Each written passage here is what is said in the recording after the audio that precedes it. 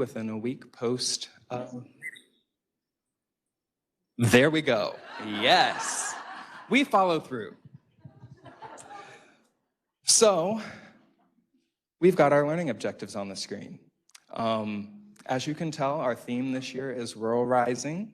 I encourage you to keep that in mind as we move throughout the program. We've been very intentional about weaving the theme throughout, so keep that in mind, and also know at the end of the program we will be doing an assessment, so you get a chance to score us on how well we performed on these objectives, so keep that in mind.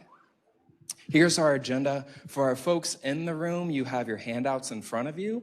You can reference those at any time, and for our folks online, we shared those in advance. And with that being said, I'm going to hand it over to Mr. Casey Cooper, if we can get a spotlight on WebEx. He's joining us virtually. We're grateful that he took the time to be with us today.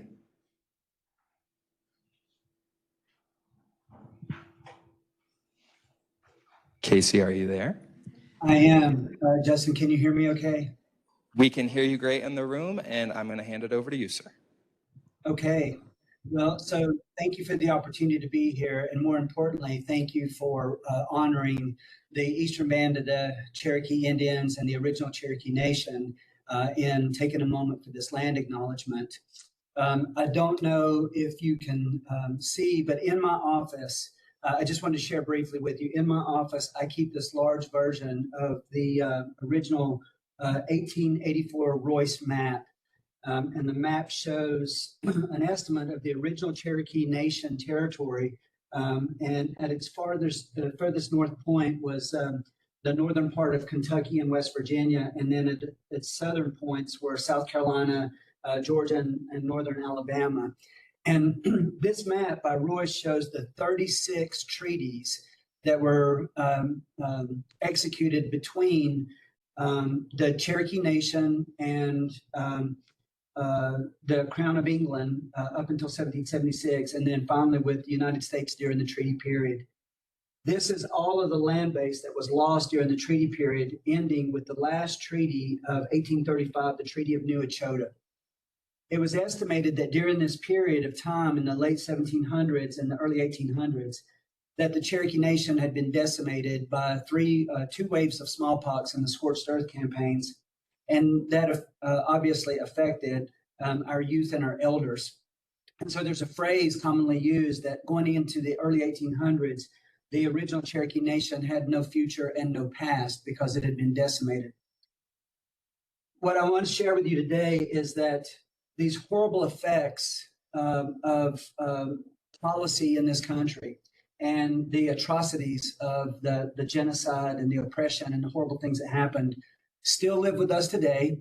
And we believe that it's these intergenerational effects of trauma and stress physiology, and coupled with just the concept of being structurally disadvantaged, is what has contributed to the significant health challenges that we have at the Eastern Band of the Cherokee Indians. And I say that to say that I think that that is also common in all rural communities, where those communities are historically structurally disadvantaged and experiences higher levels of stress. And we have to remain diligent and committed to bring about equity and service and economic mobility and access to care and resources in our rural communities if we are ever to overcome hundreds and hundreds of years of structural disadvantage in these communities. So with that, I say thank you for acknowledging the Eastern Band of the Cherokee Indians, and thank you for your continued commitment to elevating the population health status in rural communities across Western North Carolina. Thank you so much for taking the time to be here with us, Casey. We appreciate you.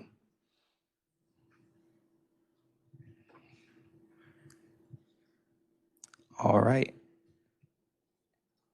And with that, I'm going to hand it over to Dr. Brian Hodge, and he's going to take it away from the welcome and introductions.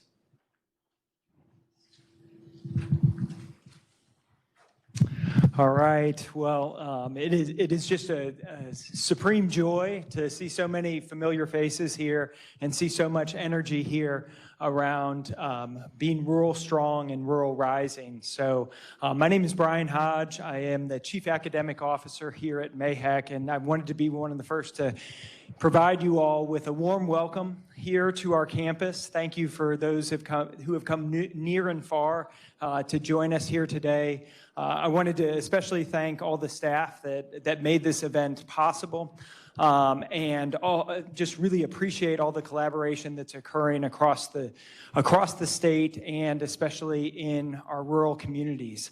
Thank you also, Casey, for the beautiful land acknowledgement. And just building off of those comments, I think that so often the narrative that we are confronted with our rural communities is that our rural communities are poorer, sicker, and older.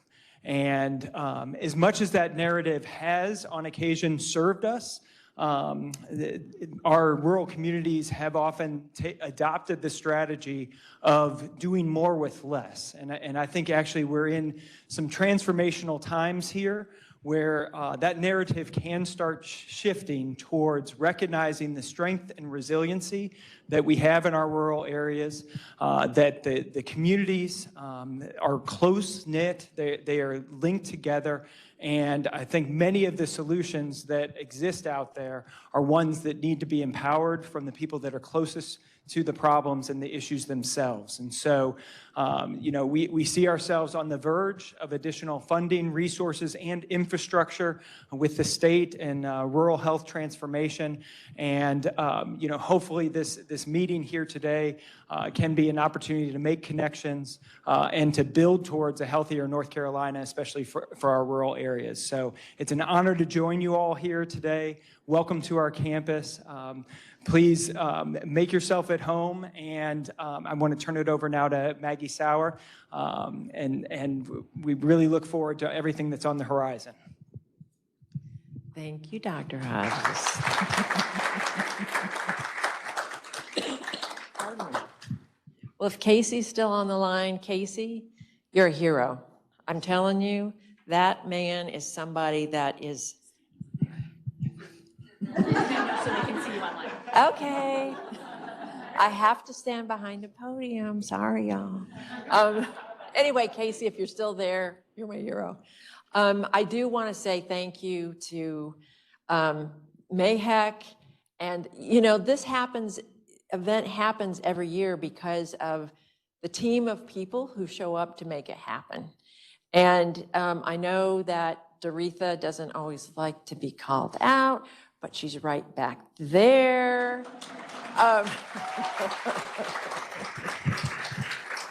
Doretha Brock and the operations team, and Justin Curley, who is our Western. There he is. I know you know Justin. And he is your Western North Carolina touch with the office. He lives here. He loves all of you. And I'm so thankful for the team and the partnerships that we have.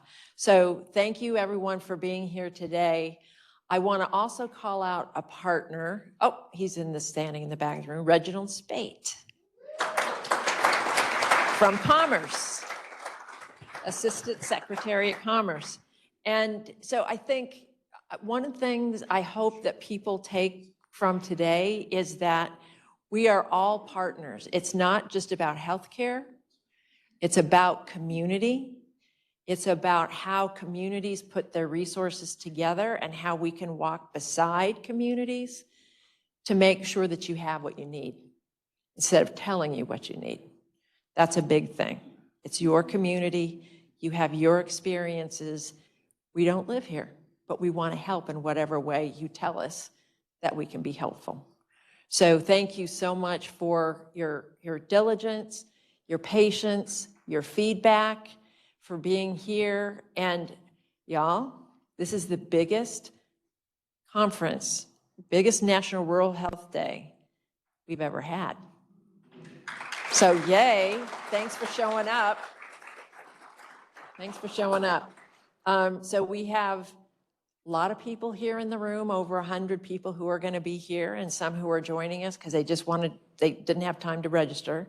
And online, there's over 100 people. We have like 257 people who are around the state of North Carolina joining us on this day to honor you and the work that you all do every day in your communities and with the people that need your services. So thank you, thank you, thank you. I can't promise there won't be gonna be parts of the day where I get a little weepy. It seems that that's my kind of general thing these days, you know? It's just like, you do such a good, I mean, so, and it's not, you know, it's just kind of where I am right now. So I'm apologizing ahead of time, but I mean it. Love you all. I cannot tell you how honored we are to be in service with all of you. So thank you so much. And I am going to now call up, who's my second? Oh, Dr. Keever. She's a Western North Carolina girl and now a statewide girl. Is that right? All right. Thanks, Dr. Keever.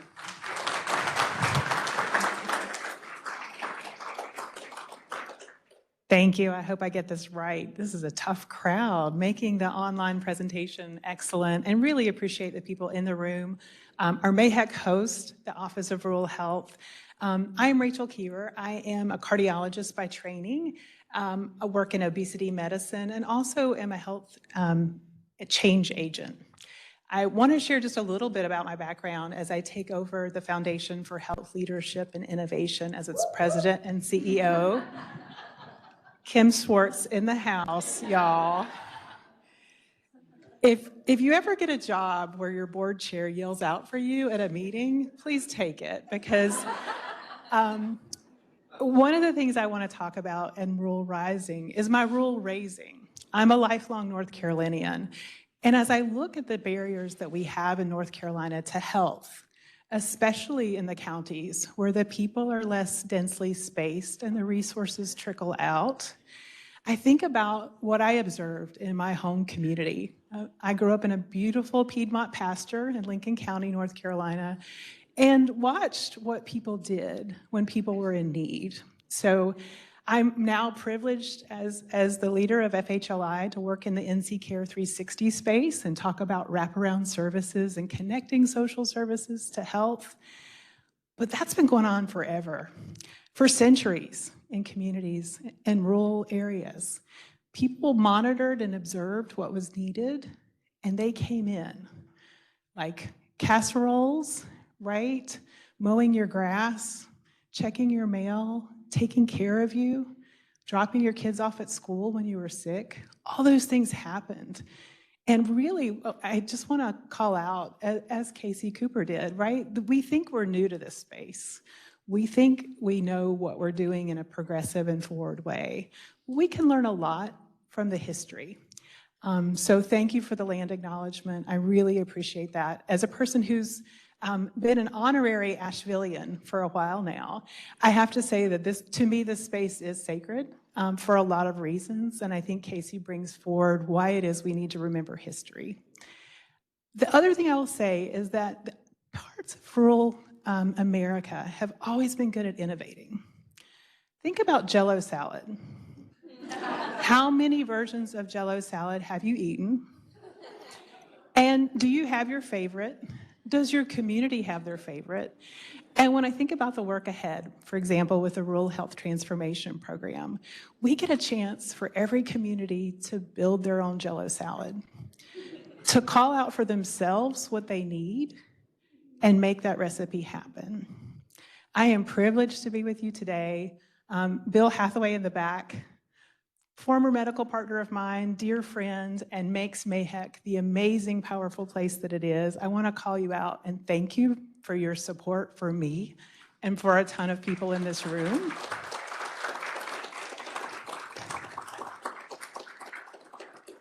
And next, I'm going to pass the microphone to Dr. Larry Greenblatt. Larry is also new in role, so we're the rookie crew up here, working as the state health director and the chief medical officer for DHHS. Larry?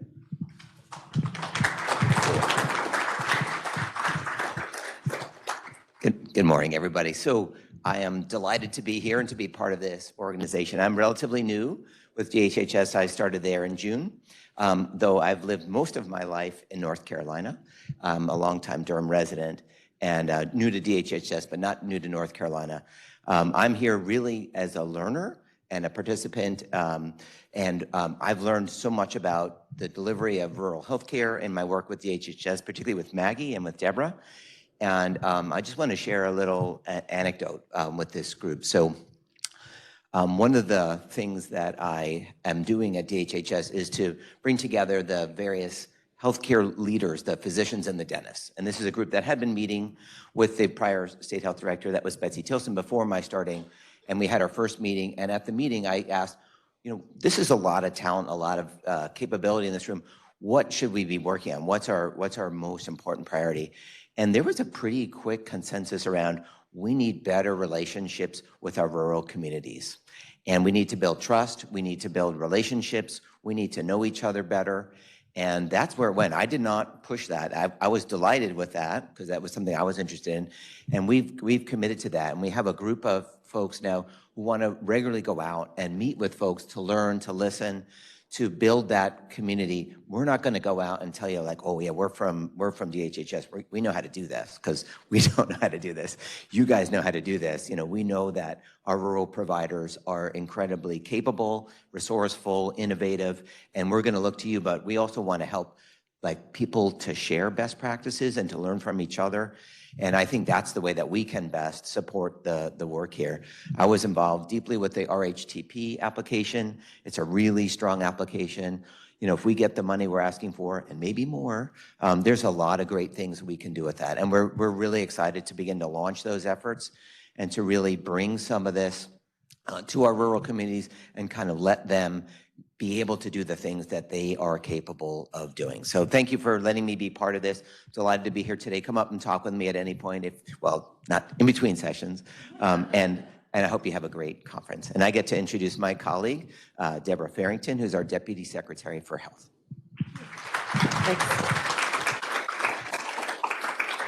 Good morning.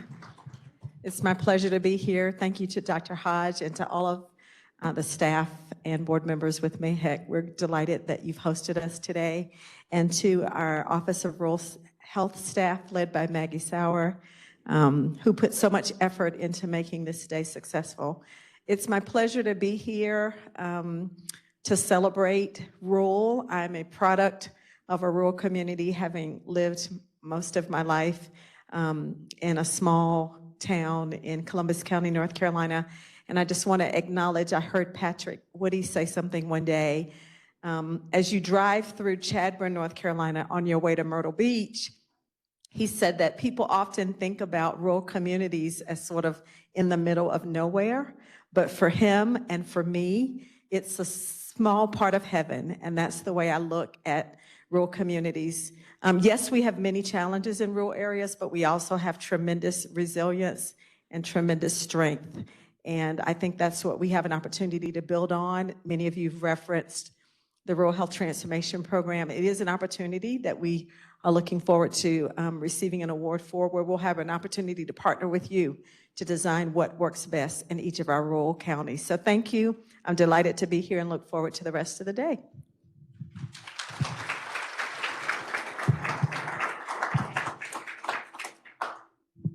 Come on up, Justin. Thanks so much, Deborah. And now we are going to hear some remarks. So I'm going to seamlessly transition. All right. And I'm going to mute myself.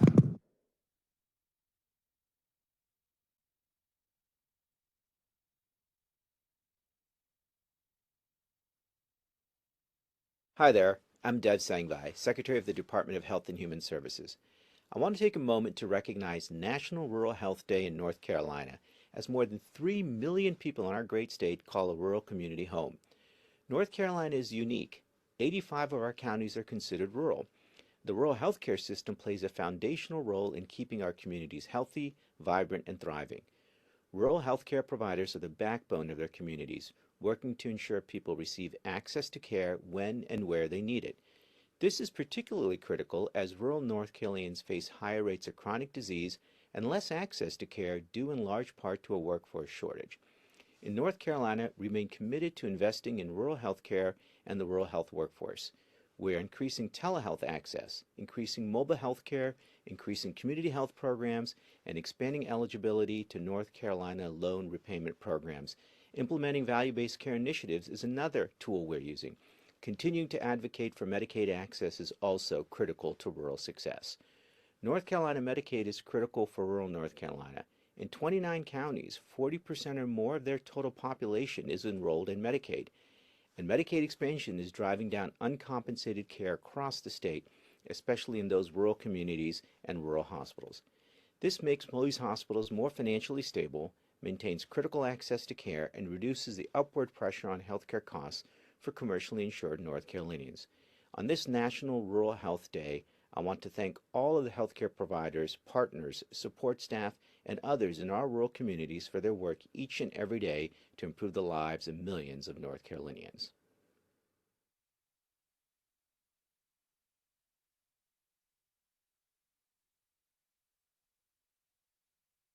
Stein. Today, we celebrate National Rural Health Day in North Carolina and across this country. With more than 3 million North Carolinians, we have the second largest rural population in the country.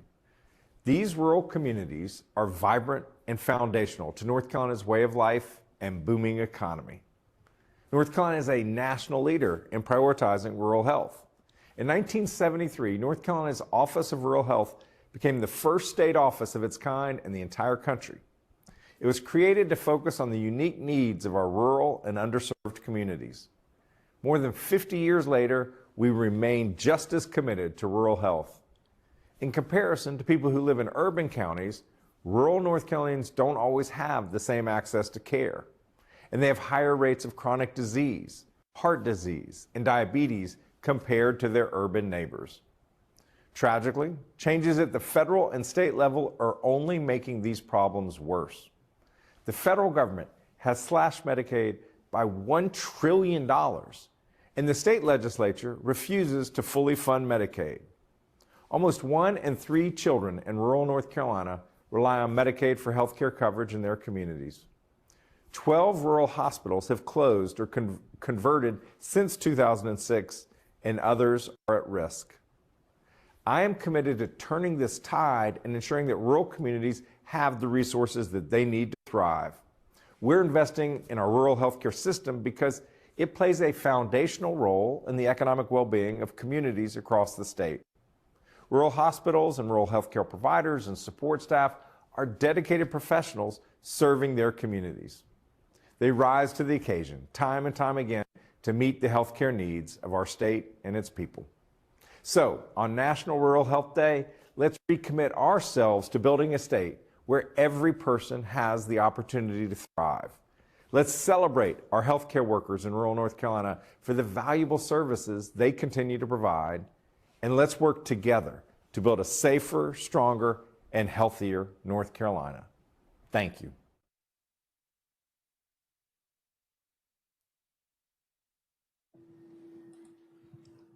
Great remarks from both our secretary and our governor. We thank them both. And next we have a really special reading of the governor's proclamation. Thanks to our friends at FHLI for organizing this. This video makes me smile.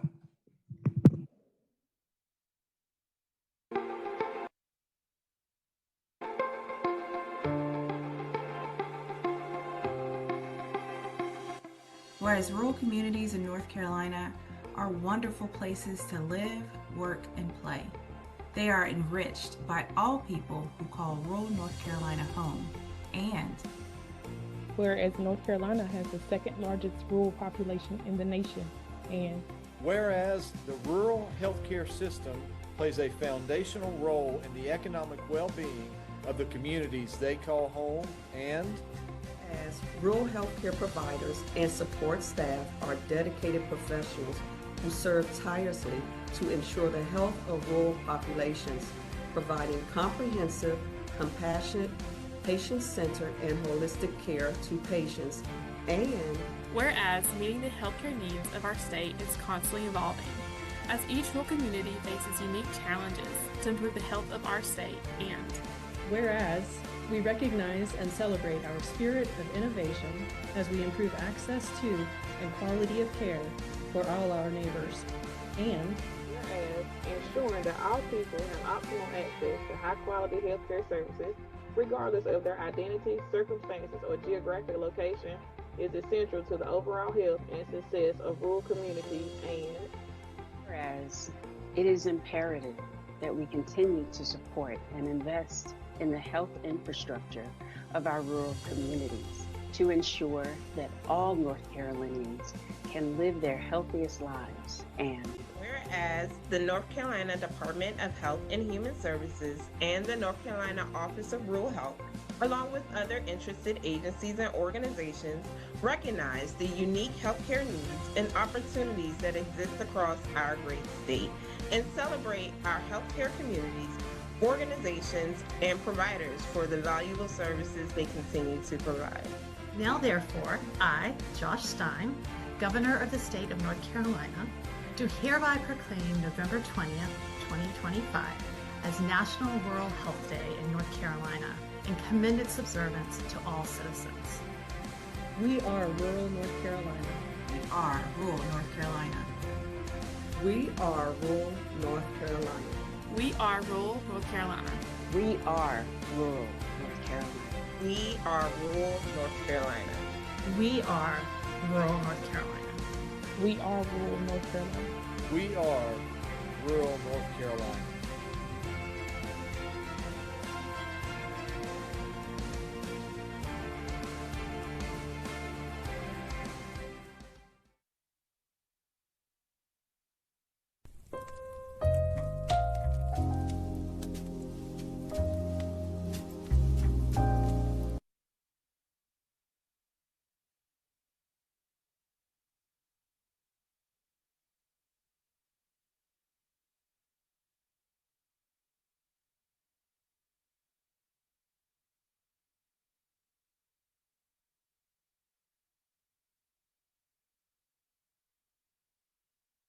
Thank you.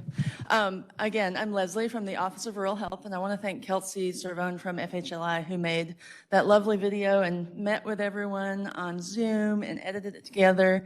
And it was just wonderful to see people from across the state. I'm also tasked with introducing you to one of my newly favorite people in rural health, Dr. David Pope. And as you can see on the screen, he is our 2025 Community Star. Yes, big applause.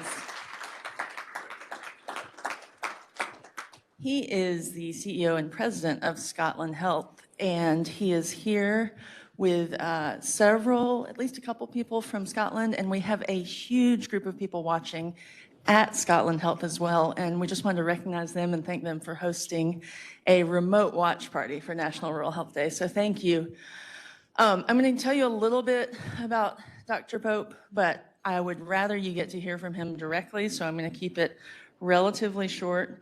He does have 2 degrees from UNC and 1 from Wake Forest, so my favorite thing about Dr. Pope is he's a history major, and you'll see when he makes his presentation how that history major has informed his leadership of healthcare. He's also done a couple other things in his life. He teaches Sunday school. He's been at Scotland Health since 2019, and he also was at St. Luke's in Columbus, North Carolina, and he also was over here in Morganton for a while before that at Carolinas Healthcare. He was a judge advocate in the U.S. Marine Corps, and he was in Iraq with the 2nd Battalion, 2nd Marines. Those degrees I mentioned from Gillings are in public health, doctorate of public health, and he also has a law degree from Wake Forest. So he represents almost all the big schools, not quite all of them. He has 3 children, and he and his wife live and actively participate in their community in Laurinburg in Scotland County, North Carolina. So Dr. Pope, thank you. We're putting his show on the road. This is the second or third time he's spoken for us, and there's no sign of it stopping. So enjoy. It's a great presentation. Thank you.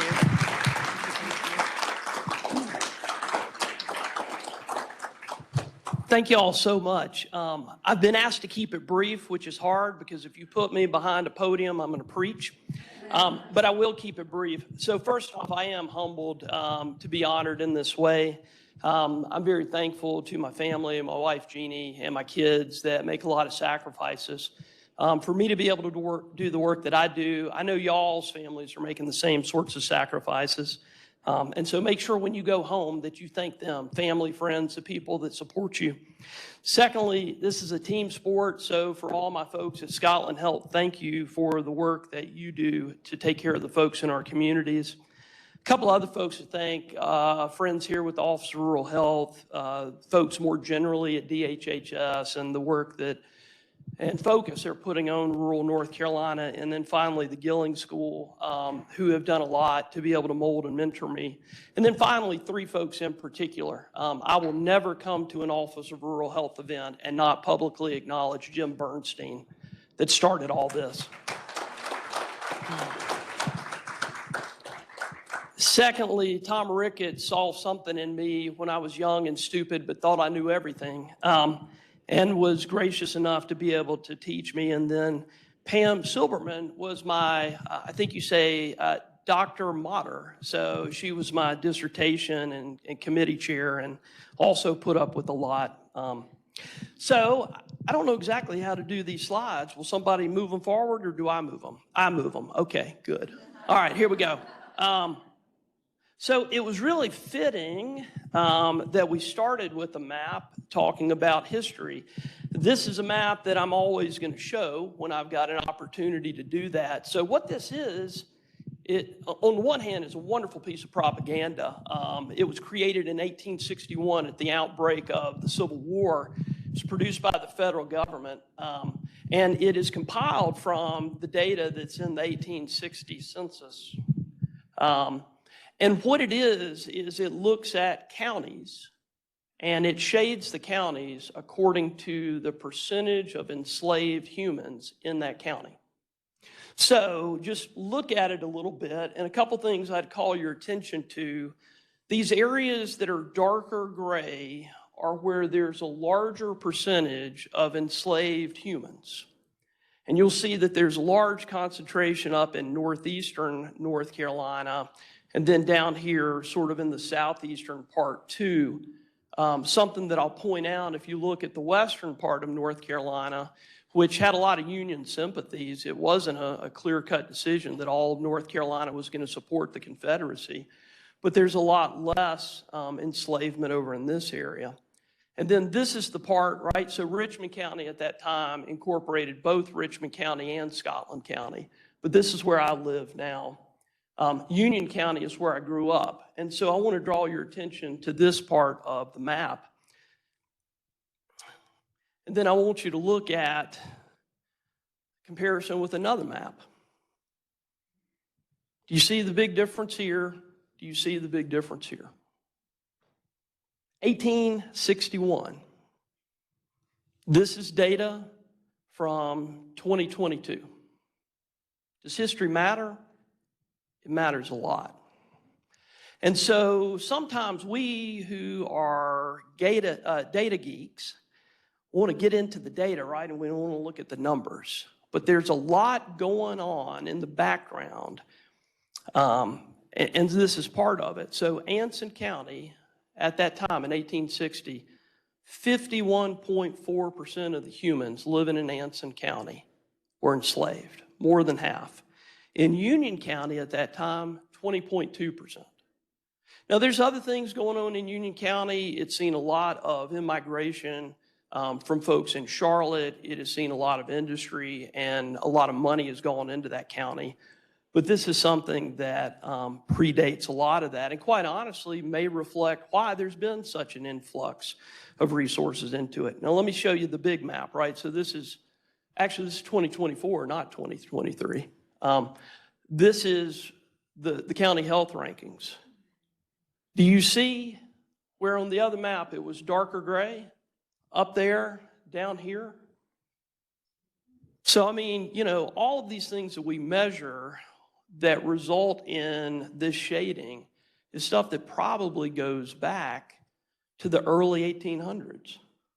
I would also, particularly with the remark that Mr. Cooper had made, you see the only county in western North Carolina that is purple shaded instead of blue. What's here in Swain County? Eastern Band of the Cherokee Indians, right? Yep. So the circles here, just to sort of point out, these are counties that we all know there's 100 different ways to measure rural and to define it, but these are areas that are not rural based on this population density definition. And you see that other than Cumberland County, which is smack in the middle of southeastern North Carolina, none of the counties that are not rural are in the purple. All right, so, but it's numbers, right? I mean, at the end of the day, it's data that we look at. There's not a whole lot of difference between 71.7 and 81.6. Yeah, except that 71.7 is the average life expectancy for somebody living in Robinson County. And 73.1 is the average life expectancy for somebody living in Scotland County. And 80 is the average life expectancy for somebody that lives in Mecklenburg. And 81.6 is the average life expectancy for somebody that is living in Wake. So that's 10 years. That's a lifetime for my 10-year-old. If you're a grandparent, or you're like I am and an older guy with young kids, you literally could miss your grandkid. This to me is why it's important. And when we think about this notion of rural rising, one of the things that I harp on and will continue to harp on is we've got to get better at telling stories. Because here's the truth of the matter, right? I'm a white guy that's in my 50s, that grew up in Union County that now is a pretty wealthy place.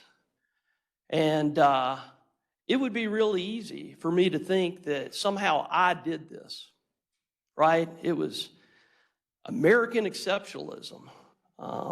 And I've got a couple of degrees. I'm higher educated than I should be.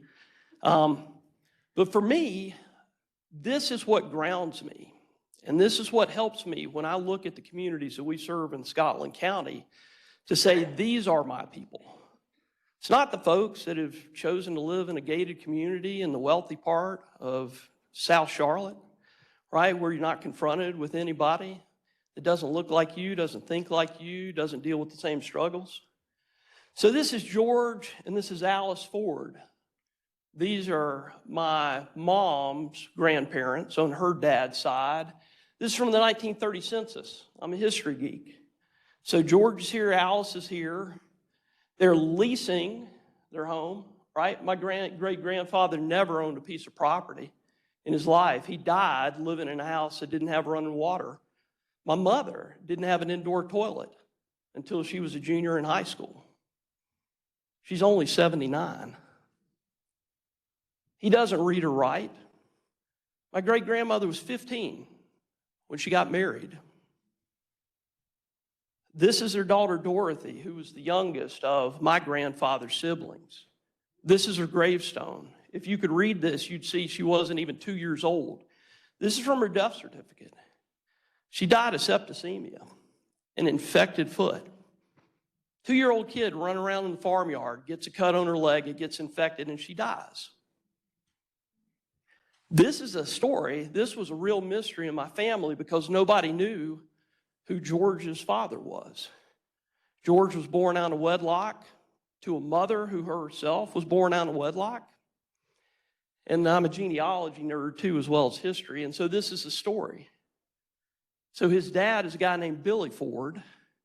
Billy Ford died. He was drunk and picked a fight with a guy that he shouldn't have, and the guy knifed him. Actually, Billy had the knife.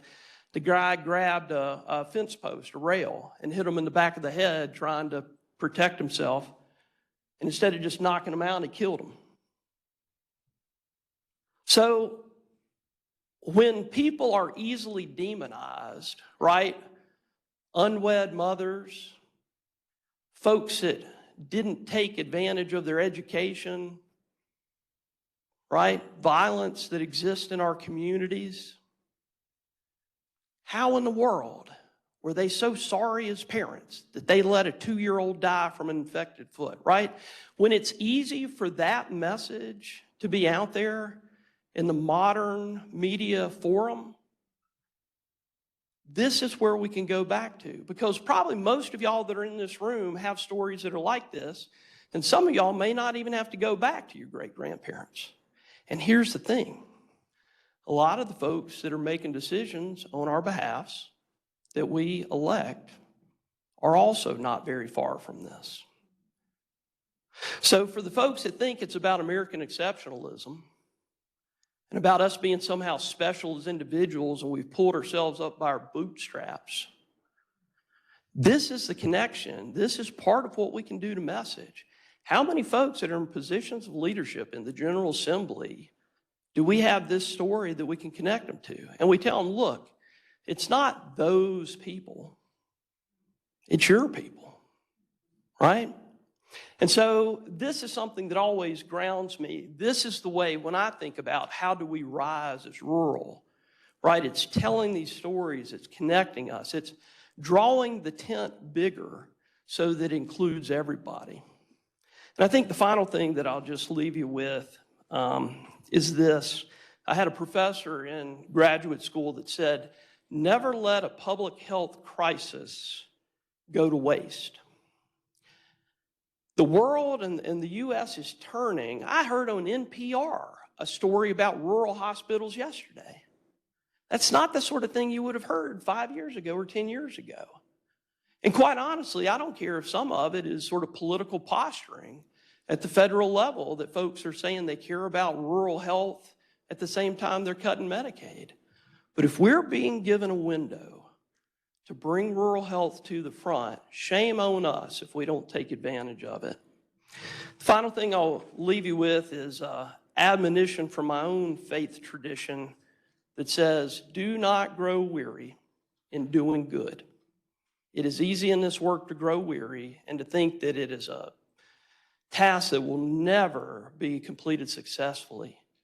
Do not grow weary in doing good. Thank you all so much.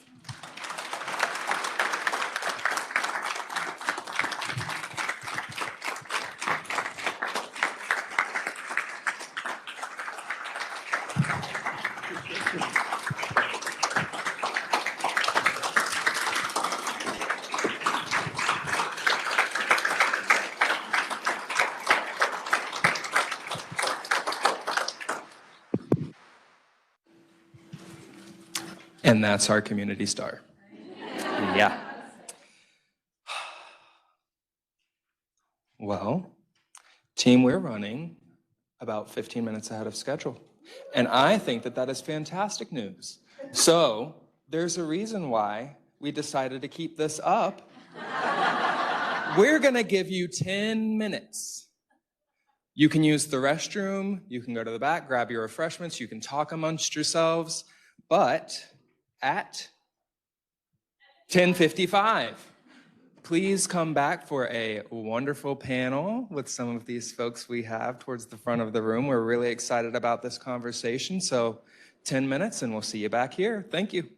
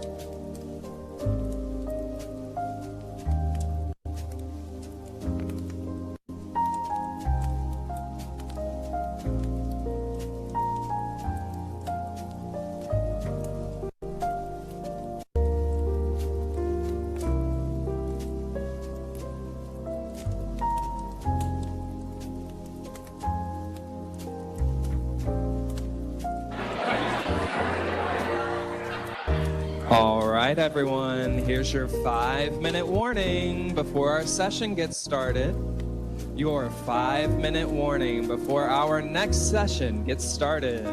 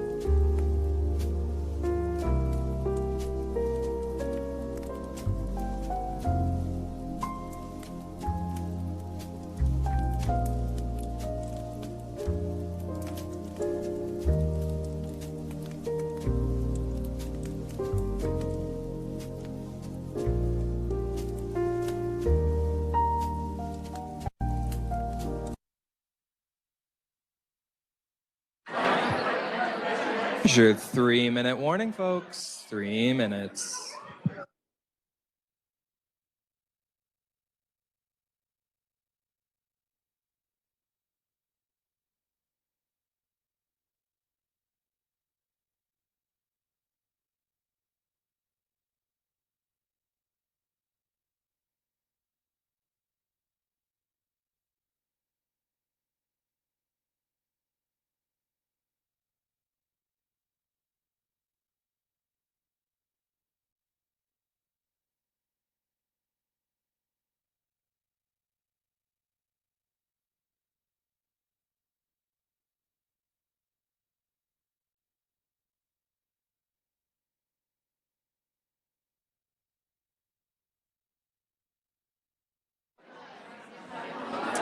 All right, everyone, we've got 2 minutes, so go ahead, end those conversations, make your way back to your seat. We have an exciting panel on deck for you.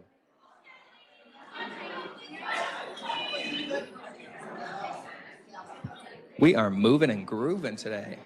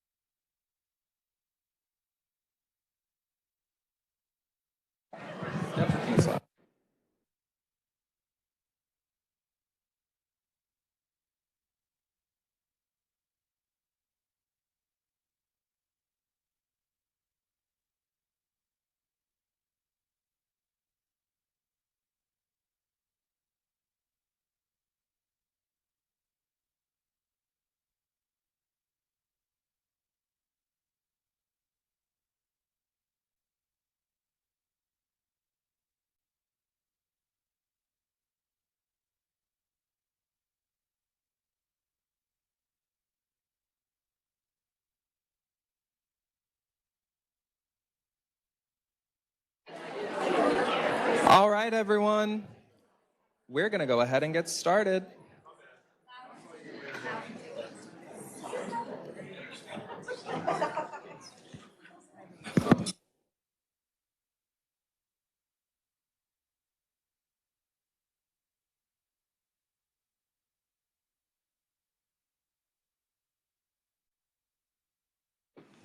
Good morning, everyone.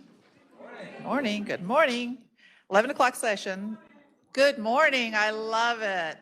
I'm Stephanie Nance. I'm the Assistant Director at the North Carolina Office of Rural Health, and I'm so excited to be here today and see each of you. And hello to all of our virtual participants. We're so glad that you're able to join us. I'm delighted to facilitate this session with some great friends and colleagues, making the most of your rural resources. And this morning, we're going to talk about rural communities, and we know that rural communities work really hard together, and they stretch every dime, and they stretch every minute, and they stretch every resource. And this session is going to help us talk about how to facilitate that and to align resources and maximize our resources and work together, share expertise, funding, and innovative strategies to improve outcomes and build stronger communities. But before we get started, I'd love for each of our panelists to introduce themselves and share a little bit about their organization. Good morning. My name is Nathan Ramsey. I'm Executive Director of Land to Sky Regional Council. We serve Buncombe, Henderson, Madison, and Transylvania counties, but our team, we have many programs that go beyond those 4 counties, some across the state, some serving all 100 counties, some are even multi-state.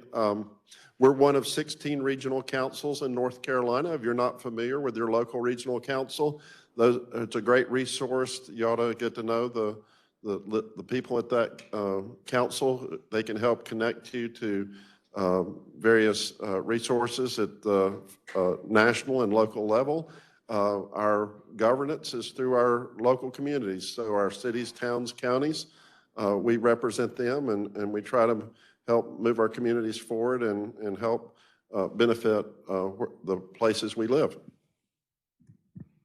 Good morning. I'm Sarah Thompson, the Vice President for Economic Opportunity and Strategic Initiatives at the Dogwood Health Trust.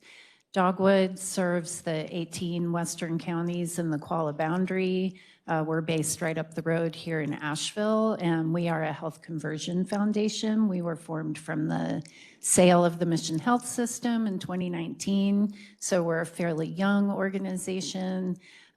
We fund with a lens towards the social determinants of health. So our strategic priorities include housing, economic opportunity, health and wellness, and education. Good morning, everybody. My name is Patrick Woody. I'm President and CEO of the North Carolina Rural Center.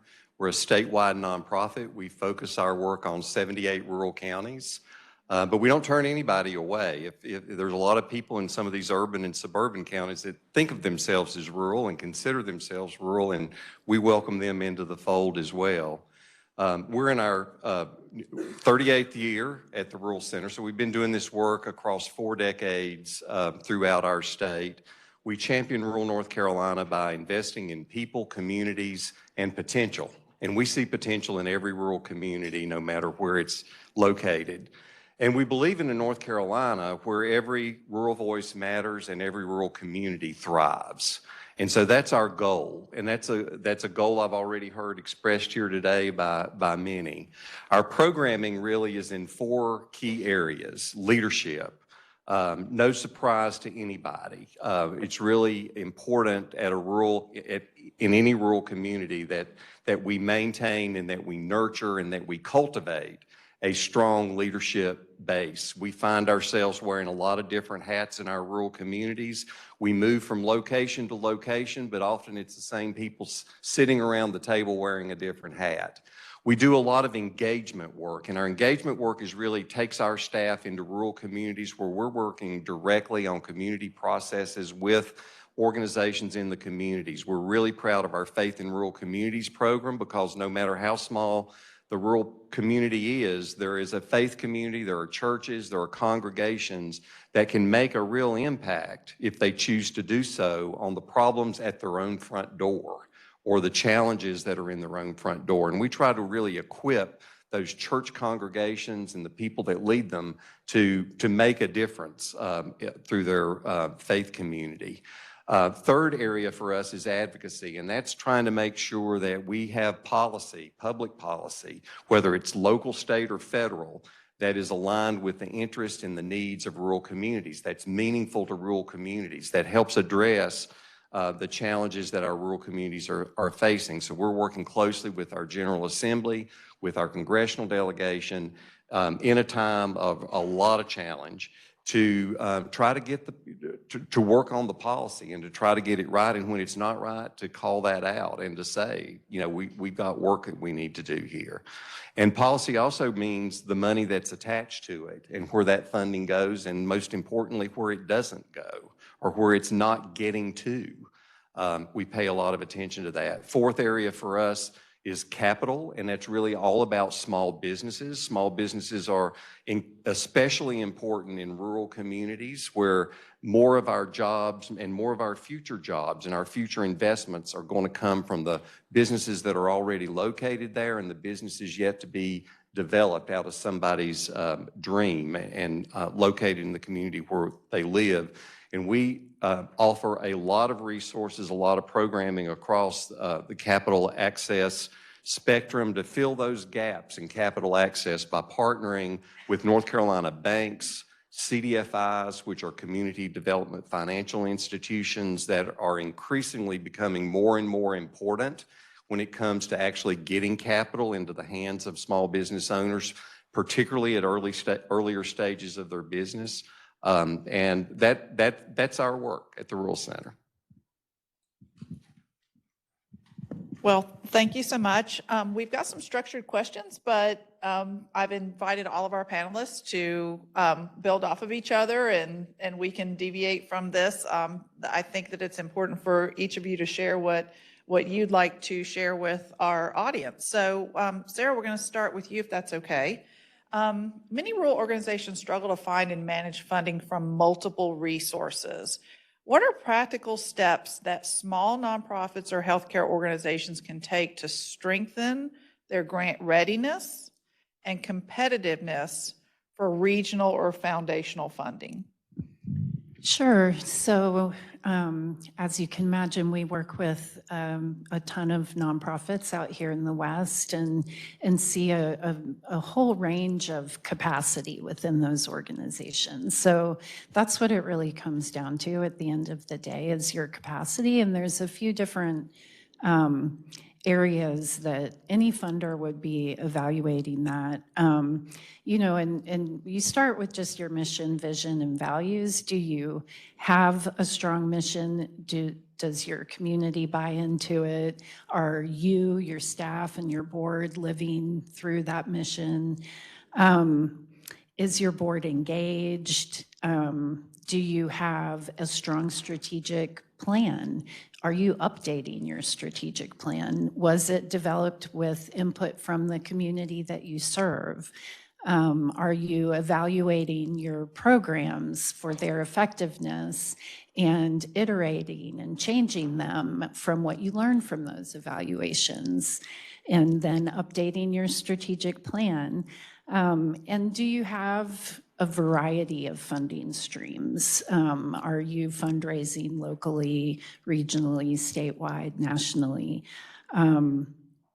And I think most important of all is, are you part of a coalition of other organizations, even informal, not even formally?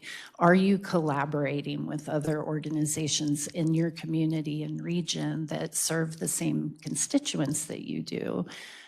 Because that's really the way we make things happen, right? We each bring our own strengths to the table. Our organization is going to excel in areas that others aren't, and vice versa. So in a landscape of limited resources, which has always been the case in rural areas, we have to work together and collaborate. And so if you're weak in any of these areas, or if you feel like you need growth in any of those areas, seek out the resources that are available to you. Here in Western North Carolina, we have WNC Nonprofit Pathways. There are all sorts of organizations that serve the nonprofit sector. So use those resources to assess your organization's capacity, develop a strategic plan. Also resources such as leadership training. The Rural Center has amazing leadership training programs. Go to those, grow your network, meet other people who have a similar vision, mission, and values as you, and create those coalitions and collaborations that'll make your work successful. And lastly, I know it's hard when you hear you need diversified funding streams from a funder because you're saying, well, that's what we're coming to you for. And I know that's a challenge for small nonprofits. In the West, any communities in the Dogwood footprint has access to our leverage fund, which is support for fundraising. We actually pay for grant writers to help lower capacity organizations write grants. I think it's an amazingly effective program, but again, it's only available in the West. Thank you. That's great advice, and I love the honing into your mission and vision, because I've seen often with nonprofits, they get into mission creep because they see a funding opportunity and they are stretching to qualify for that, and so they're stretching here and stretching there.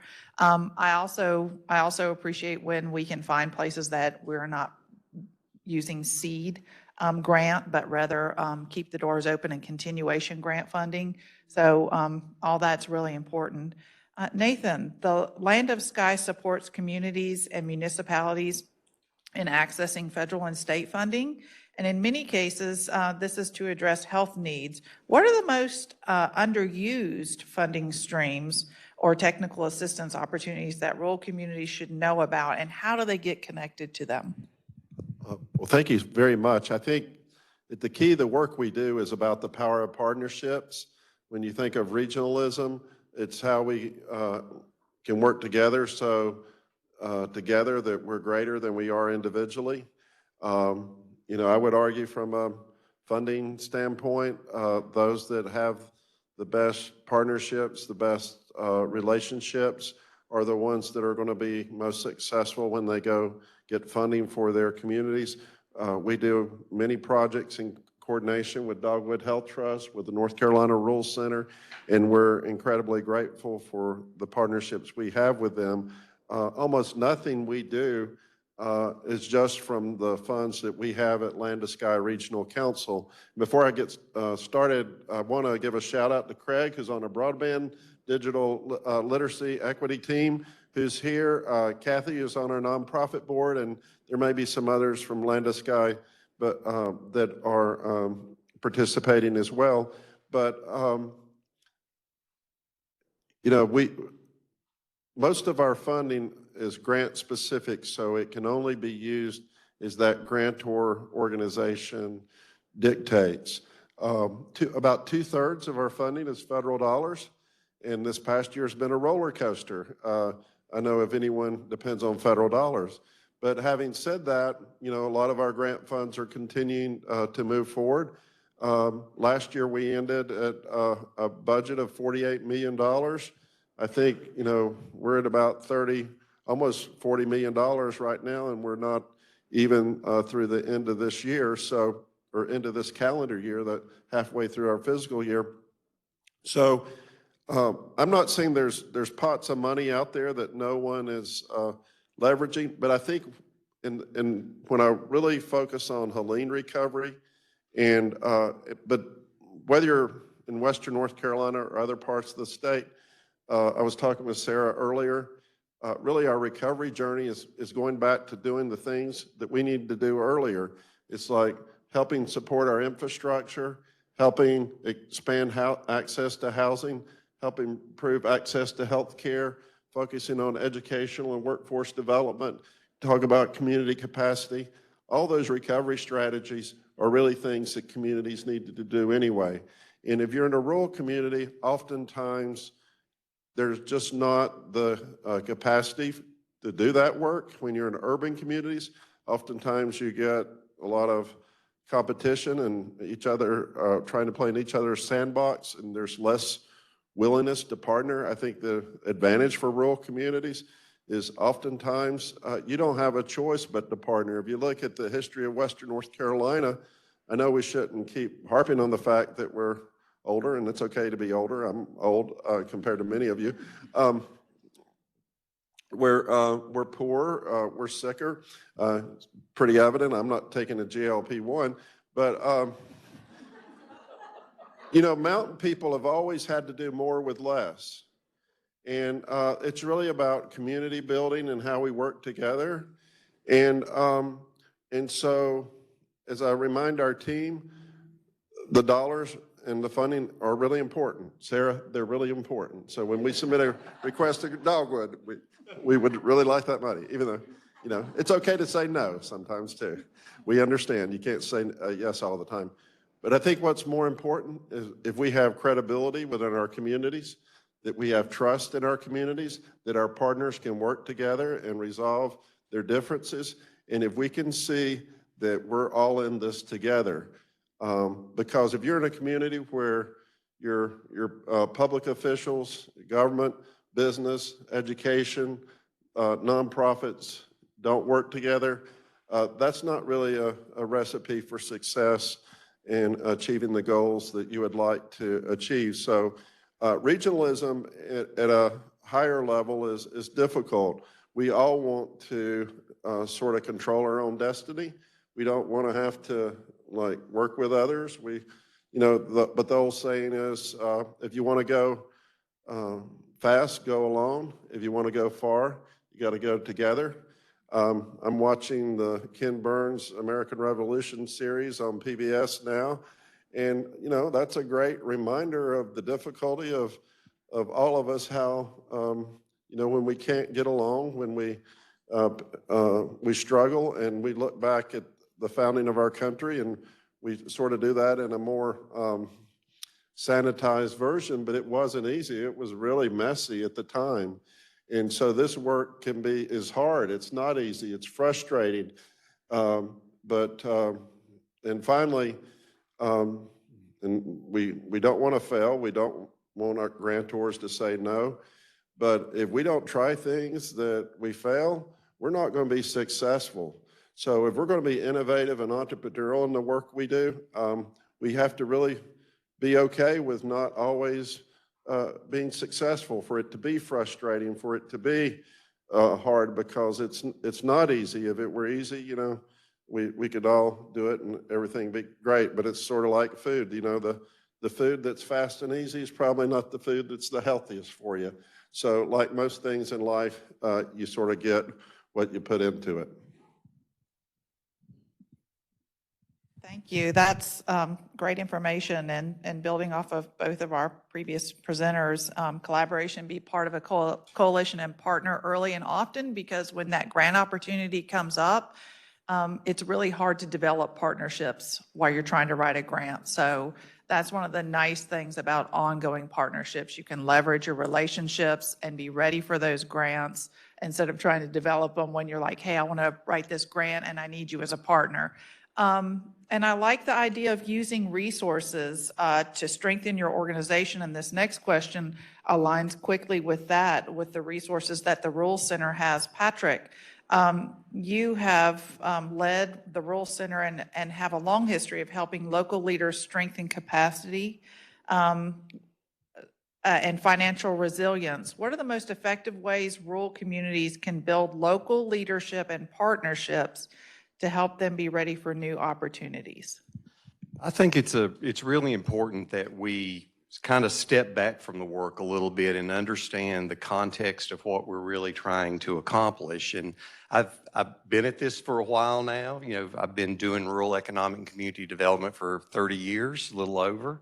And over that time, I think the thing that I've learned is kind of what is the theory of change that leads to better outcomes within rural communities. And I think at the end of the day, regardless of what you're doing, what you're working on, in a rural context, we're trying to really do three things. It all comes back to three things.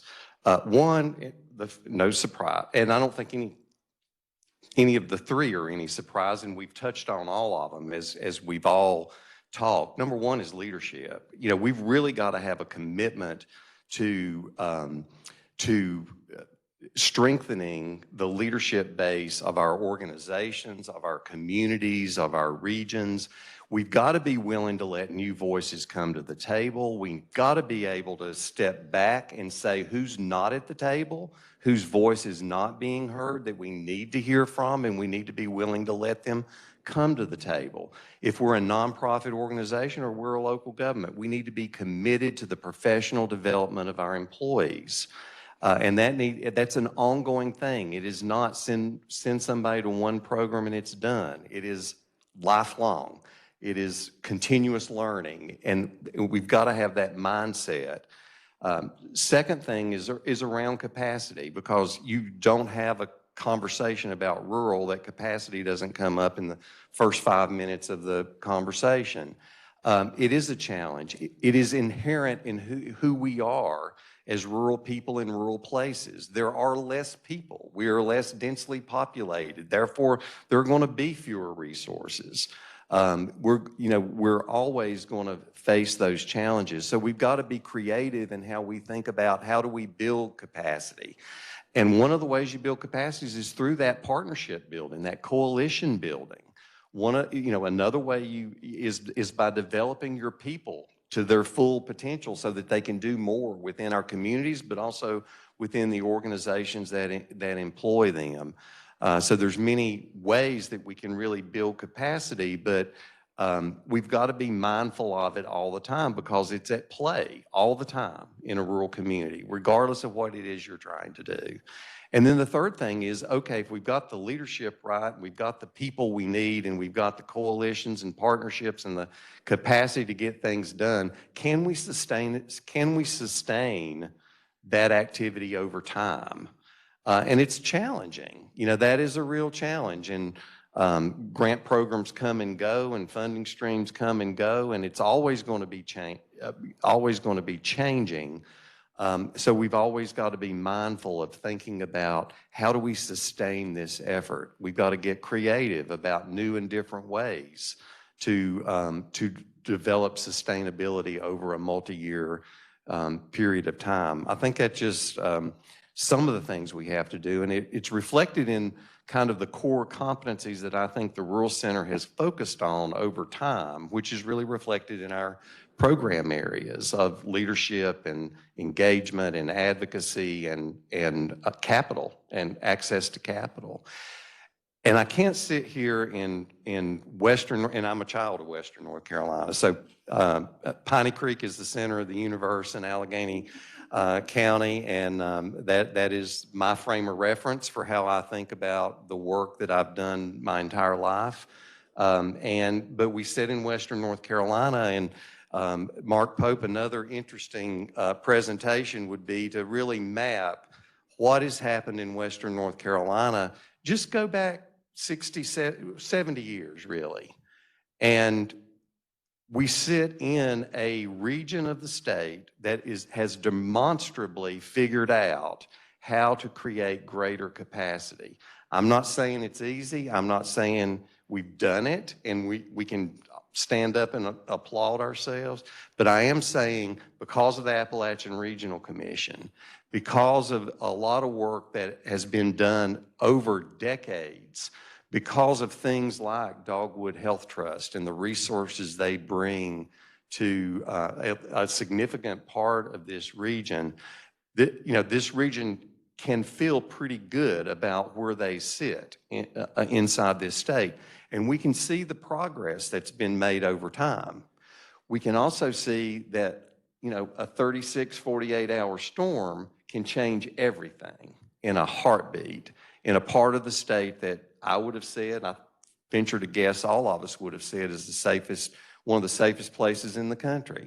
It's safe until the right set of circumstances come together and it changes everything that we thought we knew. And we got to be prepared for that.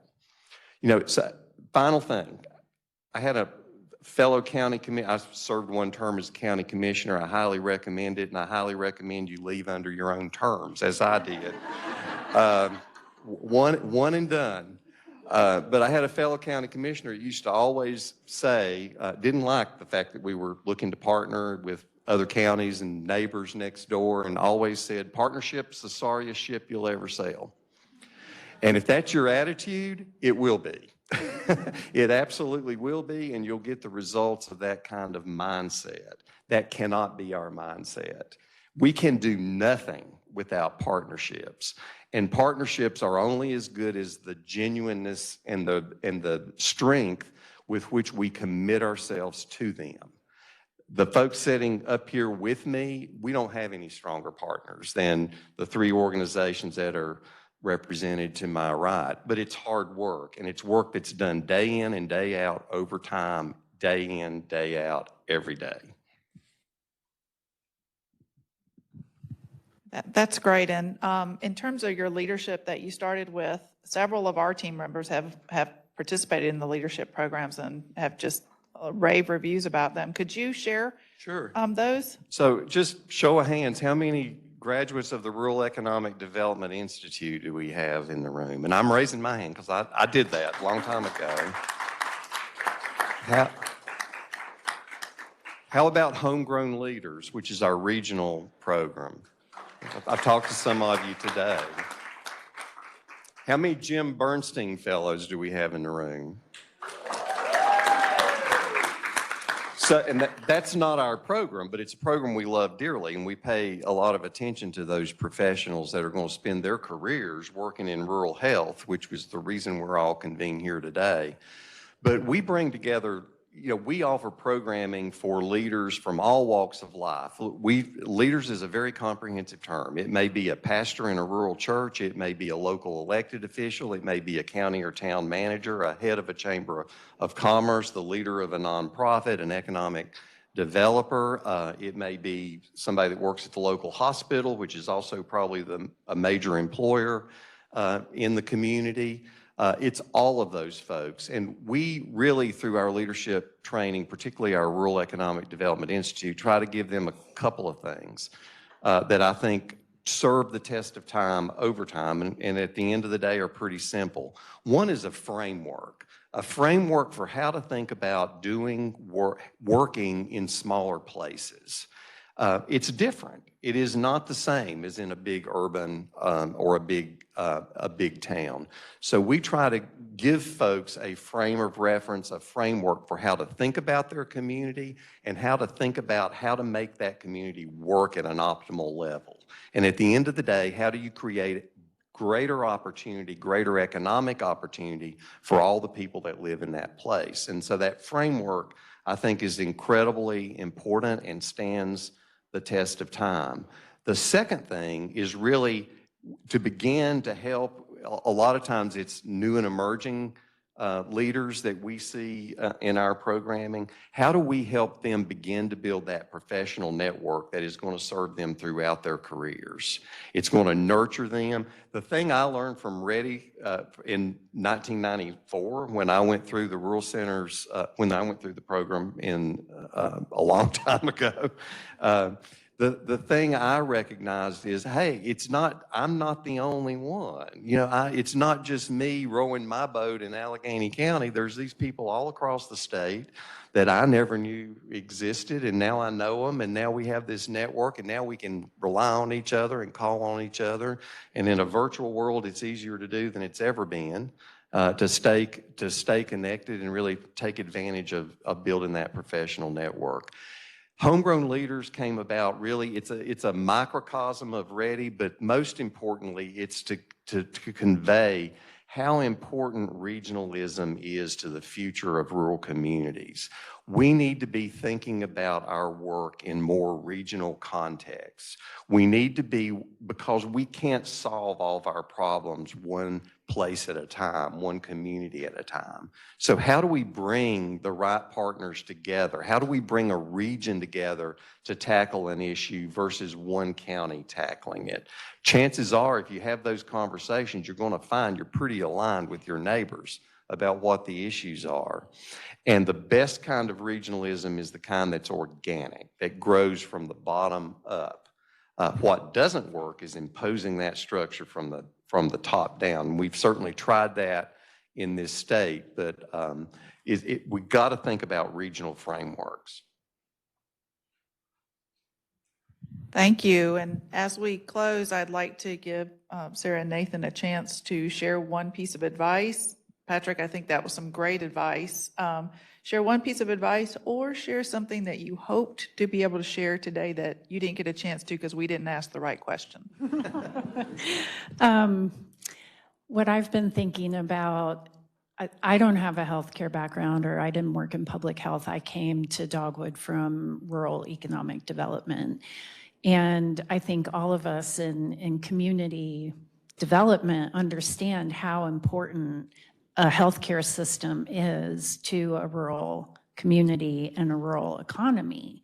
It's, you know, when rural hospitals close, that can be devastating to those communities. They're often the largest employers or one of the largest employers. And you can't have a healthy economy if you don't have healthy people to show up to work every day, well-resourced to be productive members of your communities and to take on the complex challenges facing their communities. So, you know, some of us and the speakers earlier today talked about the healthcare workforce itself. And through Dogwood's social determinants of health lens, having a good job makes you a healthier person. So how do we grow the healthcare workforce at the same time that we're giving people that live in rural communities access to good jobs? And I see them as a win-win. These two things are related. A program that we've supported at Dogwood that's been very successful that is attempting to do just that is with Southwestern Community College. A few years ago, they built a beautiful new health sciences building to train future healthcare workers. They are partnering with the public school systems in the 3 counties they serve and sending both health science students and professors into the high schools and middle schools for career awareness, to talk about the career pathway that it offers. They have student ambassadors that go talk to other students and talk about the career possibilities. And they've seen a huge increase in enrollment in their health science program, which is important because the healthcare system needs those workers. But it also means that a lot of those students are first-generation college students, and they're going to go on and have a career and a job that sustains their life and their health, and where they can afford their housing, where they have access to good health care.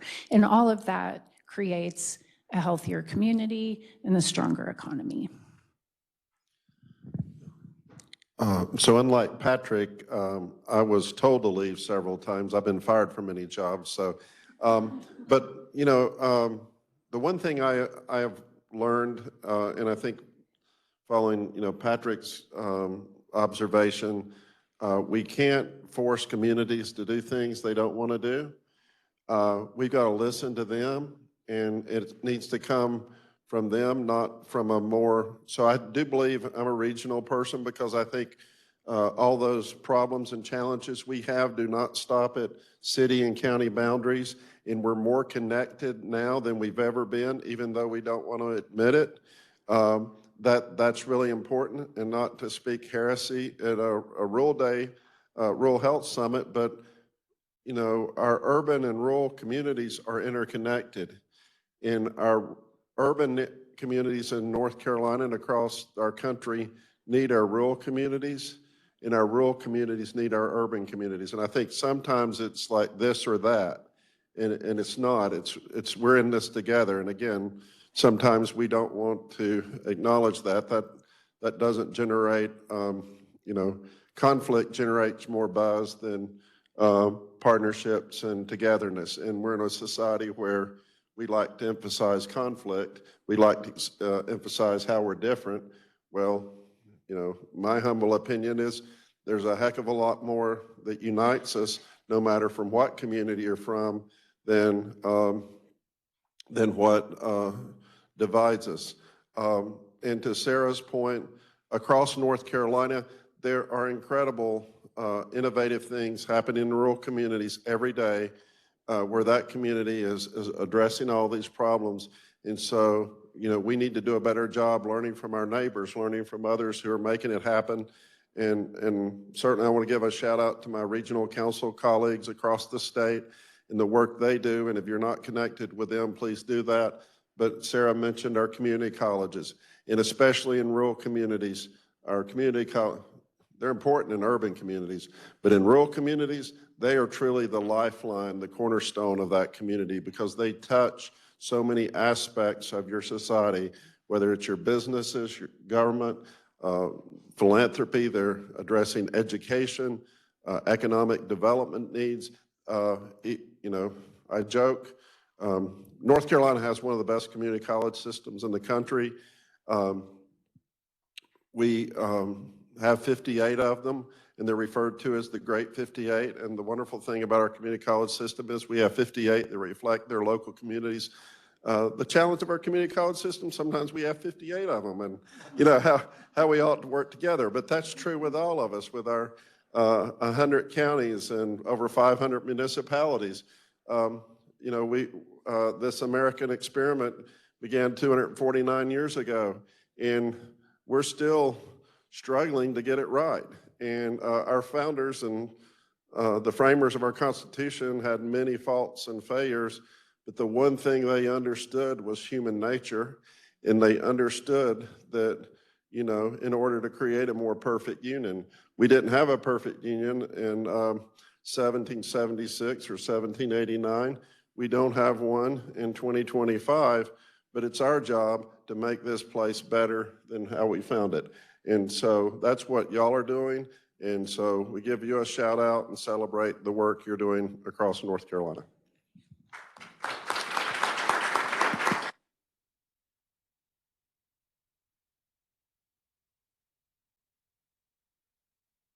Well, thank you so much. Your homework is to go and find your regional council. Your homework is next year, we'd like to see more hands raised when we talk about individuals who have participated in the leadership programs. Your homework is to go back and look at your mission and your strategic plan. And we all know that, strategic plans are tough and it's tough to get excited about them, but they're so important. Don't do a strategic plan and put it on the shelf and check the box, but visit it often and work on it often. Partner often, early and intensely. And I hope that you have a great rest of National Rural Health Day. And please come talk to our panelists throughout the day and give them a call if you can't reach them today because everyone's busy, but give them a call, connect with them, and join me in another round of applause for them.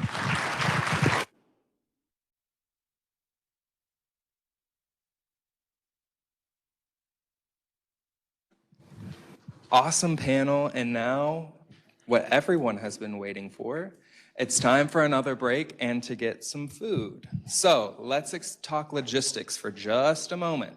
At the very back of the room, we've got two different options. We've got a caprese grilled chicken wrap with arugula, fresh mozzarella, tomato, and a balsamic reduction. And then for our vegan, vegetarian folks, we have a fall roasted veggie wrap. Both of these lunches are served with chips and a blondie. We have water, we have coffee, refreshments back there. Here's the thing. Our next session is going to start at 11:50, and we are going to have a special program to honor Western North Carolina leaders and providers and what our community has gone through over the past year. So to be respectful of this, I would ask for you to move quickly, but, with not go crazy. Get your lunches, talk if you need to, take care of your needs, but meet us back here right at 11:50, okay? Thanks, y'all.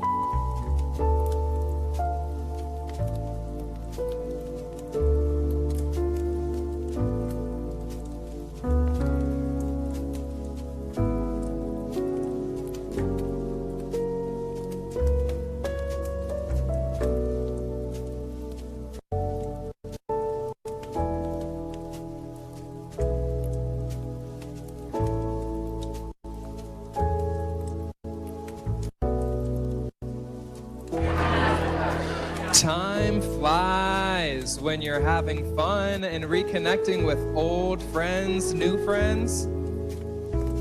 But that being said, you have 3 minutes to get your lunch and get seated and open up your chips and your sandwiches so that you're not crunching like super loud. So just be mindful of that.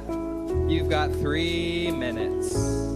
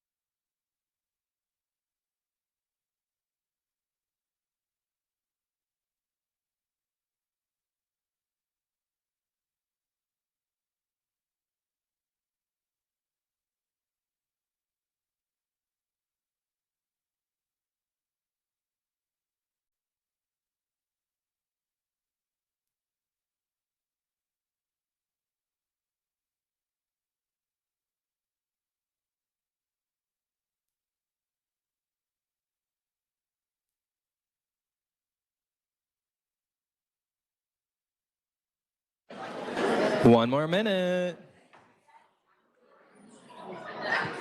One more minute.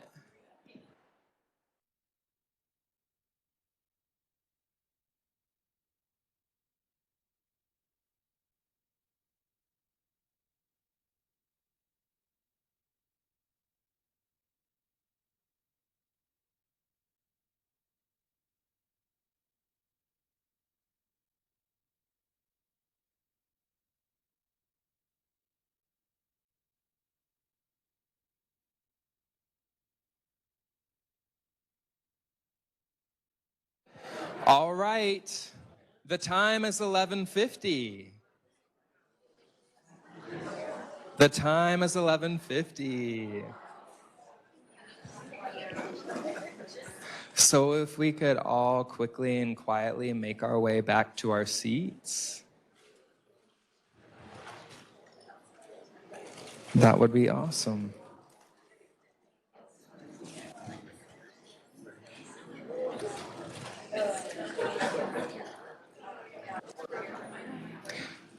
So before we get started, I want to share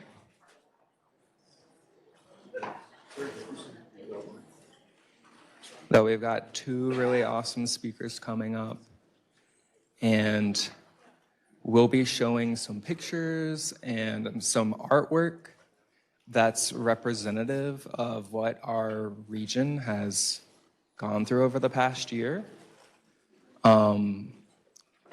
We have done our best to be as respectful as possible and mindful. But if at any point you need to step out of the room, please feel free to do so. And with that, we'll get started. I'll welcome Maggie Sauer and Amanda North to the front of the room.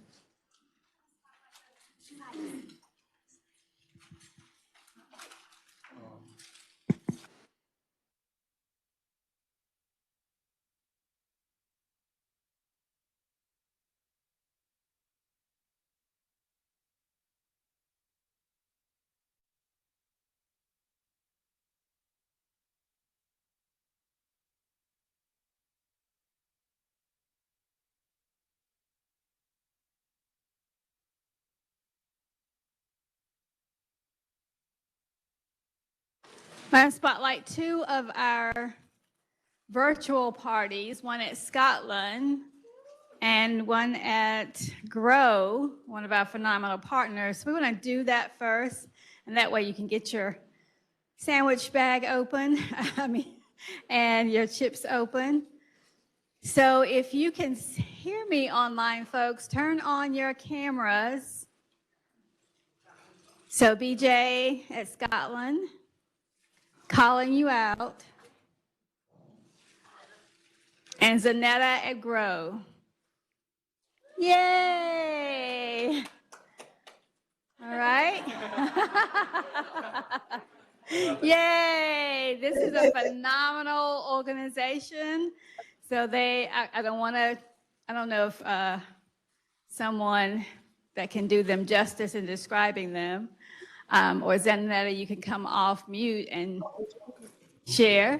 Can you guys hear us? Yes, we can. Well, we went to grab a bite too, so there's like 5 or 6 more of us. But yeah, we are celebrating Rural Health Day, and thank you for the opportunity.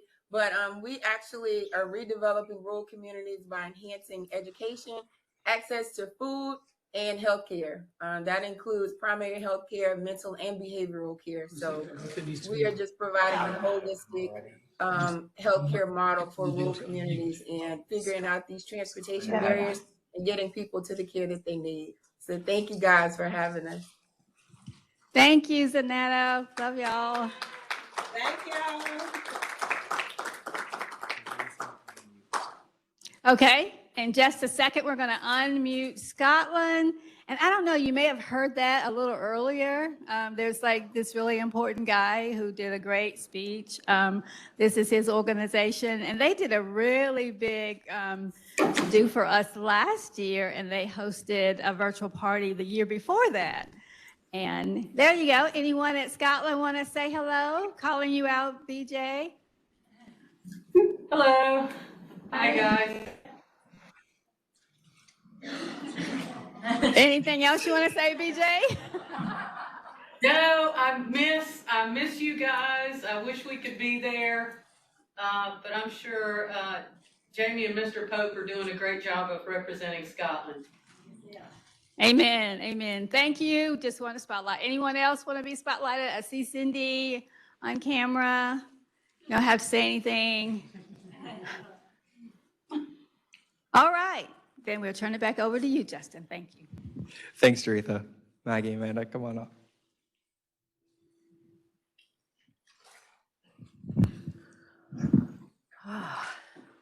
Hello there. This is going to be the weepy part for me, anyway. We wanted to spend time recognizing all of the heroes and the courageous work, community work that's happened in Western North Carolina for the past year. And David Pope, again, thank you for, letting us know how important stories are. Some of the stories that you'll hear, or some of the pictures you'll see, are a year old, but I want to tell 2 stories. Okay. The first story is something that goes back to Jim Bernstein, who was the founder of our office, and a Peace Corps guy. So he always was very intentional about returning and making sure that communities You walk with them, beside them, not in front of them. And the community determines what it is that can be done, should be done, what's needed. So one of the stories I remember was from Tim Evans from Mountain Health Partnership, right there. And Jim was very much a part of working with the community to develop the CeeLo Health Center. And I will never forget talking to Tim on the phone, and he said, you know, all these people who are showing up for work every day, even though they didn't have a home to return to or all of these resources had been gone. But the thing that I kept thinking, Jim's looking down here because Tim said every day at, what time was it, like 4 o'clock, Tim? When people would show up to get their orders for what they were going to be working on together the next day? 4 o'clock? But they gathered in the parking lot at CeeLo to get their community plan together for what they were going to do together the next day. And I thought, you know, that's what this is all about. That's what Jim would have loved about coming together. The other thing was I had the distinct honor of coming out with Bill Hathaway and many people at the time. And the uplifting story I want to tell about that is that we went to visit many places, Spruce Pine, Marion, Marshall, you know, so many places outside of Asheville. And we were moving our offices from one place to another place in Raleigh. And we were downside, and everybody had these refrigerators, these little refrigerators in offices that they weren't taken with them over into this other space. And so we were talking to Amanda. Amanda goes, oh, wait a minute. We can use those. I'm like, really? She goes, yeah. We've set up in one of the old schools here in Spruce Pine.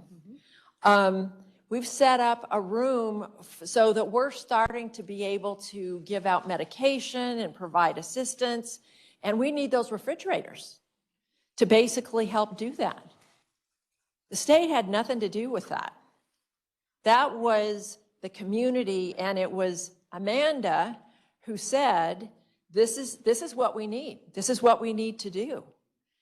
And you would go to room after room of supplies and things that were there, and the community basically had provided the supplies in those rooms.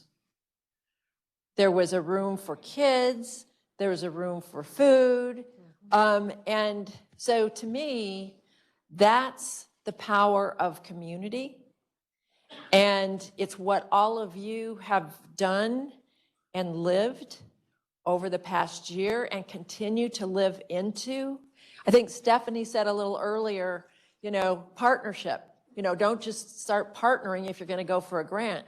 Well, it was really pretty obvious that these communities had worked together for a long time. And that was all the difference. So I salute you. I honor you. Our office, I think the entire state, our heart remains with you and the work that you do. So I want to hand this over to Amanda, who's on the ground stuff, not just the Raleigh stuff. Thank you, Maggie. I have written notes because I was afraid I would ramble. So my name is Amanda North. I'm the Executive Director for the Center for Rural Health Innovation. So you can see why I'm here today. We've got it right there in the title, yeah? So I'm located in Spruce Pine, which is Mitchell County. Spruce Pine is home to about 2,200 people. And for context, we had a bear in our yard last night. So it was super fun walking the dogs. And I've lived in Spruce Pine now for about 4 years, but in Western North Carolina for almost 20. So I'm not from here, but I'm working on it. And I'm not clinical, but my husband is. A lot of y'all know Steve North. He's a family doctor. He works for Tim. at NCHP, and he also was a Bernstein Fellow. And the project that he kicked off with his Bernstein Fellowship is a school-based telehealth program that I run now in its 15th year. So lots of full circle there, lots and lots. But when Helene happened, well, you all know what happened. I don't need to tell you, and I'm not going to tell you. So let me tell you what I do want to say.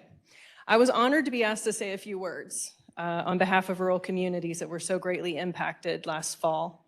I would love to tell you that my piece of paper is a long list of all the names of all the people who did all the things, but that's not what's on here, because I wouldn't begin to make a list of people, because I would miss somebody and hurt their feelings, and it's not worth it. And so many people stepped up. So I don't have a list, but there is a long list of my neighbors, friends, and strangers who stepped up, who did more, who helped. I didn't know all of them, but what I do know is that their collective impact brought our community up out of the floodwater, out of the mud, brought us together, and let us help ourselves. Since I can't give you a list of names, let me just tell you what I saw. I saw people set aside all the social boundaries that divide us in order to show up for one another, genuinely and right away, and for many weeks and months after. I saw people set aside motivations of profit to just get done what needed doing, whether it was moving some dirt or towing a car or cutting trees. I saw young people out of school for many weeks get out in the community to sort food, hand out supplies, clear debris, and tote all those heavy boxes, because that's almost like going to football practice, right? The other thing that we did as a community is we let strangers come into town and help us. Truck after truck after truck full of supplies and goodwill. Trailers pulling off-road vehicles prepared with their own gasoline and pallets of water, ready to find those who had not been accounted for. The endless parade of minivans and panel trucks filled with the good-natured donations from all over the country that filled the shelves of our food pantries and overflowed into so many new ones. Our rural communities here in the mountains are not known for letting strangers in, but we sure did last year. In addition to all of the supplies that were sent and all the volunteers who came to search and rescue and to start rebuilding, we also had a lot of medical volunteers. And I couldn't speak to Buncombe, I don't know. But I can tell you that in Mitchell and Yancey County, we had lots of pop-up clinics, small temporary clinics that came up. One that's only recently closed, in fact, and will probably eventually be the seed of a free clinic in Burnsville. And that's not my project, so I'm not really officially speaking to it, but you know what I mean. But these pop-up clinics had volunteer providers from all over.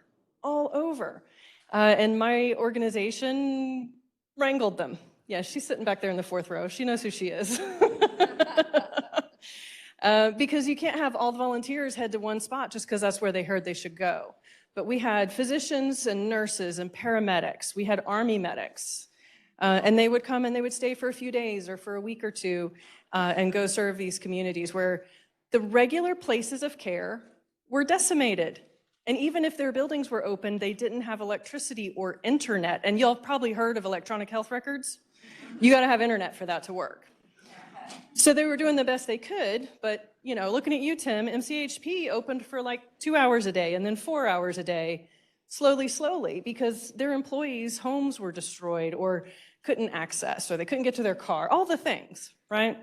So by having these pop-up clinics on a temporary basis, we could provide care, we could cover the gap, and it was wonderful.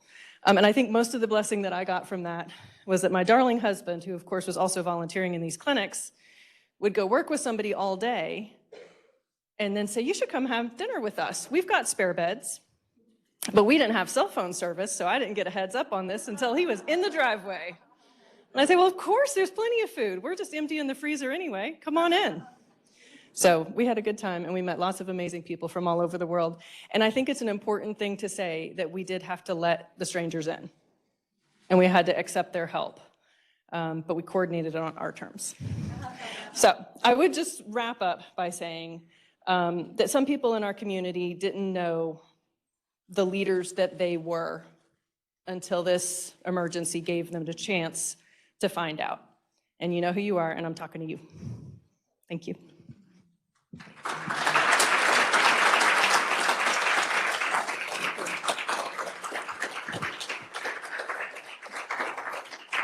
Amazing, right?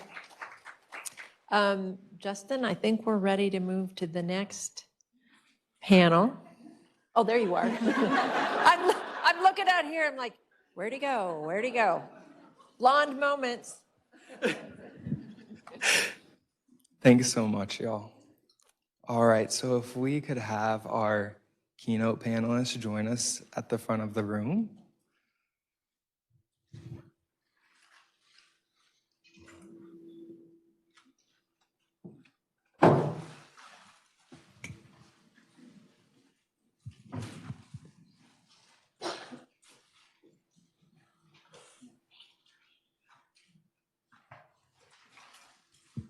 We've got a superstar team up here, and I'm really excited to hear what they have to say. Thanks. All right, well, good afternoon. I think we've passed over the noon hour. I'm Allison Owen. I'm the Deputy Director at the Office of Rural Health, and we'll welcome you to our keynote session, which is entitled Navigating Uncharted Territory and Rural Health Policy. So I'm here with the doctors. I have a doctor's appointment here. We have 3. And I would like, you heard a little bit from Dr. Pope, but I'd like for each of you to introduce yourselves briefly before we get started. And David, if there are things that you didn't get to say earlier that you'd like to add. Okay. Good afternoon. There we go. It's green light means on. Ooh, yeah. I'm Mark Holmes. I'm the director of the Shep Center at University of North Carolina, and I am faculty at the Gillings School of Global Public Health. My research expertise is rural hospital finance. This is the syphilis panel, right? Are we on that one?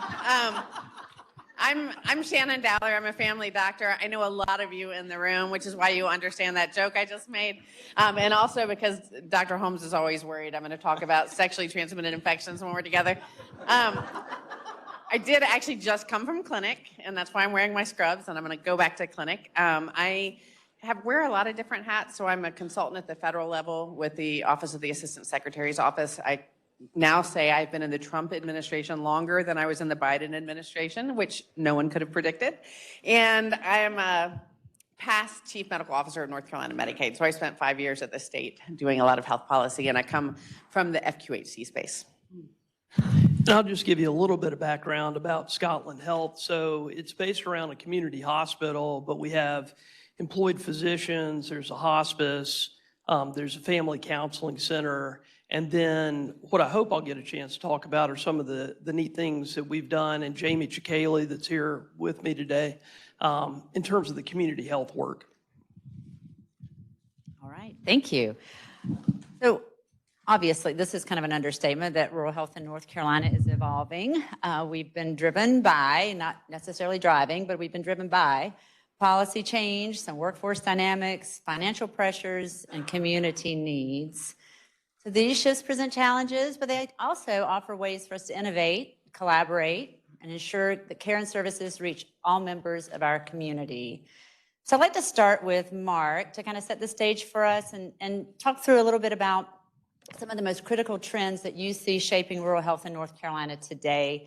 How do they compare to national patterns? Thanks, Allison. And I'm hospital focused in the way I view the world, so my comments are going to reflect that. I think I have 6 comments to make on the sort of the national trends. The first is, and I never thought I'd say this, but I think HR1 is going to be bigger than we really appreciate, which is really saying something.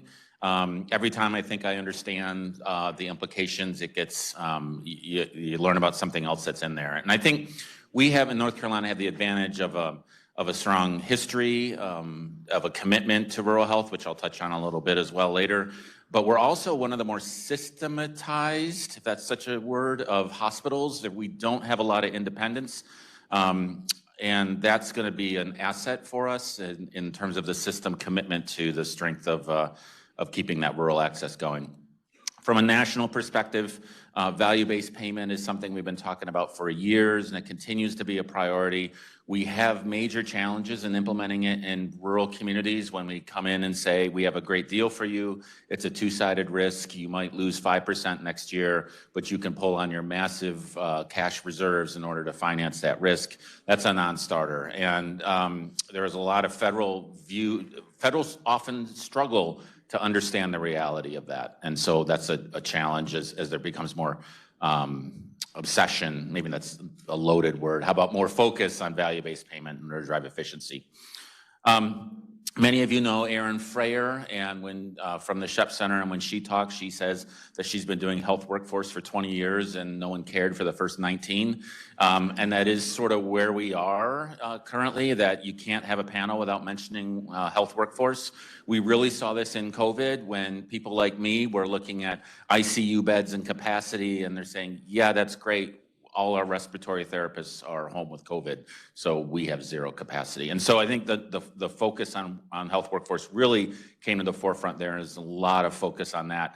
Federal programs like the Rural Residency Planning and Development Program, the UNC System Office has some grants that are on the street now. If you're interested in physician training, and Emily Hawes, I see her in the back, would be happy to tell you all about that if you're interested in the break.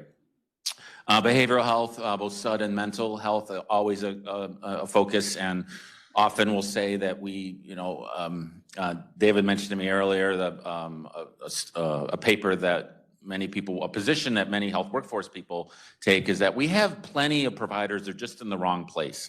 The exception of that is behavioral health. No one has enough behavioral health in rural and urban. 5, transportation and telehealth. We're in the mecca of telehealth in the state, if you will. MAHEC being a real leader in telehealth, but we've understood the importance of transportation. I had 2 family members in Michigan who would go through their cancer treatments, and that radiation, which was a 45-minute drive there and back, 5 days a week, 5 weeks in a row, it's really something else, and you can't do that telehealth. So understanding that as a barrier. And finally, I appreciated Patrick's comments, the obsession with the value and driving costs down. A lot of interest, again, out of Washington at really making sure that we're getting as much efficiency as possible. And channeling a little history of my own, in 1983, when CMS rolled out prospective payment system and they tailored it for large academic medical centers, and then they delivered that mechanism into small rural communities, and guess what? Things went very terribly wrong, and there were a number of rural hospital closures. And we don't seem to have learned that lesson in the last 40 years, that what works in urban doesn't always work in rural. I am more confident, or I feel positive that Congress is understanding this more.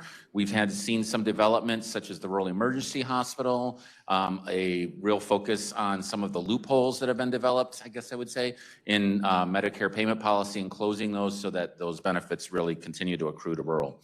Man, I'm talking a lot. This will be the last thing I say, though. In terms of North Carolina, I think there's 3 things, and these are all positive, I think, so that's great.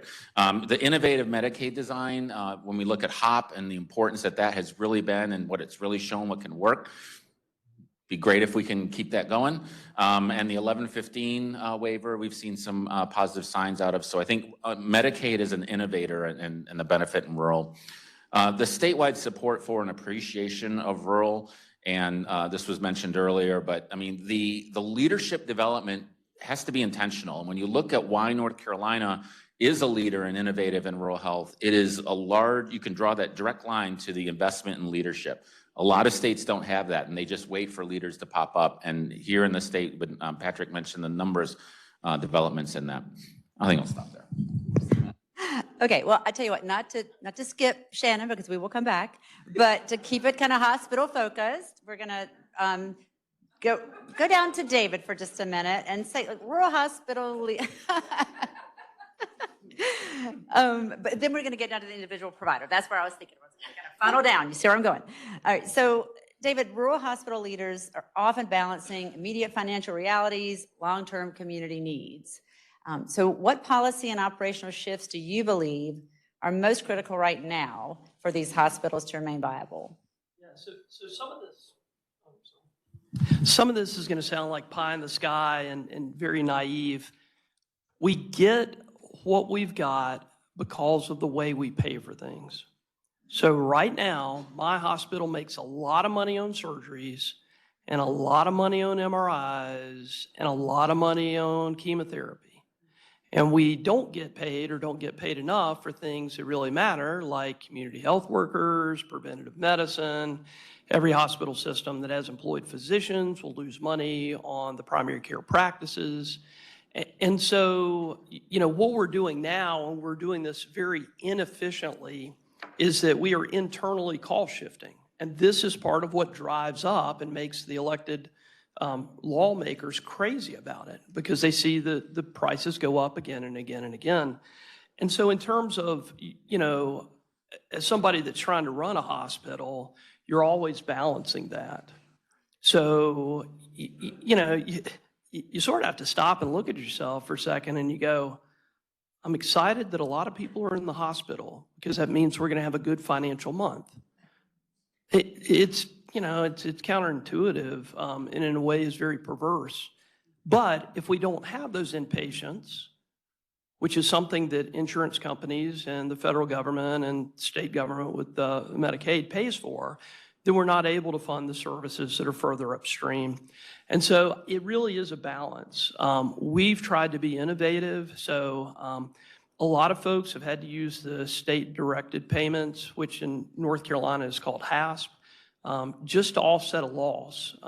We have been successful at operating, and so that money has been something that we've been able to leverage. And so, for example, 2 years ago, out of the net $15 million that came into us, we took 7.5 of that and set it aside in an earmarked investment within our portfolio. And so now that money is the source of funding our community health work. Because in the old days, when we had a great year, everybody said, we should do something for the community.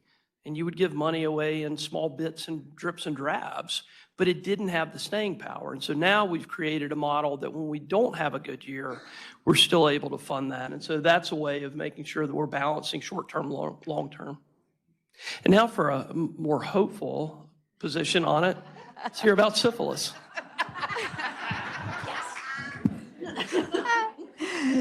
So Shannon, thinking about rural providers and syphilis. No. Rural providers individually face these high demands, limited resources. Everybody in the room knows that. Let's talk hope. What strategies can help these rural providers remain effective and responsive to the diverse needs of their communities? Yeah, so I live in Madison County, where there is approximately 1 cow for every 4 human beings, which is exciting for me because I love animals. It's a very rural, very spread out geographic county. So there are some little hubs, but it takes a long time to do anything. And so I will caveat that I have learned, I thought I understood rural because when I was at Blue Ridge as the CMO for many years, we opened up new sites in Rutherford and Brevard and other places. And so I felt like I understood rural, but until you actually live in rural, man, you do not understand rural. And so it has been a very interesting learning curve for me. But when I think about the things that really matter, I think first about team-based care. So like, who would give up surround sound to go back to a transistor radio? No one would do that. We have teams, and teams are critical. So how can we use our teams as effectively as possible? How do we get our clinical pharmacists on board to help with prescription refills and to unburden providers? We did something when I was at Mission and the leadership team where we did a prescription refill pilot in our rural areas. And we had a clinical pharmacist take all the refill requests that came in and looked at who was up to date and was able to close barriers and gaps in their care. And they were able to generate those refills and get people in or get labs ordered for them. And so instead of the providers having pajama time documenting after they put their kids to bed and getting burnt out, patients were getting better care. We were closing care gaps. Everyone was enjoying their jobs more. So there are ways we can use. Another example is collaborative care. We worked really hard at the state to reimburse collaborative care at 120% of Medicare. And if you know Medicaid, you know we never reimburse more than Medicare, but we did it because we felt like collaborative care was so important to us. So using those teams as much as possible. The second place is around technology. There's no one that needs technology more than the rural places. They don't have rapid access to specialists. We no longer spend time in the hospitals together, so you're not hanging out in the lounge just chatting it up with a nephrologist or an infectious disease doc where you're doing a curbside question about something that you run into. And so having access to AI to help do better diagnosis, make sure you're ordering the right tests at the right time, making sure you have the telehealth resources you need so that you can have that hub and spoke model and you can connect to the maternal fetal medicine specialist who's in Asheville, even though you're up in Madison County. Having the resources to do that is important. Virtual scribes, so that you're unburdening providers and what they're doing. And what I will say is everything I've talked about so far is expensive. And in rural, you're on a narrow margin. And so these are great things, and they require a tremendous amount of investment. I think the third thing is clinicians that are allowed to maintain the scope of practice that they train for in rural areas is incredibly important. And what I've seen over my career is family docs who trained in everything, doing everything in rural communities. At first, it was because of the cost of malpractice. Then we had tort reform come through, so malpractice wasn't such a big issue. But then hospitals started employing the doctors, and they wanted to make sure that the OBGYNs had enough volume because they were employed physicians, and they had to make the math work for them. And so family docs stopped doing obstetrics care. And then next thing you know, the hospitals are moving out of the rural areas because it turns out it doesn't work financially. And then you've got this culture of not doing full scope. And so if we can bring back that shared maternity care model into our rural communities, will increase satisfaction. You'll get some young people, some listening to baby's heartbeat when you're in an exam room between 20 Medicare patients with like 4,000 drugs each, is really lightens your load and makes you feel good about things. We're also going to improve outcomes by increasing access to services in the community where people are. So how do we honor scope of practice? And then the last two are really soft things, but I think they're critically important, and sometimes we look over them. Our rural people have to make space to be part of the community. And so for that physician or that team to feel really engaged in their community, you've got to make time for them to go out and do educational events and to be part of the community and show up at community fairs and other things. And so how do you make space for that? And you don't ask them to do it outside of their regular hours where they're already documenting all night long and losing all their sleep doing EMR stuff. How do you make sure that you're respecting and honoring time for your team to be out in the community?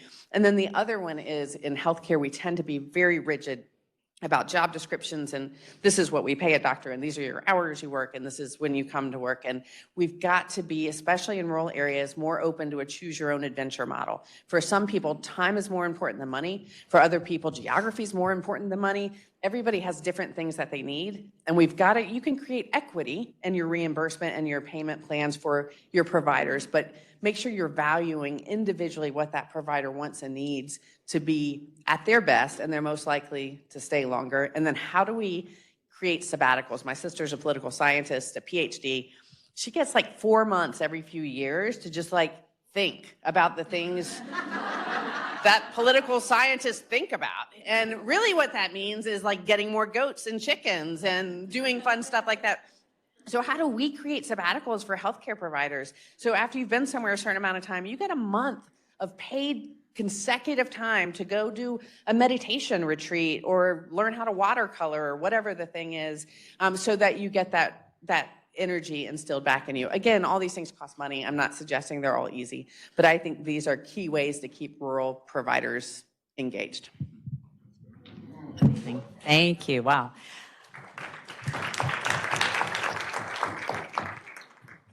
All right, so let's talk a little bit about data. So I'm going to get back to Mark here. So Mark, policy changes can bring opportunity and challenges. What data or measures are most important for leaders to understand how trends are affecting rural communities? Starting with HR 1, I think as we're looking at it, we need to recognize that, March 11, 2020, that was the time that many people look at and said, that's when Tom Hanks was diagnosed, that's when the NBA canceled its season, and that's the first presidential Oval Office event. We're not going to have an event like that for HR 1. It's going to be much more gradual. And so there are I've heard from some administrators saying, well, we were planning on, opening this service, and we know that that's going to be a challenge 12 months from now, so we're not even going to start it. So the adjustments are already happening. I think in terms of the RHTP that we'll be hearing about later, there's a real strong evaluation plan. And if you've read the proposal, you can see the number of metrics that are being tracked. I've tried to read the other 27 that are posted online so far. I think North Carolina does stand out in terms of having a more rigorous and plan for how we're going to track progress. And I think that needs to be commended. But data is not just numbers. I'm a numbers guy, but data includes others as well. What is happening in the community? What are the narratives?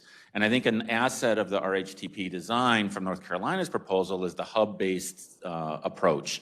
And well, I just want to, that again, that's not something you see in a lot of other states, that a lot of it is we're going to run it from the Capitol and we're going to pass out, different grants and different things, but all happening here. North Carolina is much more pushing out to the local to recognize what Western North Carolina needs is different from what Southeastern needs, which is what different from the Northeastern needs. So I think we're going to be well positioned to really be locally driven and influenced and be able to monitor that progress from that standpoint.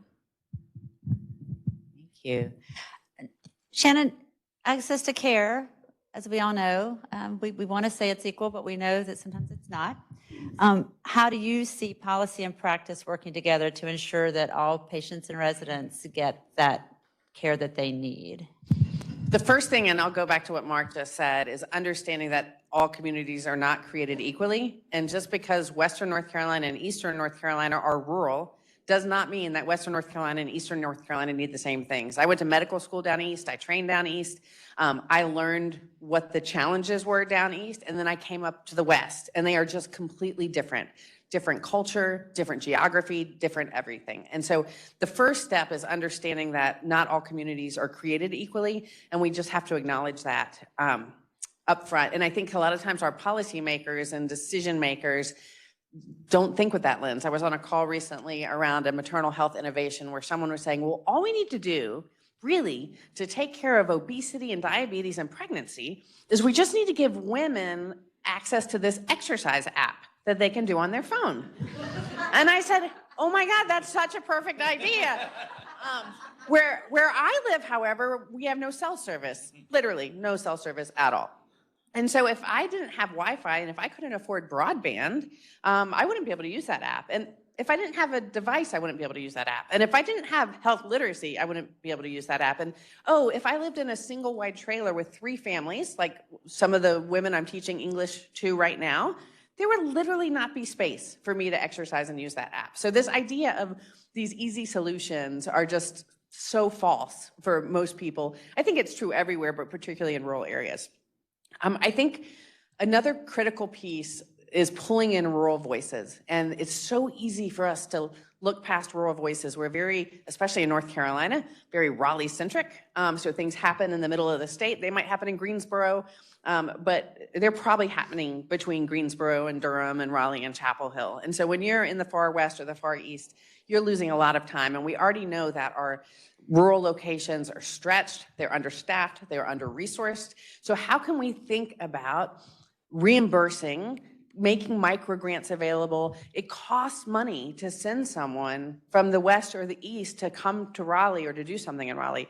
I'm terrified we'll lose some of the gains we made in COVID by having virtual convenings, because I felt like we finally were actually on a level playing field. Suddenly, the West and the East and the urban centers looked the same on the Zoom call. They didn't look different.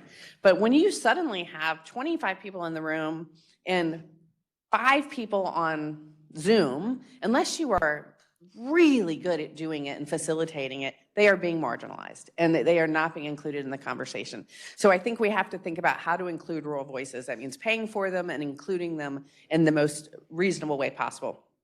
I think we also have to think about how we can be more nuanced and look for opportunities for pilots, and recognizing that one size doesn't fit all on what the community needs. We were terrible at this at Medicaid. We thought of pilots as a bad word. We were like, don't use the word pilot. And some of that's because federally we weren't allowed to without getting huge authorities granted to us from the federal government. And so luckily, I mean, one of the major benefits of managed Medicaid is they can do pilots. They get to do micro things, which is fantastic, and using their community investment grants. But just because there's a problem in Madison County, it doesn't mean that's the same problem in Eastern North Carolina. So solving for that in Madison County is really important, but it not every pilot has to be something that you can replicate in every county in the state for it to be a meaningful pilot worth investing in. I think one of the things in policy that we could really do better is offer more flexibility. And so we are very rigid when we make policies. And I think I've got lots of ways I can reflect on that from my time at Medicaid. One, we're not great at communicating and getting voices. So we would, whenever we'd have a new clinical policy, we'd put it out on our website, which by the way is impossible to navigate. Even when you worked there, you couldn't find things. I would have to be like, can you help me find this dashboard? I know we have it because I've seen it before, but I can't find it. When we tried so hard, so I'm not throwing shade, it's just hard to find our stuff. And we'd put it out there for public comment for 45 days. And then we'd pretty much be like, that's interesting, but no, we're gonna do it the way we said we were gonna do it. So how can we be a little more tolerant and bring in other voices as we make our policies and think about how we can be flexible? And then the communication to rural is so hard. I mean, it's true for everybody. We did some of the coolest things at Medicaid during COVID. We put things into permanent policy before anybody else did. And one of the things that drove me crazy when I was in practice was you couldn't get blood pressure cuffs for people. And I'm like, that's the stupidest thing ever. So with COVID, with those flexibilities, I was able to get blood pressure cuffs and pulse ox available as DME for any Medicaid member. You just had to be pregnant or overweight or have diabetes or hypertension or something, which most people do. And so maybe not at the same time, but in general. So we put that into permanent policy 5 years ago. And then I'm on a call for one of my maternal health initiatives I'm working on. And somebody, a doctor, said, you know what we should do? We should get the Medicaid companies to pay for blood pressure monitors. And I was like, oh my God, we paid that for 5 years. We've been doing that, but they just missed the memo. And there's so many things that we are covering now in Medicaid that folks are busy and they just can't keep up with it or they can't find it on the website. So we have to figure out how to communicate more effectively to the field and help the field know what's available to them. The last thing I'm going to say is around the flexibility with partnering. When I moved to the federal level to work on the syphilis and congenital syphilis epidemic, we weren't in a public health emergency because even though we are really in a public health emergency with congenital syphilis, it is, we had just had COVID and then there was Mpox and there was no political will to have another public health emergency. But what we were able to do was coordinate all of our major agencies, FDA, CDC, HRSA. They provided flexibility letters to their grantees saying your grant may be for substance use disorder, but if you can tie it into combating congenital syphilis, we're going to give you flexibility and you can use your grant monies in a flexible way. So how can we do that more often? How can we make our grant offerings more flexible and responsive to the needs of what's happening in the moment, knowing that it changes, that as we learn, we need to iterate. And if we're super rigid, it's hard to do that. We're also really worried about fraud, waste, and abuse. And we should be worried about fraud, waste, and abuse. I personally don't think it's where our current administration thinks it is. I think it's actually on the healthcare side, not on the people receiving the benefit side. And there is an opportunity to do better because there is fraud, waste, and abuse. But you cannot expect rural communities to color within the lines of some of the rigidity of our policies in the same way as urban areas because they simply don't have the resources at their disposal. So they have to make a choice of breaking the rules and hoping they don't get caught or just not offering the service because they're not going to be able to do it in the same way. The last thing I will say, and I say this over and over again, is we have to get comfortable with failure. If we think everything has to be perfect and we get into this sort of analysis paralysis, we never get anything done. So we have to figure out how to celebrate failure. We've got to get excited when somebody does something with some grant money and it's a terrible failure because we just learned from it. And now we know not to do that dumb thing again. And we're going to do something different next time. And so our culture doesn't really celebrate failure. And so how can we get better in policy about being willing to take risks, fail some, so that we can make it better? Thank you.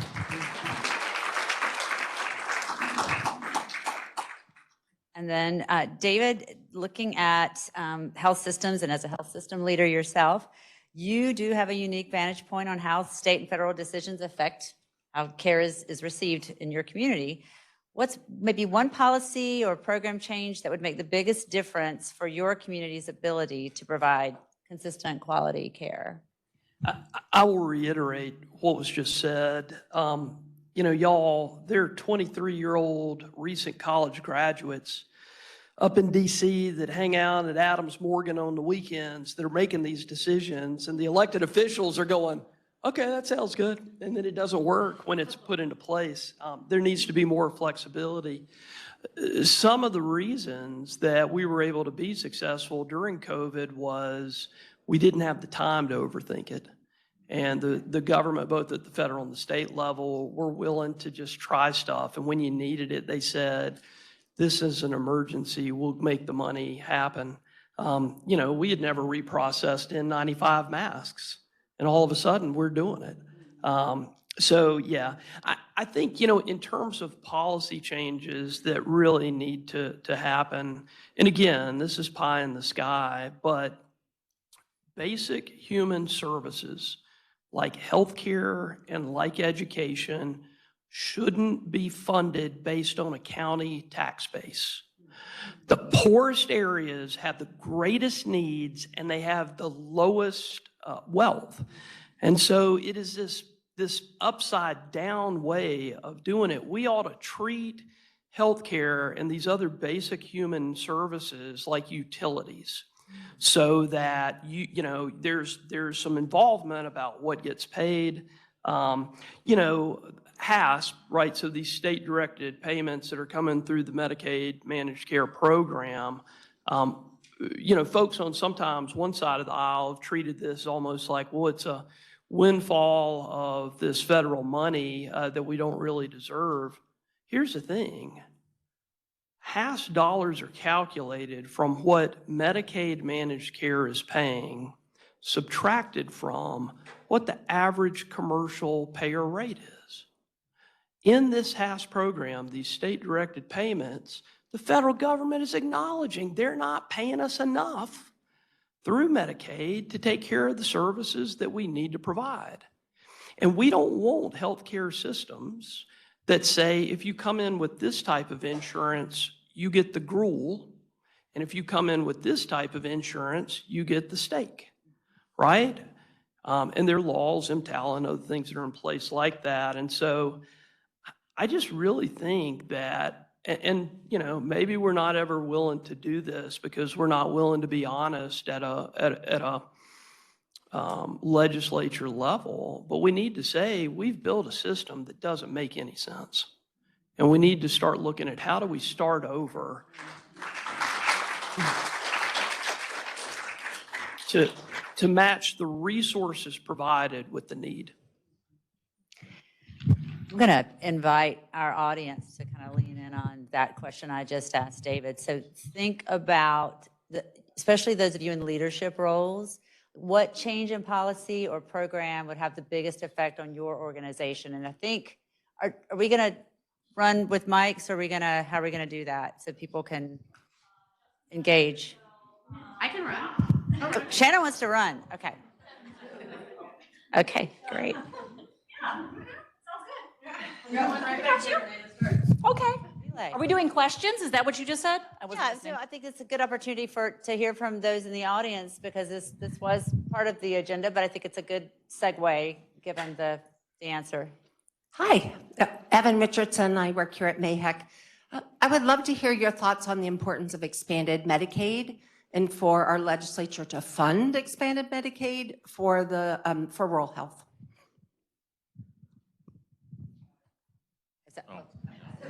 You want to start? I'll start with, the last thing I did at the state before I left was help lead the Medicaid expansion work. And it was the single most important thing I feel like I've done in my career. It is at risk. I think we're vulnerable until the legislature changes some language around the trigger law.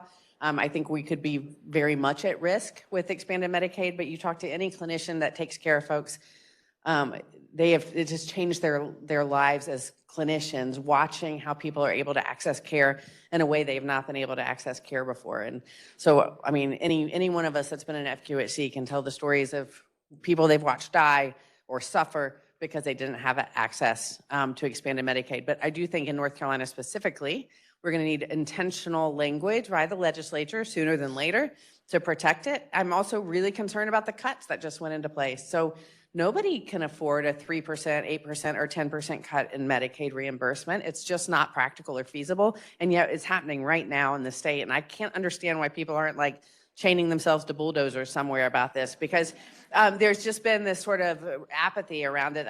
And I'm just very surprised by it. But this is going to break places. People that are on narrow margins are not going to be able to make it. Dentists haven't had a pay increase from Medicaid in 10 years.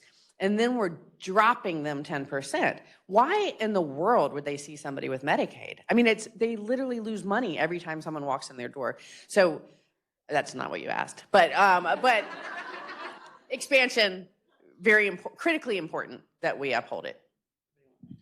Yeah, I mean, I'll just say, like, you know, we're going to try to keep the doors open. And so here's what's going to happen. Medicaid gets cut. We're not going to be able to provide as many services in the community that need to be. And the second thing is, then everybody else that's in regular insurance is going to get their premiums jacked up. So, I mean, again, this should not be an issue where we're making decisions about not paying for health care for people because there's a calculation going on. These folks aren't going to vote us out. That's just immoral. Like, the folks that have the least power in the situation are the ones that we as a state, as a bunch of people that elect other people, are picking on. And that's just not fair.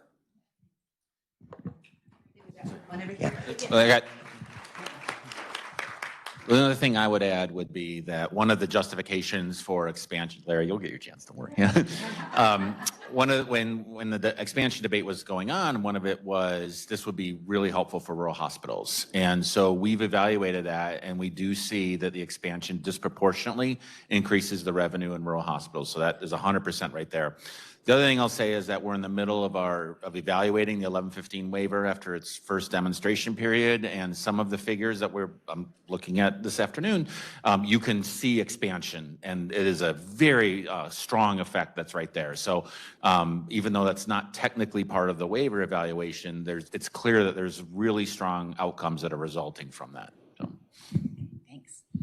I just want to say thank you guys for like a truly outstanding panel. I've been on a bunch myself lately. This is way better. Dr. Deller, my personal hero and a friend, brought up a topic, or kind of hinted at a topic when you talked about using AI in the office. So I was a clinician until the end of May, and I was using AI as a reference. There's a specific tool. It happens to be free, super fast, super helpful. It kind of makes all the world's experts right there at your fingertips. And people have to be like shown how to use that and kind of introduced to it. But then you also talked about AI to use for transcription. Note writing is the biggest bane of the existence of primary care doctors. And I was fortunate to be able to use that technology for about 6 months. It is simply fabulous. It writes a note for you. It's not perfect, but it takes away so much of the kind of onerous tasks. But both of those things really get at how do we keep people satisfied and working in rural areas? They want to move away. They want to take different jobs. The rural workforce is overwhelmingly towards the end of their careers. How do we keep people working longer and kind of happy and willing to keep going? Because retention is a big part of the workforce issue. Yeah, and I think it's that we got to work smarter, not harder. And we have to help people that are working in rural communities. Because even if you live, like I live in Madison County, but tonight I've got a Board of Health meeting. It's a 30-minute drive from my house to the Board of Health in Madison County. So it's like, it's not easy. So even if you don't have a commute, quote unquote, because you live in the county that you're working in, you still kind of have a commute. So how do we make that time available to people using technology? Larry and I talked last night, and he brought up this AI tool, and I was like, you know what, I should use that more. And so this morning I put something into it and used it, and it told me to do the thing I wanted to do anyway, but I did it with that sort of yes, that is up to date. Yay. I'm not just guessing, so it's really helpful, but it takes time to do that. And I had a patient that was running late, so I had time to do it. So how do we invest in that? How do we get our managed care companies maybe to help pay for these AI scribes for practices, or using community investments or other ways? The other thing that will happen when you use these AI scribes is they'll close care gaps. Outcomes will improve. They're going to tell you, hey, by the way, you need to do these 8 things for your patient.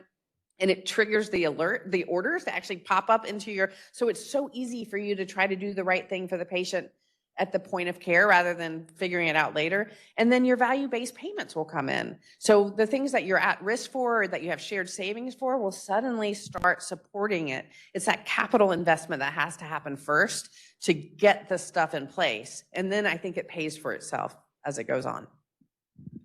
Hi, Shannon Allison, Transylvania County. I'm a women's health nurse practitioner student at Duke University, and I'm kind of going with what he just asked about gaps in rural communities and what roles the advanced practice providers can play. And to the story that Dr. Pope shared about COVID, and during Helene, the state removed practice authority from nurse practitioners for, I don't know the exact data, but about 10 months, and there was 0 adverse events. So how do we advocate for PAs, nurse practitioners, to have full scope of authority? Because a lot of us live in these communities and want to serve. So I would love your perspective on how we improve that in North Carolina. It's an interesting thing. I mean, North Carolina and the Office of Rural Health led the way in this decades ago. And when it was a place that nobody else wanted to go to, and you could put a nurse practitioner in a single wide trailer in the middle of a farm field, right, to care for folks that were working there, there wasn't a whole lot of griping about that. This is something where, and I'll get in a little bit of trouble for saying this, but this is something where there's still a strong guild system. And there are strong lobbying organizations like the AMA. And unfortunately, in bad circumstances, physicians see APPs as competition. And they tend to prejudge and think that it's a lower standard or quality of care rather than a different scope of care. We've been really thankful that we've got a good symbiotic relationship within our system. And part of it is because we are in this great area of need where you have a hard time recruiting enough of any type of practitioner. And so I think for us, the trick is being able to establish the trust. One thing that is complicating it, though, is the great multiplication of programs that are out there, right? And so particularly distance learning programs, all programs are not the same. And so I've got a good friend. In fact, my middle daughter is named after a nurse practitioner that went through Duke's program. So that's a strong program. When you have somebody that is finished up with the schoolwork part of a nurse practitioner program, and they are starting to do their clinicals, and they are expressing fear and concern that they don't know what they're doing because the program did not well prepare them, then that just undercuts the work we're trying to do. So, yeah, I mean, it's a work in progress. Thank you. And we only have a few more minutes, so I'm going to ask each of our esteemed panelists to finish this sentence. Okay, so if we went with Dr. Dowler's answer, I'm just going to read the question, and I'm going to give you her answer, and then we'll see if she wants to keep it. For North Carolina's rural communities to thrive, we must start with syphilis.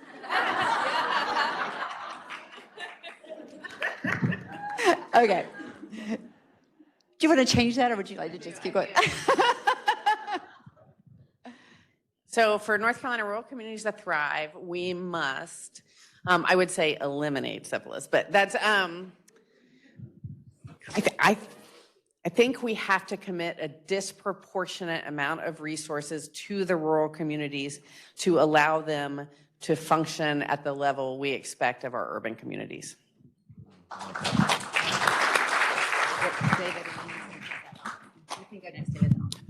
Yeah, so I mean, for me, I think that's probably the right answer. The thing I would say in addition, based on the other panel as well, is we've got to take a more regional, tailored approach.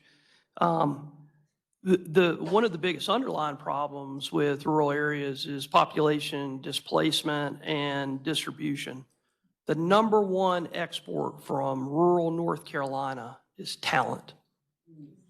You know, and look, you take somebody out of a rural area and you send them away to Chapel Hill and they learn to eat bagels and drink boba tea, and they find a life partner that's like, there's no way in the world I'm going back to Spivey's Corner. And you've lost them. Yeah, that's, and so, part of that in terms of not having that talent leave and always stay is we've got to train people in rural areas. And that's part of the regional approach too with the community colleges and the other universities. I'm going to build on both of those and steal from Nathan, interconnectedness, which I think kind of gets to that as well, and stop treating rural as over here as a silo and recognize the relationship between them. We saw this during COVID, and we see this a lot in healthcare systems when the large urban center is at 98% capacity and their rural hospitals might be at 30%, and that's a win-win, right? Let's get the rural resident back to the hospital or to the community where they're from, get them closer to family where they can recover, and then the urban can, not be boarding people in the ED for 4 days. And so that's part of that interconnectedness. And we see this with systems that have all the economists, right? The internal kind of incentives are aligned with that, and we don't always see it when they're not aligned. And I'm hopeful that the RHTP will create some of those incentives with the hubs design as well to really reinforce that mechanism. Wow. Well, I think we should give our panelists a round of applause. Thank you so much for this wonderful discussion. It was fun.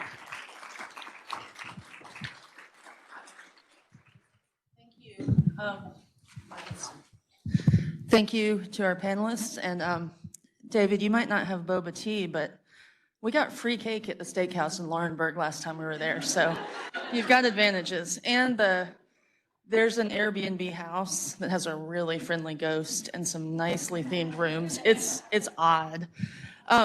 Next up are our breakout sessions. They're all going to be towards the right. We're running just a couple minutes behind, so get your drinks, go to the restroom, make your way to the breakout rooms. We probably won't start exactly at 12:55, maybe closer to 1, but please do make your way. And what we're going to do is we're going to divide by regions. Do you know what your Medicaid region is? Raise your hand if you do. So, I'm sorry. Oh, that's for the activity. I'm getting ahead of myself. I'm sorry. You're going by topic to your breakout rooms.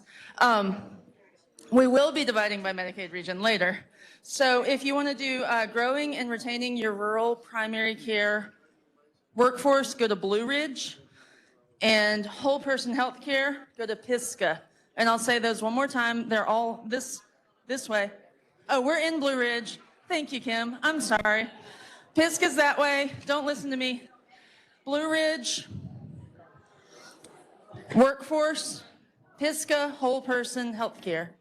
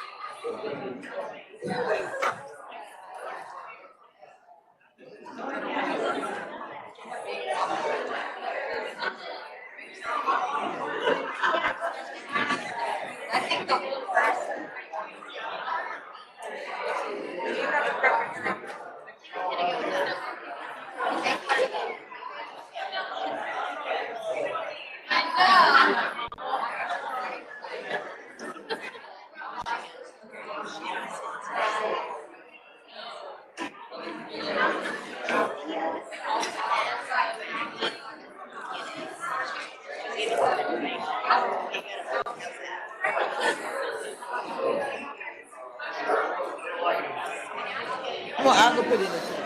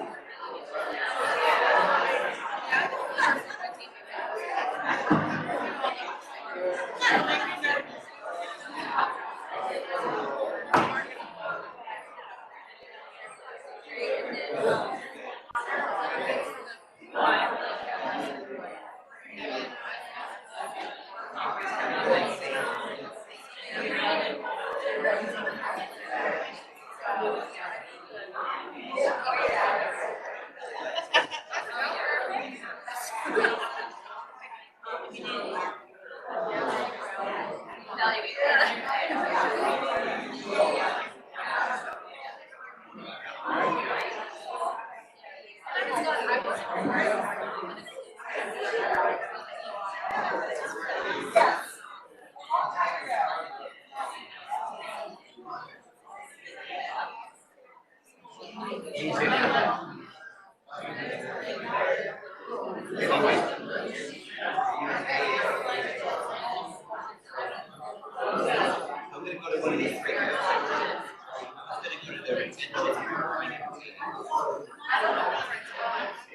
a brief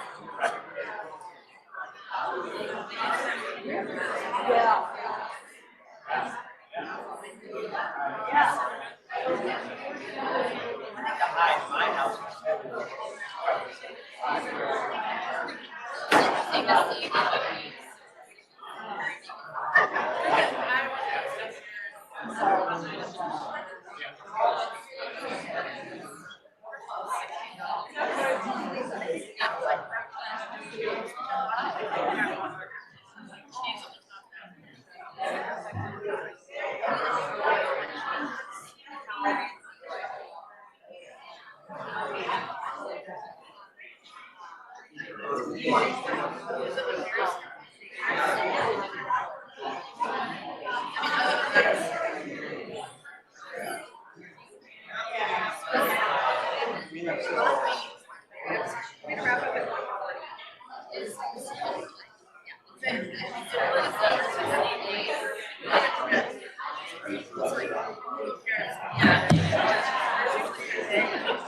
was like about to walk through it, and they were like this. I was like, I think I'll go wrong. All right, everyone, we're going to go ahead and get started. So if you can all make your way to your seats.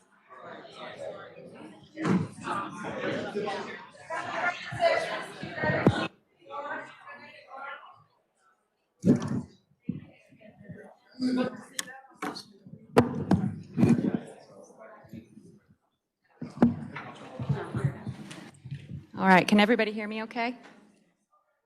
Okay, great. Well, thank you all so much for being here. As many people have said today, we're really thrilled to have you all here at MAHEC today and appreciate you all taking an entire day to be with us. So thank you all so much for traveling from places near and far to be with us.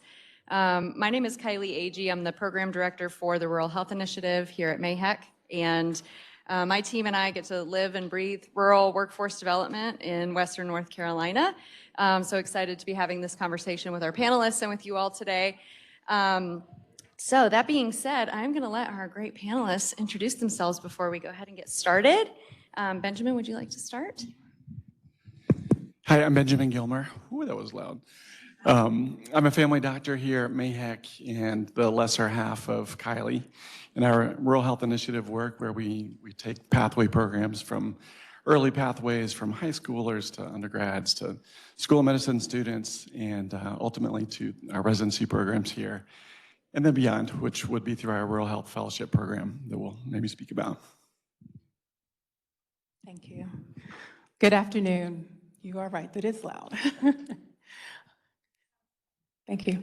My name is Lisa McKeithen. I am the Placement Services Manager at the Office of Rural Health. I grew up in North Carolina. I'm a native girl, and I know the importance of growing up in a rural community. I love how Deborah Farrington and Patrick Woody indicated that it was a small piece of heaven. And so from that experience, I know how important it is to have good doctors and good healthcare in rural communities. So I'm grateful to be a part of the Office of Rural Health. Hi, everyone. I'm Molly Benedum. I'm a family doctor, and I'm the founding program director of the Family Medicine Residency in Boone, which is part of MAHEC. We're a pretty new program, so we started with our first class of residents in the summer of 2020, so like right at the height of COVID, which was an extra bonus challenge. We've graduated 13 residents so far, and 10 of our 13 are practicing in a rural county in either North Carolina or Tennessee. Hi, I'm Mary Shell Zaffino. I'm a family medicine physician trained here in Asheville. I work at Blue Ridge Health, which is a federally qualified health center in 9 counties in Western Carolina. We also partnership with MAHEC to host the MAHEC Hendersonville Family Medicine Residency Program. And I am the chief medical officer, so I still see patients, but I really do a lot of administrative work and work throughout all of our counties to try to understand the county needs. And when someone said earlier how different the needs were from county to county, east to western part of the state, even within the counties that are neighbors, we found that the needs are pretty vastly different. So it's really, really interesting and important to acknowledge that.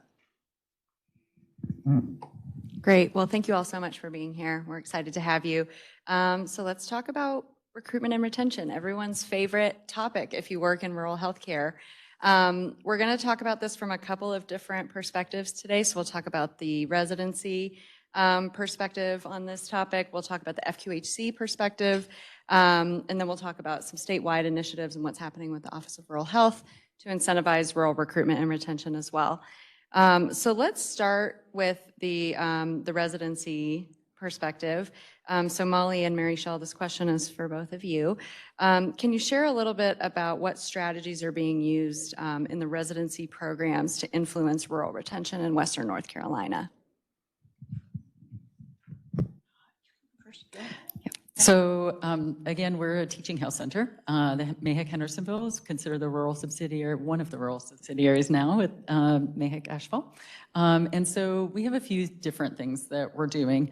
We found that really residents now are really looking for a sense of community and mission. And as a federally qualified health center, we look to everyone that we hire and work with and really focus on our mission, which is providing high quality healthcare and access to all. And so we really try to when we're recruiting residents and recruiting workforce from the residency panels, that we talk about the mission and make sure that's understood along the way, because that's going to be the best fit within the organization. And when people come to us, they do really care about that, and they want to know that we live by our mission. One thing we've done in the residency program specifically is that we've created kind of rural continuity sites. So as I mentioned before, we have 9 counties within our residency or within our federally qualified health center. And so we're able to place residents during their training into some of our smaller, more rural sites. And they go there on a regular basis to be able to learn the communities better, to learn the patients better, and to really understand what it means to work in those communities. And that has actually been really helpful. And we've hired several of our residents to come on board with us at Blue Ridge Health after graduation. That's great. I think just building on what you said about mission alignment, I also wanted to talk about values. And for us, I think one of the things we try to do is communicating our values early and often. And so in the context of my residency program, that means talking about values when we interview medical students, when we have learners who come and visit our campus, and then reiterating that all throughout residency. So this idea of like bringing in the right people to begin with and then helping them see a path to staying in the community. So I think values alignment is something that is maybe has always been important, but is extra important for this current generation of people entering the job market. They don't just want a job. They want to know that they're going to be part of the community, and they want to be able to visualize that. And to know that if they have an employer, that their employer shares those values. And then like thinking too about that early connection. So the earlier in someone's journey that you can connect with them, the more likely, we know the more likely you are to practice rural if you train rural. Everyone in this room knows that. But for us, like we've seen with launching the residency program, even people who don't stay in Boone for their residency, if I talk to a student at a recruitment fair or maybe they interview with us, sometimes they're still circling back later to say, I remember something that you said, something about the values or something about that place, and I want to come back. We've hired a couple of faculty that I met as med students. And so, I think we've heard from a couple of our panelists today, the importance of reaching back even further into high school or middle school. So I don't know that that's groundbreaking, but it has been successful for us as well. Thank you both for sharing. And I want to give a shout out to the Boone and Hendersonville programs, because you all really have done an incredible job of keeping residents in Western North Carolina when they graduate. So thank you for your efforts in doing that, and for the things you're doing in your program to do that. Molly, I would also love to hear, you kind of touched on this a little bit, more about the conversations that you're having with residents in terms of how their needs have changed over the years and what they are seeking in terms of employment. Sure. So I think just even in the 10 plus years that I've been teaching residents, I'm definitely seeing a shift back towards autonomy as a primary value. So when I graduated residency, all of my classmates took jobs in hospital-owned practices. And they wanted to know that they'd have a salary guarantee, and they were happy to just maybe be a cog in a machine. And now I'm definitely seeing a move back towards different practice models that allow more autonomy. 3 of our graduates actually opened their own independent practice over in Ashe County in Jefferson. And so that maybe being the ultimate way to reclaim some of your autonomy and control over your practice setting. So I think that's one thing that people are looking for in employment. And I think the other is maybe just a trend that people are willing to ask for what they want from their employer if they are looking at an employed position. So they know to ask and prioritize what EMR am I going to be using. Current graduates all want an AI scribe. So we've heard today, like, oh, I just tried this morning and it was great. Well, our graduates are like, I must have an AI scribe in order to consider this job. So they want autonomy, but they definitely still want the tools that will allow them to maintain that work-life balance. And then for us, we've had good luck with retention because people are looking for a way to engage and be connected to their community. And so I think that's the last thing that my graduates are looking for in their jobs, are just opportunities for meaningful community engagement. And that's something that, one of those values that I talk about from the beginning. So I call that physician citizenship, which is what are you doing outside the walls of your clinic or hospital to advocate for your patients and be part of and advocate for the community that you're serving. Can I say something? Yeah. One thing that I've noticed, and this is just, we've had our residency program for 11 years now, but several years ago, there were a lot of our residents that like hated clinic. They were just like, this is terrible, like we don't have continuity. They were just like all these things, and they all ended up wanting to be hospitalists in different places, which is okay. There are hospitals that need hospitalists, and that's fine. But we changed the way that we were doing things. I think there were some people in the room that were really helpful and instrumental in that, but we made clinic be like really instrumental in the way that they were learning. So it was clinic first, you're learning from your patients in the clinic. And that actually switched around a lot of what our residents ended up going into afterwards. And many of them came to work with us, some full scope, doing family medicine, OB, inpatient, outpatient work, and then some wanted to do more just outpatient work in kind of these rural areas. So it does speak to really their experience in their training is really, really important and what they end up determining later in life. And the other thing, I'll speak to some of the folks in the back, the MedServ fellows are like super smart people that are really interested in going into medicine. And there are so many opportunities to help them to understand kind of what are all the cogs going into the wheel, but what are the important things that go into like overall health and healthcare, and where are the opportunities to make a difference in life. And so many of our MedServ fellows have ended up going into more rural areas or primary care and places that are really super needed. So I think like including the young people and recent grads and starting really early from high school, college, et cetera, is definitely a way to show people how important and how gratifying and how fulfilling all the work is over time. Thank you both. And we agree, we're huge proponents of the MedServ program. Mary Schell, you touched on this a little bit as well, but the fact that you all have been successful in hiring Hendersonville graduates into the Blue Ridge system, which is a regional FQHC. Can you share a little bit about your biggest challenges in recruitment, but also areas where you all have had success?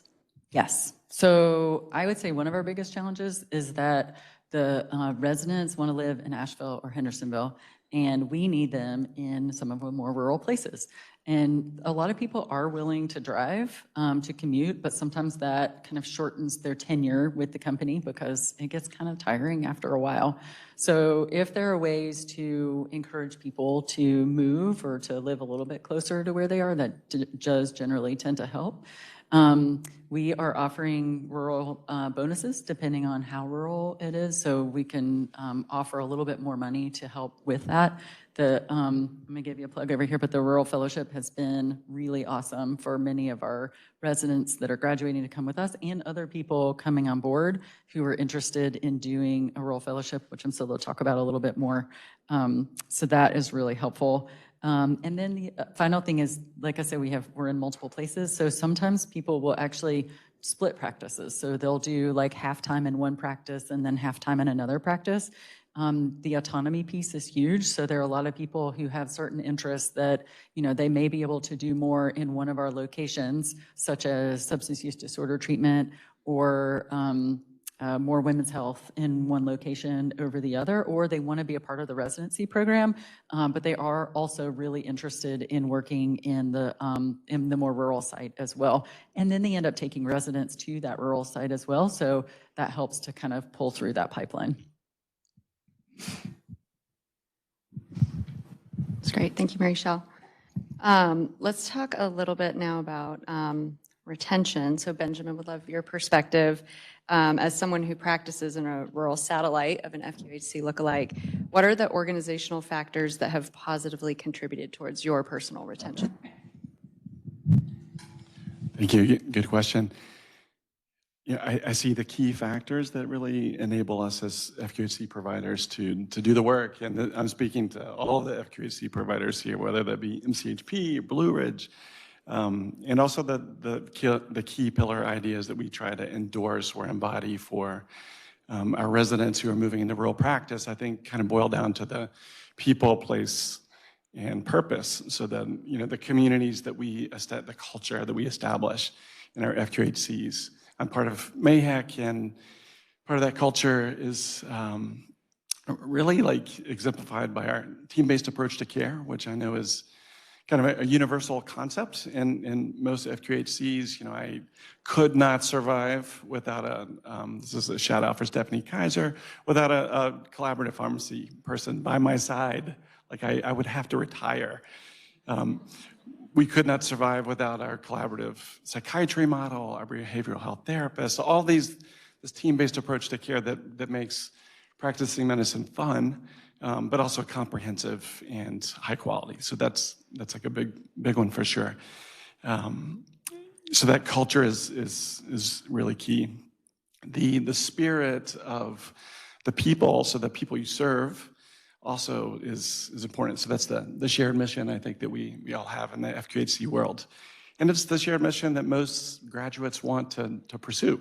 They want to serve a population that's has great needs so that they can practice at the top of their scope, which I think is another really important thing to note, that new physicians, FNPs, PAs, they all want to do the most they can. And so in rural places, most of the time our graduates want to do prenatal care. They want to do procedures. They want to do everything. And that's a great part of our culture here at MAHEC too, is that we are really, we push ourselves to do everything. We do substance abuse care, we do prenatal care, we do inpatient care. And I think for a graduate to go into a rural community and not be able to do those things is a big detractant for them. It doesn't inspire them to do that work because they're trained. The Mary Shell's residents, Molly's residents, they want to do all of it. Like the 7 Peaks practice that she was referring to, they do everything, and that's really an important part of the joy of medicine, and also contributes greatly to the retention.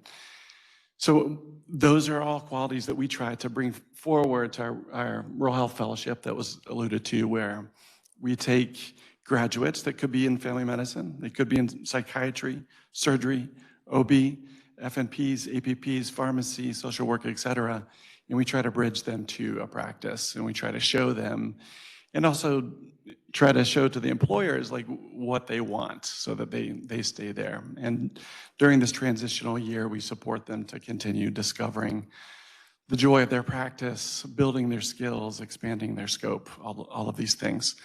And it's been a real big part of what we do here in our Rural Health Initiative at MAHEC, but it's been a great opportunity to discover all of our regional partners and to be part of their journey, to learn what their needs are so that we can serve them with our graduates. Lisa, I know that the Office of Rural Health is doing a ton of work in this space. So from a statewide perspective, what strategies has the North Carolina Office of Rural Health implemented to improve recruitment and retention of providers in rural and underserved areas? So at the Office of Rural Health, we've learned that recruitment and retention are deeply interconnected. So we utilize strategies to address both. We focus on three main pillars, so relationship building, incentive support, and long-term engagement. Regarding the relationship building, we want to expand our outreach. So early on, we like to meet with the residents and fellows and students to highlight rural practice as a rewarding career path. And then secondly, our incentives.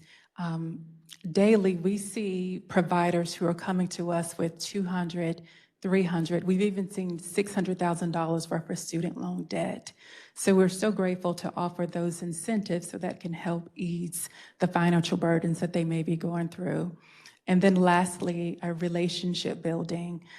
Just as Jim Bernstein modeled, retention is all about connection. And so our team is very intentional in providing ongoing technical assistance, but also site supports so that we can help providers feel rooted in their communities. We see the greatest success is where the community leaders, healthcare providers, those healthcare systems, they all work together toward a shared sustainability. It's all about a partnership for recruitment and retention. I think the other thing that we can all acknowledge is that the healthcare landscape is changing very quickly. And so when we talk about recruitment and retention, we also have to think about how we're going to adapt those practices and methods in the coming years. So Lisa, this question is also for you. How is the Office of Rural Health preparing to adapt to the changing landscape of rural health recruitment and retention over the next 5 to 10 years? So we're preparing on focusing on innovation, but as well as integration. And so innovation means we're going to leverage the data that we have to predict the workforce needs and tailor our incentives to high demand areas like private practices and nursing and behavioral health. And then secondly, integration. That means continuing to support team-based whole person care. And that means like oral health, behavioral health, primary care, and community services. We also want to diversify our workforce by intentionally recruiting from minority populations and from rural communities so that we can strengthen cultural competency as well as retention. Another way that we're doing it is through modernizing our outreach through digital tools and virtual recruitment events. So we want to meet the providers where they are. So just last week, 2 of our providers participated in a virtual career fair, and it was quite successful. Our vision is that we want to make rural practice not the exception, but an attractive, supported, and sustainable career path for the next generation of healthcare professionals. And this final question is for any and all of you who would like to answer it. But I'm curious to hear what you all think we all need to be doing better, not only as an organization here at MAHEC, but as a community and as a rural community to address challenges with recruitment and retention, particularly of newly graduated providers. Just a quick thought that part of the problem is rethinking what new providers want, and that means creating a culture within clinics, i.e. rural providers don't want to work 60 hours a week. They want to work 40 hours a week. Rural providers do want to have scribes. Thank you, MedServ fellows out there. Rural providers want to have space for their families to pursue their own personal joys. And so when you think about how rural practices are often scheduled or set up, they have increased burden. If you're an independent practitioner in Franklin, North Carolina, you're going to be on call every night, and that's not a sustainable culture to uphold. Thinking about how teams can offload some of the work in rural places, I think is important. So the redesign of a rural practice, I think, really has to focus too on what the needs of not only the physicians, but the nurses. Blue Ridge is going to a 4-day work week in some of their clinics. And that's an amazing thing both for the nurses and the providers. So there are lots of ways to re-engineer a practice that can enable people to discover more joy in those rural practices.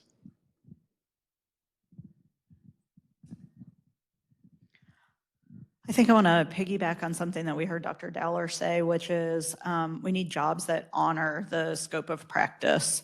And so flexible positions that not only give you space for the things outside of work that bring you joy, but also allow you to do the job that you were trained to do. I built this rigorous full spectrum family medicine residency program that's teaching people to deliver babies and do office procedures and treat substance use disorder and treat hepatitis C and on and on and on. And so we have to have the jobs that we're training people to do. Our health systems have to be on board with a vision of what does it look like to do some hospital medicine and some outpatient and have time to do procedures? What does it look like to job share across several different types of positions? I think flexibility is just going to become increasingly important as we see all sorts of changes in the workforce related to AI and health policy. I agree with all those things.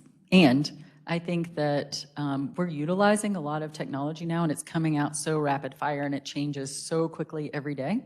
I think being able to, at some point, I'm hopeful, pie in the sky, that we can integrate all this technology to really work for us rather than like multiple different pieces for every task. You have kind of one big technology piece that helps do all of the things and takes away some of that extra work. I found that is one of the biggest challenges with our providers. Every year we ask, what is your biggest success and your biggest challenge in our provider reviews, or in what you like the most and the least about your position. And almost always it's the excess work outside of patient care. So trying to figure out ways to, and utilizing these AI scribes and other things, which we're doing, and to be able to take all this incredible amount of data that comes in all the time, which we're asking for. We want more data, right?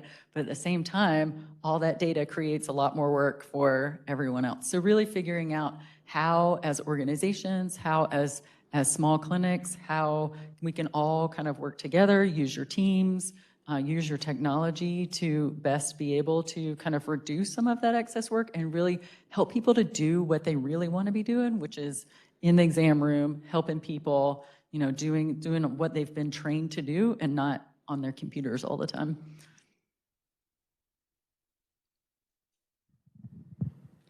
Okay, we are going to pivot now. We have about 10 minutes left, and we want to talk to you all in the audience and hear your thoughts as well. So kind of along this same vein, imagine 5 to 10 years from now, given the shortage, that the shortage of rural providers is expected to grow. How would you all like to see organizations adapting in their methods for recruitment and retention? Did you want to answer that? Can I just make a comment? My name is Chip Watkins. I'm Senior Medical Director at Community Care of North Carolina. And I'm also a board chair this year of High Country Community Health in Boone, which is a rural FQHC. I just want to say thanks to our august panel and the things you guys had to say. Community Care's reason for being is really keeping independent practices independent. if at all possible, and if those practitioners want to stay independent. And so your comments about autonomy are certainly music to my ears. Because I always tell folks I'll run through hell with gasoline underwear on if you guys are willing to stay independent. You know, I just think it's just the most important thing that we can do in our health system is keep independent primary care. And I wanted to say how proud we are of helping support that practice in Ashe County with both revenue cycle management and their front office, recruitment, and support of these very young physicians, you know, who I think this is another really important piece of growing the family medicine, particularly, I guess, primary care workforce, is having supports like community care coming in and helping young practitioners figure out what they need to do to be successful in their practice. And so just want to say that we're very proud to partner with you guys in that work. So thanks. Stephanie, you're next. My name is Emily Hawes, and I get to serve on the board with Dr. Watkins over there in Boone at High Country Community Health. And I also practice as a rural primary care pharmacist in Boone. And one of the things I just want to, I love all the emphasis on training. How and where you train impacts how and where you practice. And although we don't have as much research outside of other professions besides physicians, I really think the lessons and those outcomes transcend. And so what I would say is that just like we know that critical access hospitals and small practices, as well as federally qualified health centers, can start physician residencies, they can also, I believe, start, and I think there's some data on this, start pharmacy residencies and dental residencies and other, postdoc psychology internships. And so I would just say I think there needs to be more and more opportunities for other training programs. I bet Stephanie was going to say the same thing. I'll just say I'm Stephanie Kaiser. I work with UNC Ashland School of Pharmacy. I'm the executive director of our Rural Pharmacy Health Initiative. So ditto to everything Emily said, but I want to call one thing forward, and Benjamin was alluding to it. And I'm hearing it from you all in terms of that flexibility and support of primary care practitioners. It is in that vein that we need to be thinking. How do we create those teams? They're not going to naturally happen. The funding doesn't exist in the same way for our allied health colleagues. And so what are we advocating for across all of the healthcare workforce spaces that bring the allied health team alongside our much, much needed primary care, OBGYN, psychiatry, all those spaces. So ditto, but with a twist, right? It's all about supporting those practitioners. Can I just follow up to Stephanie's question real quick? So, part of the work that we've sort of shared together in many ways is showing how models work. And so the collaborative pharmacy models is a great example where we've done a demonstration project that the return on the investment works, and that, some systems have never had that experience of working with this type of collaborative model. And so going in together, dropping a new pharmacist into a clinic like that, showing them through a fellowship that it can work, has been a great way to continue to introduce and expand new services in different places. Thank you guys for another outstanding panel. I know we have 2 and soon to have 3 medical schools that are focusing on producing graduates who will pursue careers in rural areas. Also, there's a bunch of NP programs, NPA programs. So my questions are, 1, are these successful? Are they actually getting people to take these kinds of positions long-term, not just residency? And then number 2, what do they need to be more successful in getting people in rural areas? More preceptorships, more training for the people who are going to teach in the clinical settings? Like what's going to help them be successful? So Larry, just as an example of one thing we do on this campus is, because we have a branch campus of the UNC School of Medicine, we have been working, well, actually the Keenan Primary Care Scholarship Program is a great example that was actually started here. That's evolved into an accelerated program at UNC where residents, you can move through medical school in 3 years and then have a guaranteed primary care residency slot. And all of these students have opportunities to train in rural places while they're here. And that also includes like at the CHEC campus in Wilmington.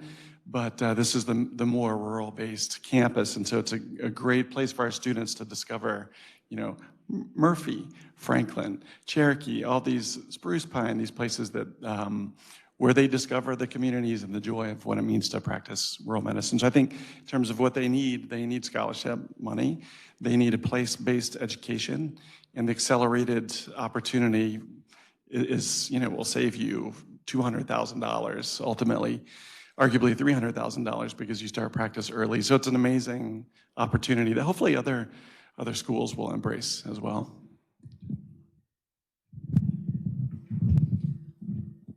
I think med school by itself is not going to solve the problem. I think you can try to move the needle a little bit on med school admissions. So trying to look for students from rural backgrounds or who say that they have a passion for rural and underserved or primary care, but then med school does a lot to try to train that out of you.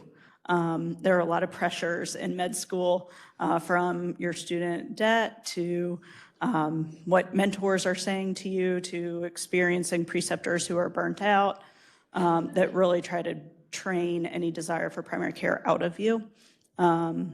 So I don't know that med school alone is going to significantly impact the workforce landscape. I think what we do know is if you do med school plus residency in North Carolina, that actually doubles your chance of staying in North Carolina. So initiatives like what you referred to, where you think about pairing med school with a guaranteed residency placement in North Carolina, those might actually move the needle, because if we keep them for residency, then we're so much more likely to keep them long-term. I just want to make a plug for advocacy, because I think that advocacy on a federal and a state level is really, really beneficial. Teaching health centers are huge in terms of training and retaining providers for rural sites. We've run into challenges with even like HPSA scores and just like little bureaucratic things that make it challenging even to hire folks in our most rural areas because of their particular scholarship that they had. Like they don't qualify for these super rural areas, which is interesting. So I think trying to kind of look to that and see what are these little hiccups, how can we make things easier for people to get through and to get there into the places that need them and that they want to be, to make those matches. Because if you find those early and they love it, then they're probably going to be likely to stay. So I think advocacy is a huge piece. And I'm going to comment over here too again. And I think it is this braiding together of state, federal. I had some wonderful philanthropic conversations today to really kind of bolster the training opportunities. There are not enough GME positions within our state and rural. There's 165 positions. That's not even who can match in each year, but total that are training within our state and rural. And there is so that there's 10 rural programs. And based on our data, thanks to Mark Holmes and all of his economics expertise, we know that there's a lot more capacity within rural hospitals and rural primary care clinics to grow family medicine, internal medicine, pediatric surgery, psychiatry programs, and MAHEC has really demonstrated the power of that. If you look along our map of all the family med physicians within our state, green represents kind of adequate supply. And if you look at that left side of our map, and I can share this kind of following, it's filled with green because for years, through teaching health center efforts, through state funding, they've been growing training programs, and it's working. So I would say growing more GME programs, and there's actually an open funding opportunity now through the UNC Systems Office for growing rural residencies. There are startup grants, sustainability grants, expansion grants. So if you've started that program and you want to just expand by a few positions, but you're past the cap building period, and there's innovation grants that could be used for amazing fellowships like Dr. Gilmore's and other interprofessional opportunities. So I encourage you to check that out. I'm happy to share it with Maggie and team as a follow-up. So.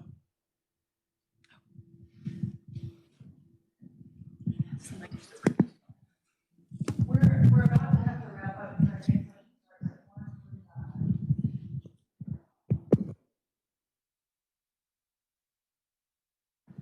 Did you want to add something?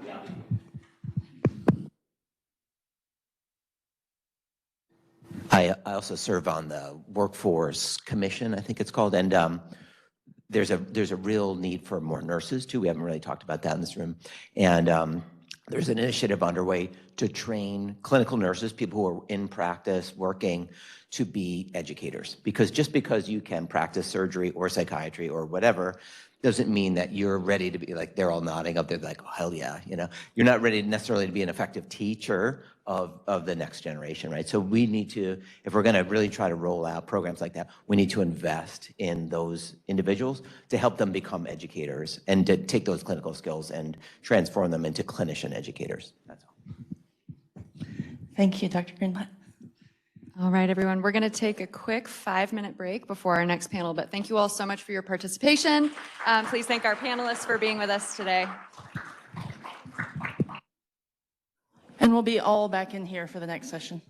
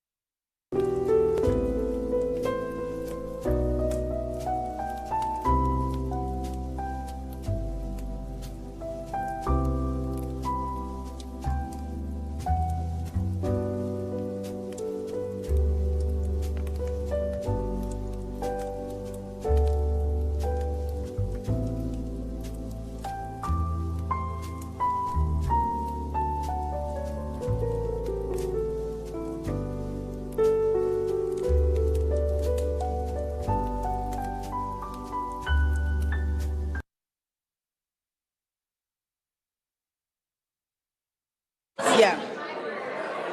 Hello. Hello. We're so glad that everyone's enjoying themselves this afternoon. Lots of fun, fellowship, great connections.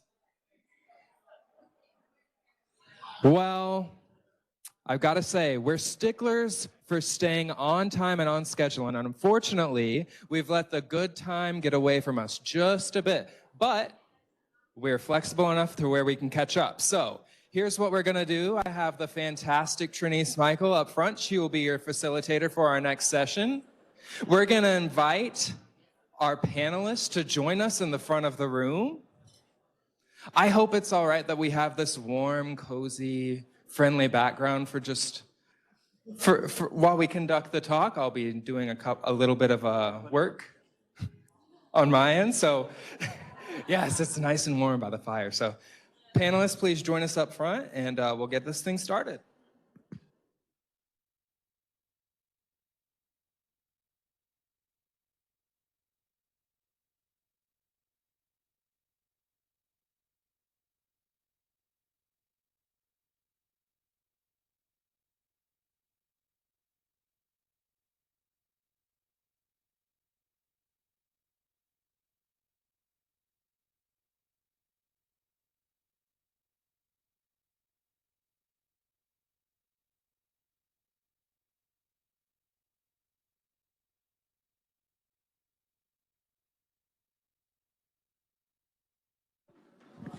Okay, good afternoon, everyone.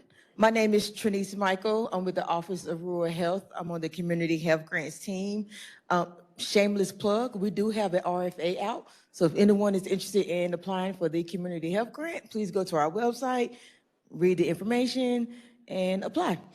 But the purpose today is to talk about the Hurricane Recovery and Emergency Preparedness Panel. So I have 5 wonderful people here. I'm going to give you the opportunity to introduce yourselves, and then we're going to jump right into our questions. So we're going to start here. Hi, good afternoon. Jen Runkle, I'm an environmental epidemiologist. I am at NC State.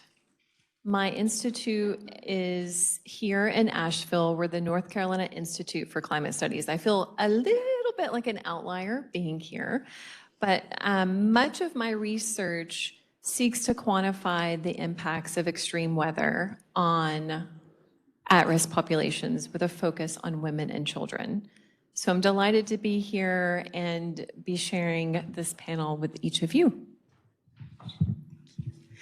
Hello, my name is Miriam Martinez. I'm the Executive Director of Vecinos. Vecinos is a free clinic, and we serve west of Asheville. We traditionally have had a small outpatient clinic and 2 mobile clinics and served primarily agricultural workers. We've been around for about 25 years, and over the past 5 or 7 years, we've been really working to expand and recently launched our community health hub in Franklin, which increases our capacity by about 4,000 people. So we're really excited for that to come more into our present. My name is Tim Evans. I'm the CEO of the Mountain Community Health Partnership, which is a federally qualified health center which serves Yancey and Mitchell counties. Hello, my name is Paula Swepson. I'm the Executive Director of West Brand Incorporated. It's the first and only Black-led nonprofit in McDowell County, and we're 30 minutes to the east. Good afternoon, everyone. My name is Mark Stepp. I manage the Mountain Area Healthcare Preparedness Coalition, covering the 18 counties of Western North Carolina. It's also the trauma region, and I think it may line up with the MAHAC region fairly well also. I'm also Division Emergency Management with the Mission System, and happy to be here with you guys today. Okay, thank you. So, Mr. Mark, I'm going to start with you since you have the microphone. From your regional coordination perspective, what aspects of the response to Hurricane Helene went particularly well, and what opportunities do you think were most important? Wow. I brought notes just to stay on track because we could talk for days, weeks, months, the things that happened during Helene. One thing that I want to jump forward to is post-storm. And if you guys have trouble understanding me and need a translator, I am Southern Appalachian. I'm native, Henderson County, born and raised, so this is my home area. And this is the first time in the history that we've had to respond to such a catastrophic disaster within our own neighborhood. We're used to supporting our partners down east and other states, but this was the first time it truly hit home. After Helene and with the Department of Government Efficiency, essentially our program was doged. We've received no federal grant funding as of yet for the current grant year. There is hope for grant funding sometime between now and June 30 next year. And we all know that hope is not a disaster plan. So the lead trauma centers that the coalitions are attached to are solely providing the funding for the coalitions to keep supporting the regions. Just wanted to throw that out. Didn't know if you guys were aware, but thought that was pretty important to the story, that the trauma centers and the regions believe in the mission of our programs and are continuing to support us 100% since July 1st. But one thing that went very well during the response was the interagency collaboration at all levels: local, regional, state, volunteer, faith-based, community-led. I met partners, met groups that I had never met with before, never worked with before, but that collaboration was absolutely nothing short of amazing. You know, hopefully that was a once-in-a-lifetime event for all of us, and we'll never have to go through that again. But again, I can't stress enough how well all the agencies work together, the private and the nonprofits and the profits and everyone else together. Another big section that worked pretty well, another big topic, was the healthcare system preparedness and response. And we do a lot of work in that arena with the resiliency and the knowledge from program to program and everyone working together pretty well. I think we did a really good job with what we had to face. There were a lot of challenges, I'm not denying that. There were a lot of things we can do better if and when. But I do want to point out that the Regional Trauma Center never stopped operations at any point during Helene or after Helene. And that prevented or decreased a ripple effect throughout the region. So the hospitals, the outlying facilities were still able to transfer patients into the Regional Trauma Center. The Regional Trauma Center still doing surgeries and things along those lines. And one other thing just to point out, and this isn't just Mark's opinion, I mean, this can be verified. If HCA had not brought the resources that they did to Western North Carolina at the time, we would have been closing hospitals and evacuating them. There's no question about that. We pulled our assets to mission initially, just as a stopgap until the feds arrived. Once the feds arrived, we were able to demobilize and go further west. I know way much more about Yancey County and Mitchell County now than I ever knew in my life. We had to go 2 hours, go into Tennessee, and come in the back way to be able to set up clinics, kind of like what you guys do on with rural health every day, but we were doing this in an austere environment. We were in a church parking lot. So we had to pivot and come up with a new mission. But that went absolutely fantastic all across the region. And my team of 3 in the coalition group, we supported 22 different sites, anything from a community care site to a hospice that needed stuff, but we were able to spread our resources pretty well. So that was probably the 2 biggest things that went well. All right, thank you. Ms. Paula, we're going to go with you next. In the wake of Hurricane Helene, what stood out to you about how your community in McDowell County came together to respond and recover? Well, what stood out is that we were already coming together pre-Helene.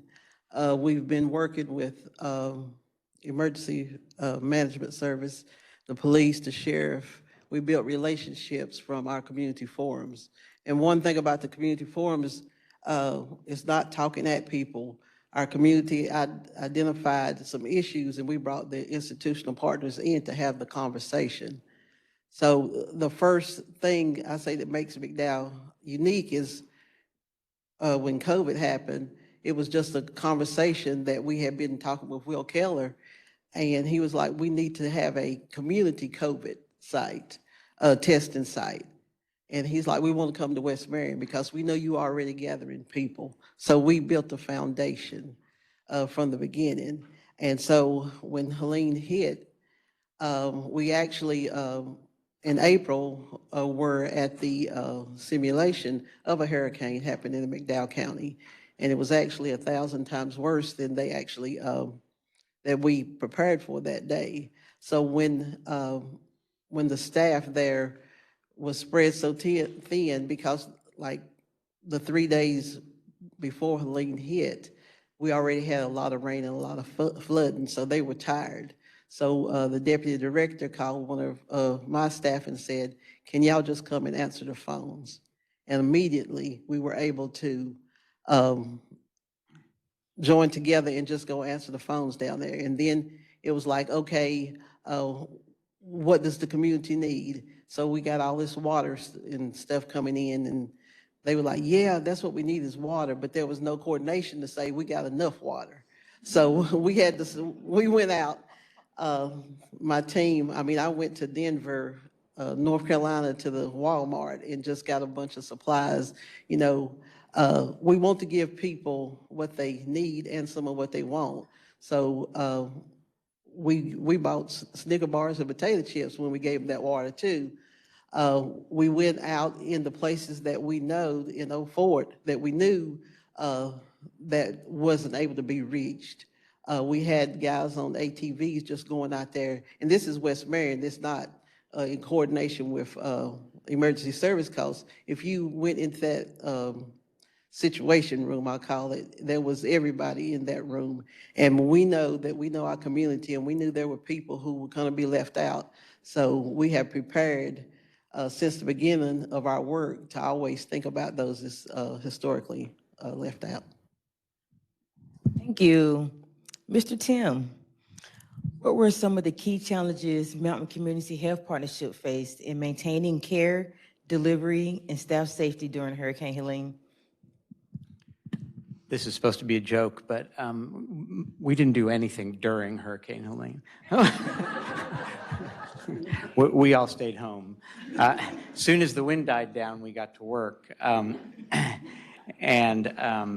the challenges were water, sewer, power, and internet, and people being able to get anywhere. So the challenge, I realize that everybody in the room has a story about where they were and what they were doing, and everybody's is different. Mine is that the bridge between me and the rest of the world was impassable. And so when all was said and done, the people who could gather, we had a clinic and a community center, the people who could gather there were the people who we could work with. And so we set up shop outside our clinic because we couldn't really bring people in yet because we didn't have the infrastructure inside to be able to have folks in the clinic or enough staff. And so we just started seeing people in the parking lot, in their cars, whatever we needed to do. I think, as Maggie said, we opened a couple hours the first day and just slowly ramped up as we could and as we could gather resources. But it was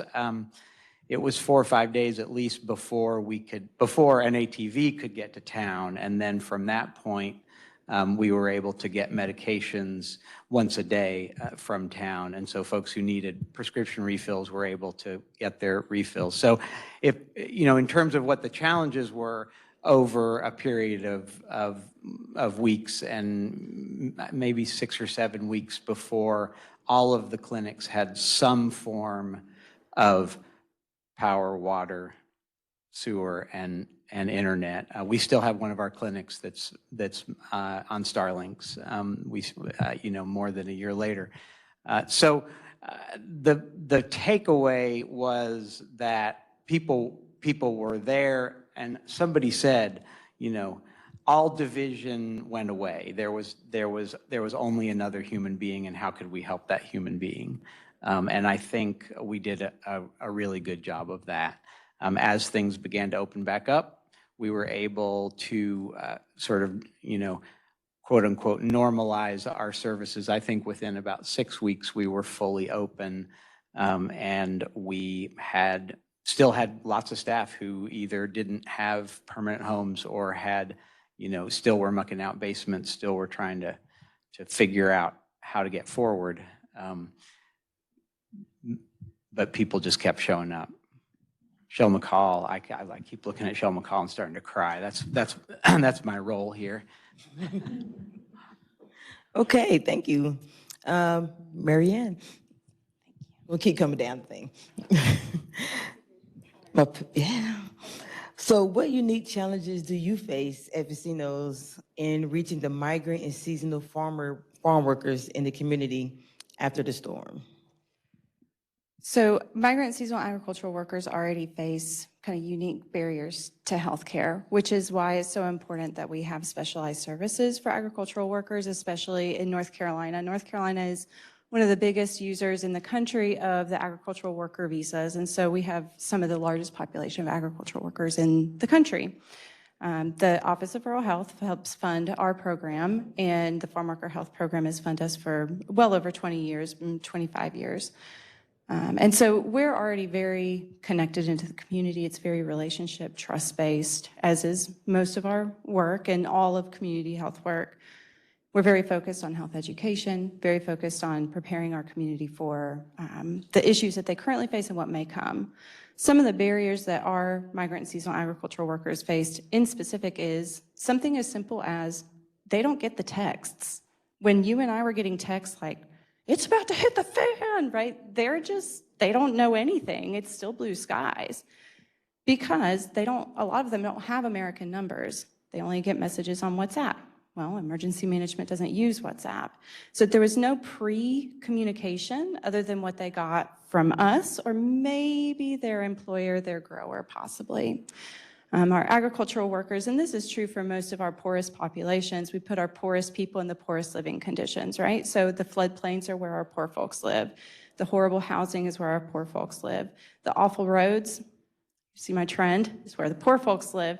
And so when you have agricultural workers who on average earn about $15,000 a year, but have families, extended families that they support, maybe up to 7 people on that $15,000 a year, you start to see kind of their living conditions, and they're in floodplains, and they have lower levels of communication. All of these things kind of start to build up to make the impact even heavier on folks like that. And so all of that was sort of, nobody knew what to prepare anyone else for. So we're sort of mitigating afterwards. This happened at the end of the agricultural season, and so a lot of folks lost the major income portion of their entire year, and they lost their work implements. It flooded, and people lost not only their homes, but their livelihoods because it took away their landscaping tools, their farm work tools. Their fields were ruined, just covered in mud, some of it toxic mud that then the farm workers were cleaning up by hand. And so there's a lot of lost income, a lot of lost potential for income for the rest of the season through to the next year. They already have lower levels of independence. A lot of folks don't have transportation themselves. They depend on their growers and their employers to even provide transportation to the fields where they're going to work. And then, of course, language is also a big barrier for a lot of our folks. Don't speak English, and actually some of our folks don't even speak Spanish. They speak an indigenous language. And when we do mobile clinics at those camps, it's fun because there's like 4 people in this tiny little mobile clinic area that we're doing double translations for. So it's an interesting experience already. I think that was your only question right now. Okay, I prepared for both of them though. In that case, I'll come right back. All right, Dr. Jennifer, how does Hurricane Helene fit into the broader picture of climate-related health risks facing rural North Carolina? Ooh, I love that she's prepared. I'm not prepared. Yeah, so Helene is kind of what the data show that we should expect more of, more intense, more frequent storms. It's getting hotter, it's getting wetter, and these storms are able to be more destructive. So I think from my perspective, we hear in the early phases, physical trauma, physical injury, what have you, but one piece that I've been really focused on is this evolving mental health context of these disasters. I mean, the backdrop is that we are in a mental health crisis. COVID happened. many things happened between COVID and where we find ourselves now. But taking data collected from the Community Health Needs Assessment here in our region, these health assessments are conducted in, 1 in 18 counties. Mental health is one of the leading priorities for counties. So at baseline, mental health was a concern. What happens is as we move throughout the phases from that acute period of like, let's make sure our neighbors can cross bridges, get trees out of their yards, get kids back in school, where sort of all the resources on the ground, media attention, there's a lot of help. As those resources wane, media attention dries up, and residents are left still looking at down power lines, missing, structures, like their sense of home and place is degrading. You start to see kind of this rise of generalized anxiety, hypervigilance, overwhelm. And as we progress more into this later 6 to 9 months after a storm, disillusionment sets in and you start to see a higher increase of depression, and then PTSD 1 to 2 years or many years after. I'm worthless on this stage. I just look at data and try to put trends and numbers, and we've got first responders. But when you mention Helene, I have to take several deep breaths just thinking about we are still in the midst of recovery. And so I think that focus for clinicians in particular in rural clinics, training them in trauma-informed care and delivery, how to recognize when a patient is in trauma or being traumatized by questions, like learning how to address and treat that. Of course, we have a number of mental health barriers and gaps, but we have resources here locally, like Resources for Resilience is this fantastic nonprofit that provides some resources that we could all be leveraging and taking part of. So I think we're in it for the long haul. We're going to see an ebb and flow, and I think, and I'm still waiting for the data. My data is like anywhere from a year lagged on. We've done some early pre-post analysis following Helene and have seen kind of an increased spike in that 3 months after the event in anxiety, but I anticipate we'll see much more escalation of mental health as the data come in. I think I'll pause there. Very good. That was fine. Okay, so this question is actually going to be for everyone. What does rural resilience mean for your community? And how can we carry the lessons we learned from Helene to build stronger, more prepared communities across the state? It is for everyone, though. Wait a minute, okay. Rural resilience, to me, is a funny term. It seems like the new buzzword for what we've been doing all along. The word interconnected, right? The word interconnectedness was used earlier today, and I think I'd take it even a step further and say interdependence, and just recognize that, we do healthcare, and that's what we do. We don't do housing. We don't do legal. We don't do a lot of other things, but there's other folks out there that do, and they do them very well. So why would we go out and do that? We need to work together and bring all of these things together. It's kind of the concept behind Vecinos' Community Health Hub that we launched and have been in for just 6 months now, where we co-locate medical, dental, and social health services for a holistic approach to healthcare and social determinants of health. So the lesson I think that we have learned is that you identify where you thrive and where you don't. You can stretch and you can divide the responsibilities with your trusted partners, share leadership, and you have to, because there's no one owner, because we have to co-create the answers, especially right now with the data that was just shared. Our communities have always had to be independent from outside communities. We've always had to use what we have. Makes me think of my parents who grew up with Depression-era parents, God, they just keep everything. I'm like, Mom, why do we have this? It's like junk in the yard. My dad's got this huge shop that it's just like full. We have the same tool like 15 times. Why? And my mom's like, well, you never know what you're going to use, you know? I really think that's why we as mountain folk love our flea markets and our junkyards. Okay, I just love them so much. But on an interpersonal level, we really depend and lean on one another. During Helene, we went to my home county, Rutherford County, because there was some damage to our home and all kinds of things. So we had to leave. When we came back, all of our neighbors in Asheville, they were like, oh my God, you would not believe this. We talked to our neighbors. And I was like, oh, okay. Whereas, you know, back home on the farm in Rutherford County, it's just like, oh, well, the power's out. Well, we're just going to go to Mom's and everybody gets a chainsaw and just start hauling the branches, you know? So that's the difference in the culture between rural and urban is you just do what you're meant to do because we've just always done it that way. And it's not something that blows us away. So let's see, there were, I think, a couple other things I wanted to mention here real quick. I'm looking at my notes. I'm not as good to speak off the cuff. So I wanted to talk about our interpersonal level, and I wanted to talk about our organizational levels because this is also very important. The interpersonal levels inform how we operate as organizations and nonprofits.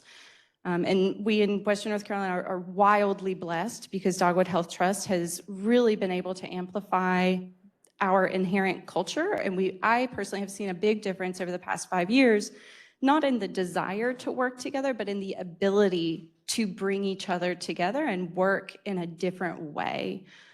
So having the funds, of course, from Dogwood Health Trust, but that coordination from a higher viewpoint that sees what are we doing over in Marion, what are we doing over in Franklin, and how can those two things kind of come together and strategize. So that has made our impact just so much more comprehensive. So in short, it's very relationship-based, and rural resiliency is just our culture. That's how I see it.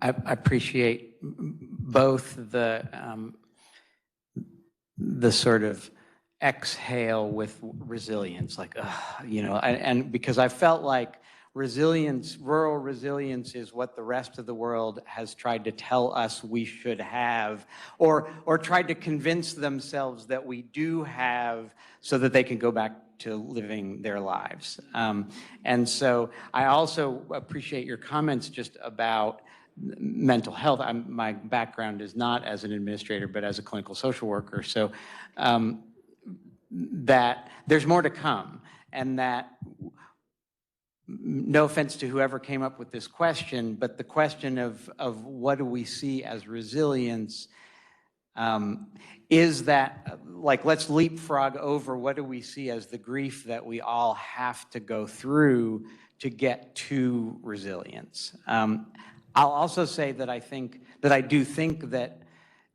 in what I observed, I have an 18-year-old son and a 13-year-old son, and the 18-year-old serves on the volunteer fire department, and the younger one spent his days on a bicycle, which was the only thing that could go from point A to point B, delivering medicines and taking notes and checking on neighbors and finding out. And so I would say that agency is, I think, is the biggest determinant of how we came out of this. And so, again, everybody got their chainsaws and their track hoes and their tractors and got to work. And I thought to myself many times, what would it be like to be living in an apartment in Asheville right now with no power, no water, no sewer, and no tools? No, you know, that would have, that my psychological outcomes would have likely been very different in that scenario.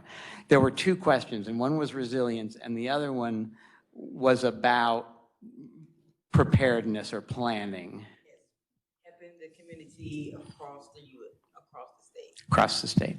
And I posed this question to my 18-year-old son because he really lived at the fire department for the first couple weeks. And for the first 4 or 5 days, the people that we could communicate with were the people in our immediate community and the people at the fire department. So if we needed to get a message out beyond the first 2 miles, we went to the fire department and they could get a message out.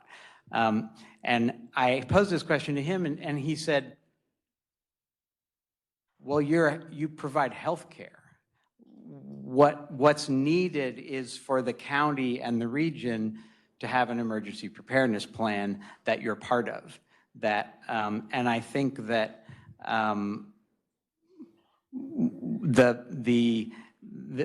the plans have been so focused on the coast where the hurricanes have hit, and so we are. And now, as you said, our federal government is not necessarily even funding our efforts to make these plans. I feel incredibly grateful to live in a community where everybody did come together and say, how are we going to do this? I don't know that we could have done it in a larger place, in a larger, or at least in any sort of, graceful is completely the wrong word, but we all just jumped in and worked together every way we could. I do hope that as we recover, we do create a plan where, I didn't even know what incident command was before Helene, right?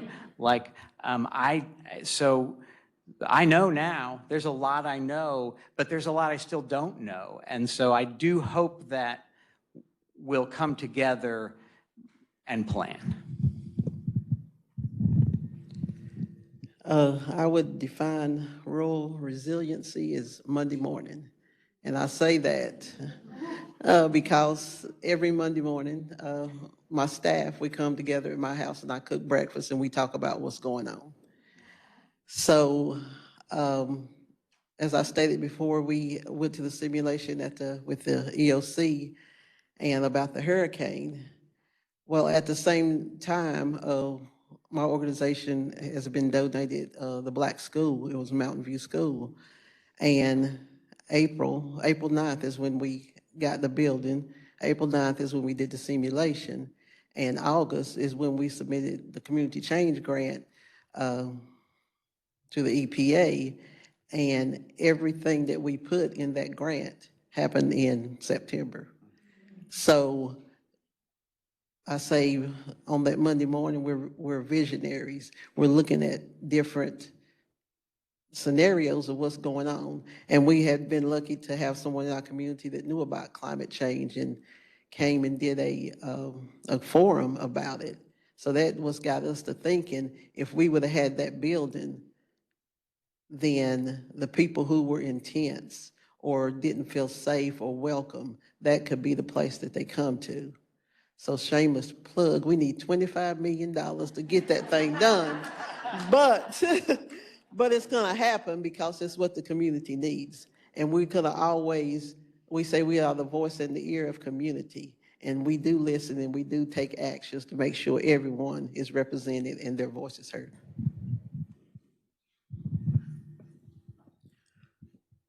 Wow, I'm not sure where to start. Resilience, you can call it culture. I call it a way of life. That's how we grew up in the mountains. We take care of ourselves. We take care of each other. I often make the joke that we need a marketing campaign that says the mountains is full, quit coming. And if you want to ride with me on I-26 home, you'll understand why I say that. Second part to that with resilience, there's an old Hank Williams Jr. country song, Country Boy Can Survive. It's just what we do. If we've got a snowstorm, we've got enough food in the pantry to get by for a week or two. We've probably got fuel for the generator. That's just our way of life. Again, culture is probably a better way to put it.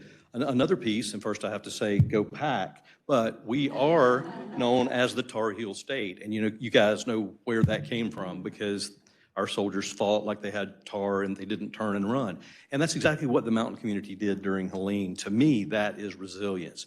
We faced something that we had never seen before that we didn't expect. We weren't expecting it to be that bad up until It happened. Even after it happened, there was still a big, huge sense of disbelief that that's what's really going on. And I just happened to notice the pictures of the panelists up there, and that was me 1 week before Helene. So, just had to throw that out there. But as part of resilience, we had a lot of things that failed during Helene. There was a lot of things, that worked really, really well.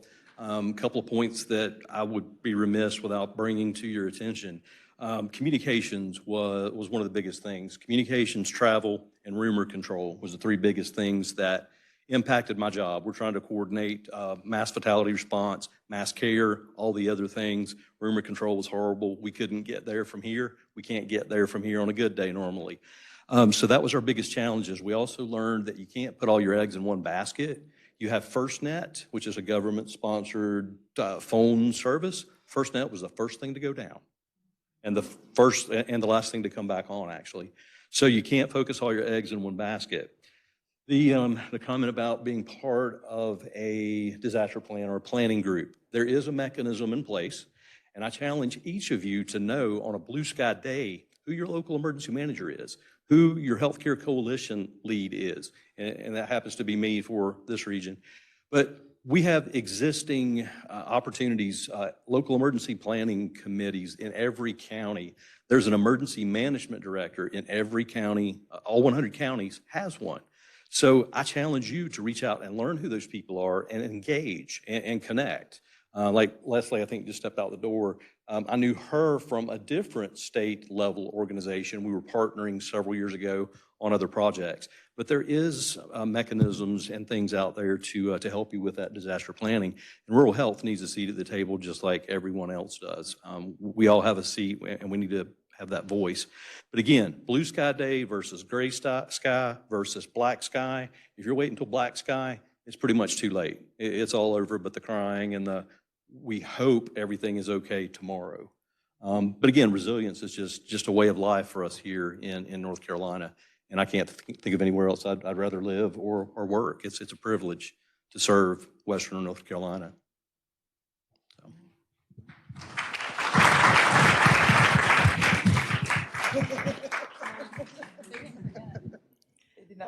It's a shame. Yeah, I feel like I'd have to write an academic paper about resilience at this point of all my unlearning, and I'm still waiting to see what that really looks like. I mean, stellar answers. I think resilience, in theory, is the ability to thrive in adverse circumstances and bounce forward, not return to baseline. I hope that rural resilience for this region doesn't mean we'll build back the same and we'll go back to how things were. I feel like we kind of already know from COVID things weren't working, and then Helene really broke stuff. And so I think resilience also is like there's the individual level piece, there's the community piece, there's like the state and federal, like how to build policy, release funding in quick, rapid ways. Resilience feels really, really complex to me, but like to hone in on the individual, knowing your neighbor was like thank God I know my neighbors. I did not know how to use a chainsaw and I still don't, but that's for good reason. I think at the individual level, when we think about these disasters, which it can be man-made or natural, right? We're going to keep facing them, and we're in the midst of a compounding disaster. It was Helene, and then our wildfire risk, and now our funding cuts. We have to think about these multiple disasters happening at once. We don't have we're not afforded this event, and then we'll think about this strategically. We'll plan for heat waves or, a wildfire, what have you. So I think thinking more complexly is what resilience is going to look like.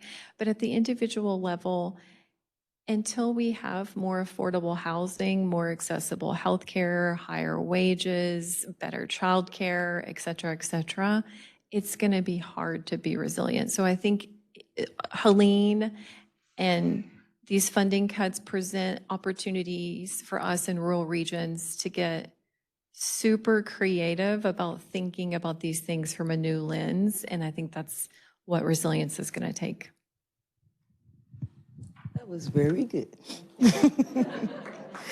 All right, well, thank you all. So I have about a minute and a half. Are there any questions from the audience? Yes. Oh. Oh, that was loud. Okay. So this has stuck with me because literally a week before the hurricane, I saw this study come up about, you're nodding, do you know, like 50, it takes, yep, yeah, mortality is up for 15 years after a huge disaster. And so I think to Tim's point, like we're still recovering. And so just a question of what are you all noticing and what's being worked on and where are there still gaps?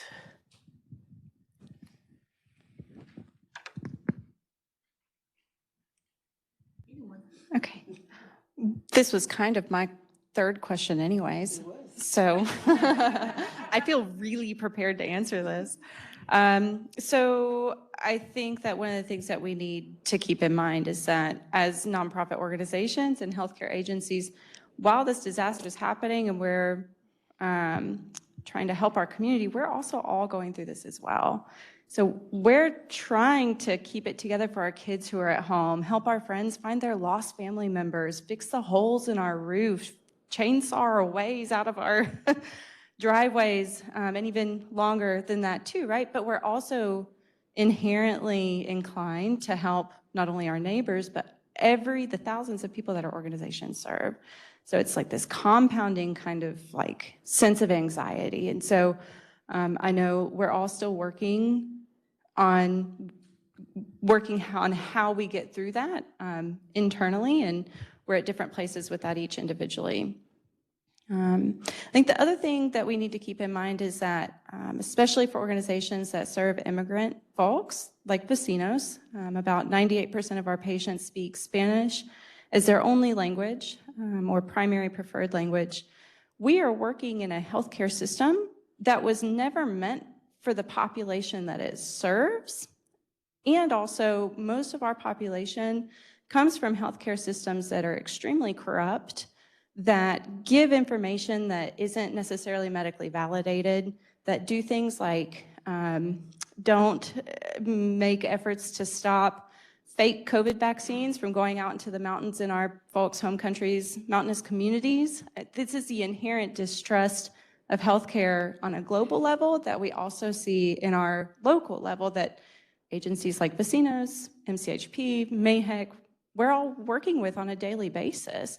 We're not necessarily all prepared to deal with that. And so as we think of our healthcare future and how we want to show up in our rural health spaces, we need to keep in mind that it cannot continue. What's that definition of insanity? Is doing the same thing over and over again and expecting a different result. That's what we are risking right now. And so as we do things like launch the Resiliency Hub in Marion and work through the Community Health Hub in Franklin, we have to think through what do we want our healthcare infrastructure to look like, and that's why it's so important to recognize that interdependence, recognize that interconnectivity.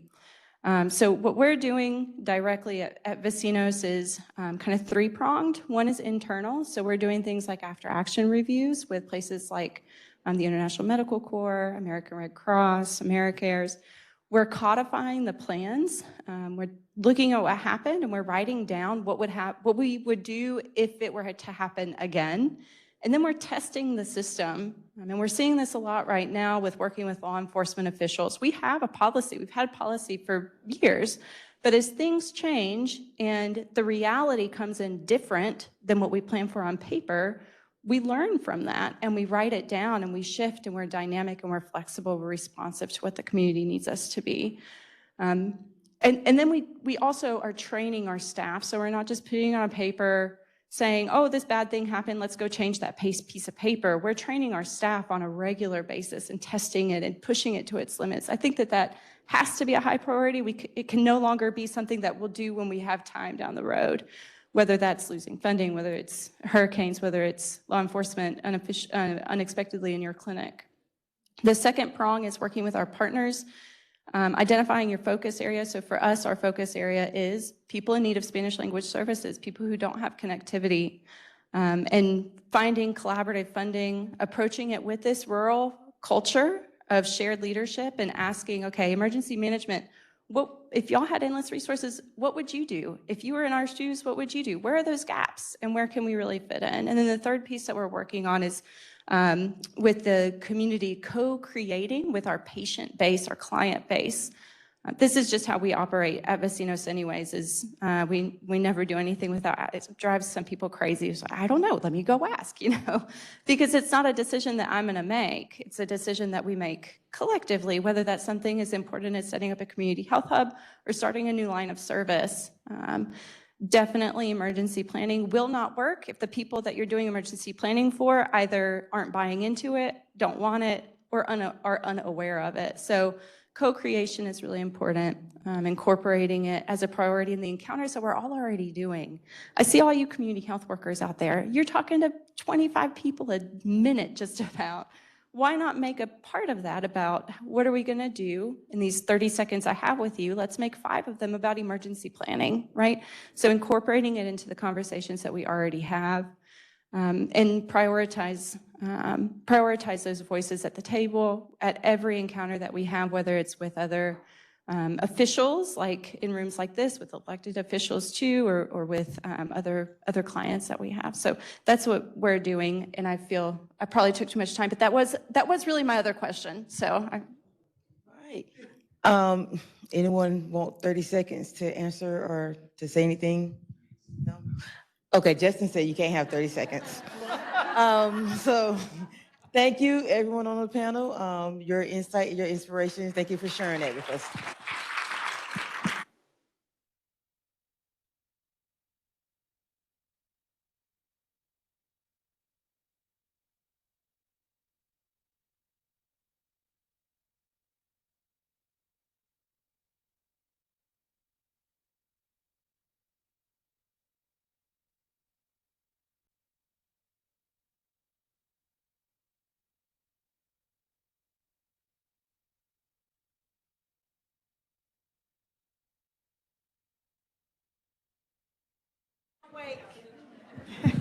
We're in the home stretch here. All right, so we are going to, one of the things I'll ask folks to do while we are stretching and thinking about this part of the presentation, we wanted to share with you kind of where we are as a department with the Rural Health Transformation Program. I'm going to ask everyone at the department who had a role in helping to research or write to please stand up. So if you're, everyone can sit down except DHHS employees. DHHS? So thank you all. One of the reasons I wanted the DHHS staff to stand up is if you have questions about what the department is doing in this space, those are the folks who you can talk to. But certainly, I'm Deborah Farrington. You have Maggie, Stephanie, Allison, all available. And Rachel, I saw, is still here. Dr. Greenblatt is here. So feel free to ask folks questions. I'm going to go very quickly through this presentation. Our intent was to give you all a sense of what the process we went through in developing North Carolina's application. You all know that this opportunity for the $50 billion came as a part of H.R. 1. And there was a point made earlier, maybe by Mark or someone else, that we are excited about this opportunity for North Carolina to be able to leverage some of these federal dollars.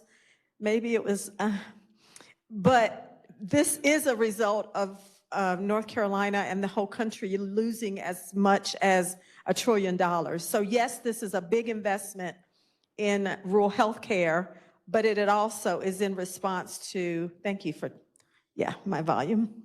Yep.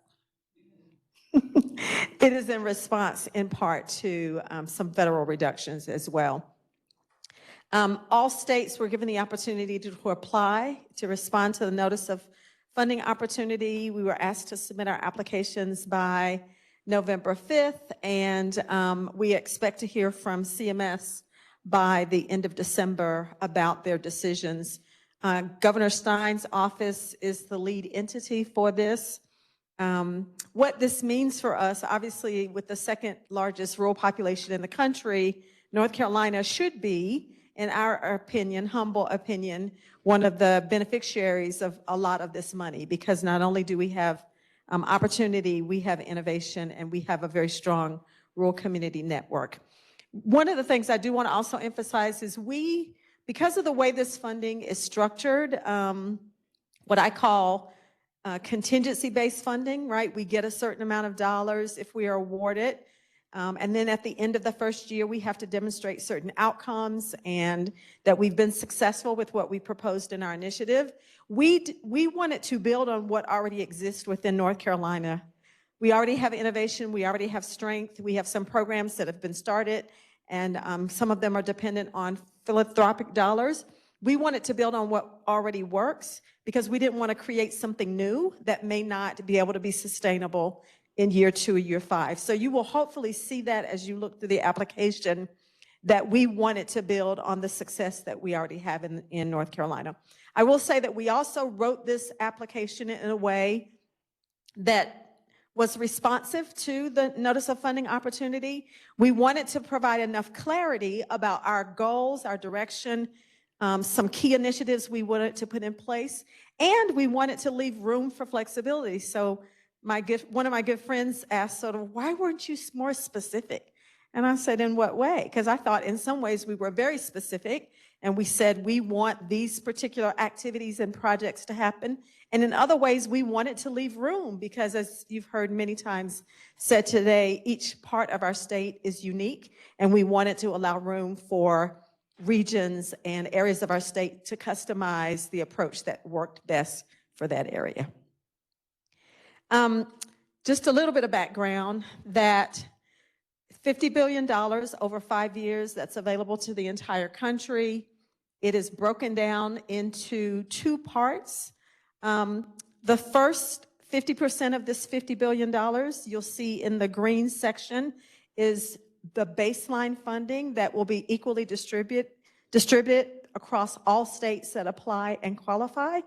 I think all 50 states did apply, and so that would equate to $100 million for North Carolina if our application is deemed to meet the qualifications, which in some regards sounds like a lot of money, and in other regards is just pennies in the bucket, given one, the amount of loss that we are experiencing, and two, given the amount of need that we have.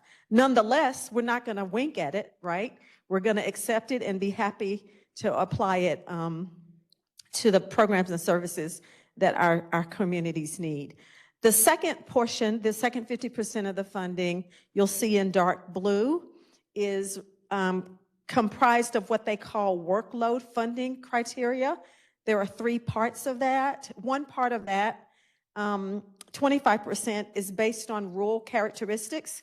And so those are things like, you know, your percentage of your population that's in the rural area, in some cases, your rural land area, your geography. There are other factors that are part of that, rural and population factors. Also, the number of facilities, rural facilities as an example, in your area, the amount of uncompensated care in your state. So there are a number of factors that make up that 25%. The other portion of those workload funding factors are proposed initiatives, and that is what the state intends to include in its application. What are the initiatives that we have designed to be a part of our rural health transformation program? That part, I believe, made up about 16% of that dark blue section. And then the final portion of that, the 8%, is policy commitments. And so the Notice of Funding Opportunity asked us, they wanted us to implement certain policy initiatives, a waiver for SNAP as an example, or certain scope of practice changes, certificate of need modifications. There were a number of things that the federal government wanted us to do, and we would receive a certain number of points in the scoring based on our response to that policy question. And so that's really how the CMS would decide whether your application was deemed to meet the criteria based on those factors. And in some cases, we think we did really well on some of those things, and in other places, North Carolina in certain policy areas wasn't willing to sort of go as far as I think the federal government wanted. I also wanted to just talk a little bit about this because hopefully it will help you as you read our application, our project narrative. You'll get a good sense of why did North Carolina include certain things in the application and chose to omit other things. This is just a glance at sort of what we look like, or our application looks like, by the numbers. We estimate that there are about 3 million rural residents in our state, and that the program that we're proposing to implement would target 85 counties. Now, it was mentioned earlier, I think, by Patrick, that there are lots of ways to look at how counties are designated as rural. We chose to look at the most expansive view of how a county could be deemed as a rural county. And for the purposes of this application, we identified any county that had a census tract, a rural census tract. I think that's how I would define it. We looked at the Federal Office of Rural Health Policy, what counties they designated as rural. We looked at counties that had at least one census tract. And in some cases, that allowed us to bring in some additional counties beyond what you might traditionally think of as a rural county. We wanted to be most inclusive and get as many counties identified as a part of this plan as possible. We got a lot of feedback. You'll see in the middle section there that more than 420 individuals provided responses to us on the public tool that we made available and gave us feedback on our approach.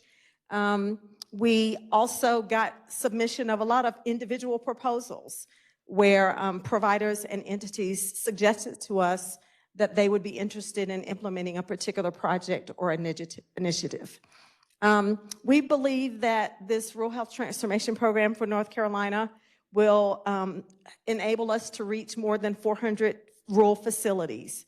And we have an opportunity. CMS asked us to submit a proposal to get as much as $200 million per year in North Carolina, and that's certainly what we did.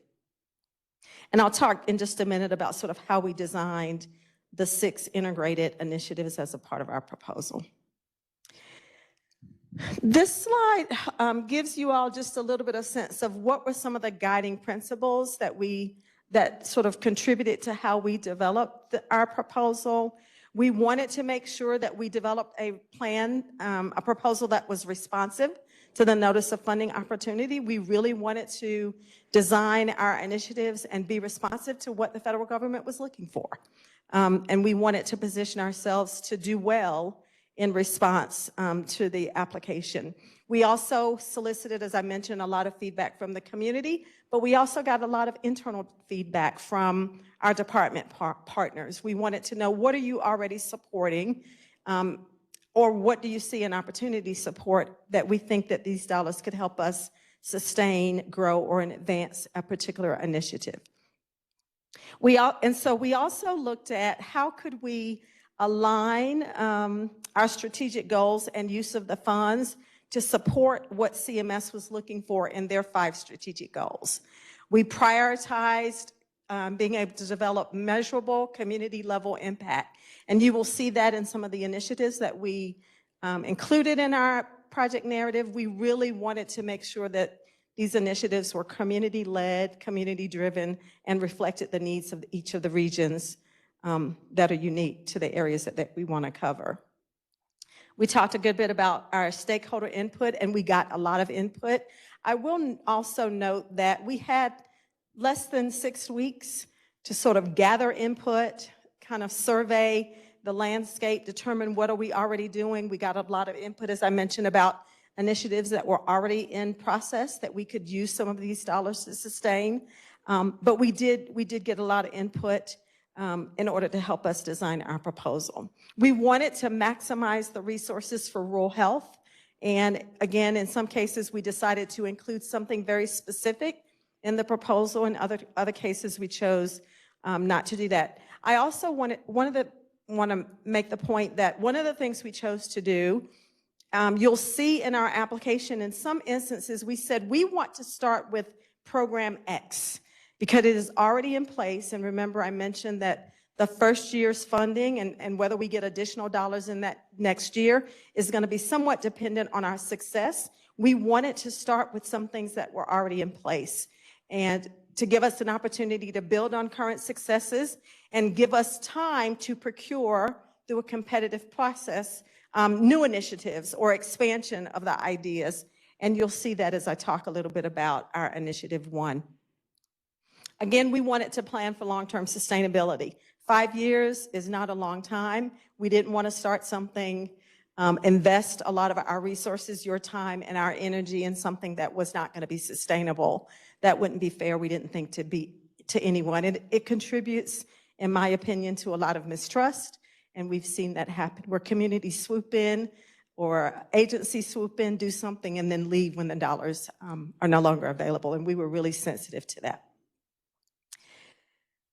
This talks a little bit about how we got input in our application process, and hopefully you will see that some of the quotes that are listed here are reflected in the design that we put forward. People were really interested in making sure that we had services available that are mobile, services that are addressing the needs of people for needing to get access to telepsychiatry. Expanded primary care is an example. Needing to build up our workforce and address the gaps there. There were a number of challenges that we were trying to address, and I think that I'm quite proud of the proposal that we put forward. I think that we did a good job of sort of identifying the challenges and talking about how each component of our application will address the challenges and needs that have been identified for our state. So this slide captures the main components of our rural health transformation application. There are these 6 interrelated initiatives that are designed to work together to achieve the goals that we've outlined for our vision for rural health transformation. Our vision is that we want to advance innovative solutions that foster independence, improve health, and promote well-being for rural North Carolinians. That's the vision that sort of guides all of the work and is overarching for the 6 initiatives. We also tried to tie, you'll see across the top in the dark gray, we wanted to tie our goals and our initiatives to the required elements for the Notice of Funding Opportunity. Improving access and addressing health outcomes and partnerships was a part of it, and you'll see initiatives 1 through 3 were targeted towards those elements of the federal No4. Building workforce and addressing workforce gaps is our Initiative 4, which addresses the federal Notice of Funding Opportunity. Our Initiative 5 is focused on ensuring fiscal sustainability of rural providers, which you've talked about a lot today. We want to make sure that there are innovative financing models and that we are putting a lot of emphasis on rural providers, including rural independent practices. Initiative 6 focuses on technology. There was a lot of emphasis in this application on innovation, use of AI, use of data tools, and other technologies to improve access to care. And that was one of the things that we put some emphasis on.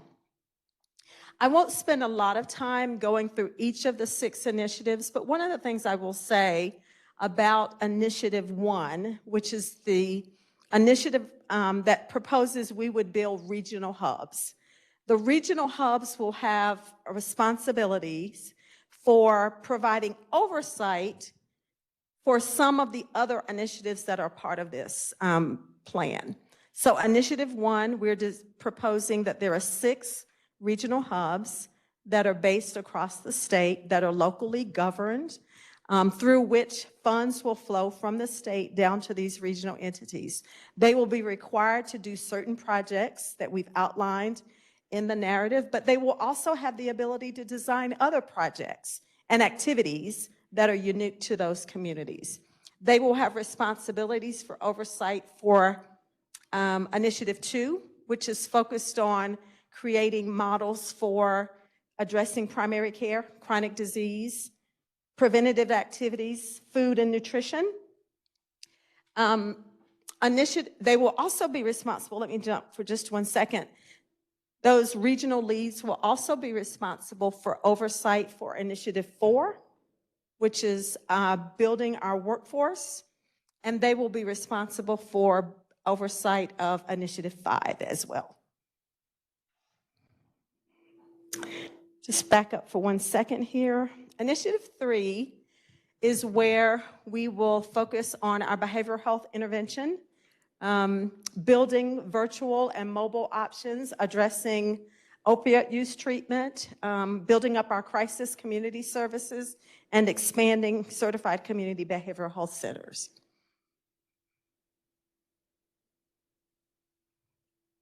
I mentioned Initiative 4, which you've talked a lot about this afternoon. That initiative is focused on expanding rural residencies, building, as someone referenced earlier, building up our allied professional network, right? Certainly we want to focus on sustainability for primary care and those other nurses and those other traditional healthcare workers, but we also want to focus on community health workers and EMT professionals and pharmacists and other people who help to support our health delivery system. Initiative 5 is where we would focus again on building up our options for testing and helping to expand value-based payment options. One of the ways that we have long-term success with using these federal dollars is if we can create ways for provider communities and rural hospitals to improve their bottom line and create opportunities for increasing their revenues. And value-based payments is one way to do that. There's a lot of emphasis on that. However, what we've heard is that you can't really adopt a value-based payment system in a Medicaid payer system alone. Am I preaching to the choir? Right? You have to have a multi-payer system. You have to agree on the data. You have to know what the quality metrics are. And you have to have a payment and financing structure that really works. And our idea with this initiative is that we would involve providers and these regional entities with health plans and a multitude of payers to really design a value-based payment system that will work and that will enable providers to really retain more of the revenue that they're generating and not be so reliant upon increasing costs and diminishing revenue. That's our goal. But we know that it's going to take time. I will say that with all of these initiatives will not be deployed day one, right? Some things we will do day one where we have early wins, early opportunities for success. It's going to take us longer, and value-based payments is one of those things that's going to take some time because we have to have the collaboration, the partnerships, we need all of the players at the table, and we need to put in the right payment and the policy decisions in place to be able to get some of the long-term benefits. And then finally, Initiative 6, I mentioned earlier, is focused on how we can use data, build up data exchange, increase provider access to HIE, give providers a lot more of the technology tools. AI Scribe was mentioned today. We want to be able to invest some of these federal dollars in giving providers some of the technology tools they can use to help, again, improve the bottom line with the goal of more revenue to help increase sustainability over time. So what happens next? We submitted our application 2 days early. We are overachievers, and we did a great job. And again, I think we're quite proud of what we've submitted. Between now and the end of December, we will continue to engage with our communities. We are starting to build up some internal teams within the department to focus. We did this, as you all, I'm not whining and complaining, but you know how you have to do more work with the same staff resources. We developed this application with the staff resources that we have. We did propose to add some additional staff to the department to help provide some of the oversight and the development. And so that's what we will be working on in the coming weeks. We need to set up sort of the governance structure and an implementation plan that will sort of guide our work, because as soon as we get a decision at the end of December, we will be expected to move forward with the plan implementation. I will say that as soon as we are given a decision about the award, that January going forward, there will be many opportunities to engage with you as community partners. There will be opportunities for procurement. Not everything is already a foregone conclusion, or the partners that we will work with are not all yet decided. We will need to have lots of more conversations with some of you as partners and give additional opportunities for more players to come to the table. And we're excited about doing that. You can access our Rural Health Transformation application online. There's some other resources there, including a frequently asked questions document. And we're just excited about this opportunity. We hope we'll get lots of money that will help us make some improvements in our rural communities.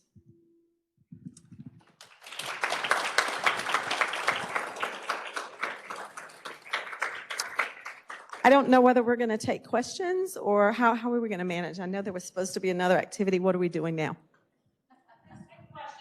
Okay. Someone got a mic?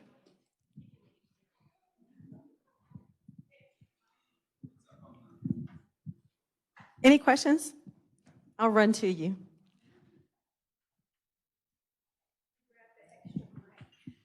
There's an extra one. Okay.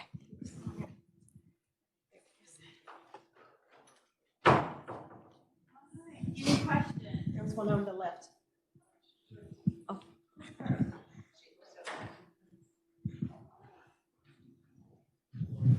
Thank you so much. So I guess my question is, CMS is moving very quickly on this, which I think is a great thing. But I know that it's such a huge lift. You guys have done so much work already so far. And I understand that there's going to be, kind of phased in, phased in pieces to this. But when do you guys plan to kind of operationalize, some of the initial policies and funding distribution and things like that? Is that July 1st or is, okay. It's going to have to be early next year in 2026. I'll give an example.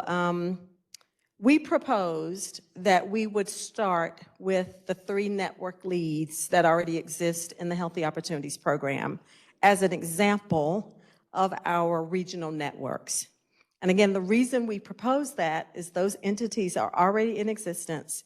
They are already providing a network lead role as it relates to sort of social supports and addressing those social drivers of health.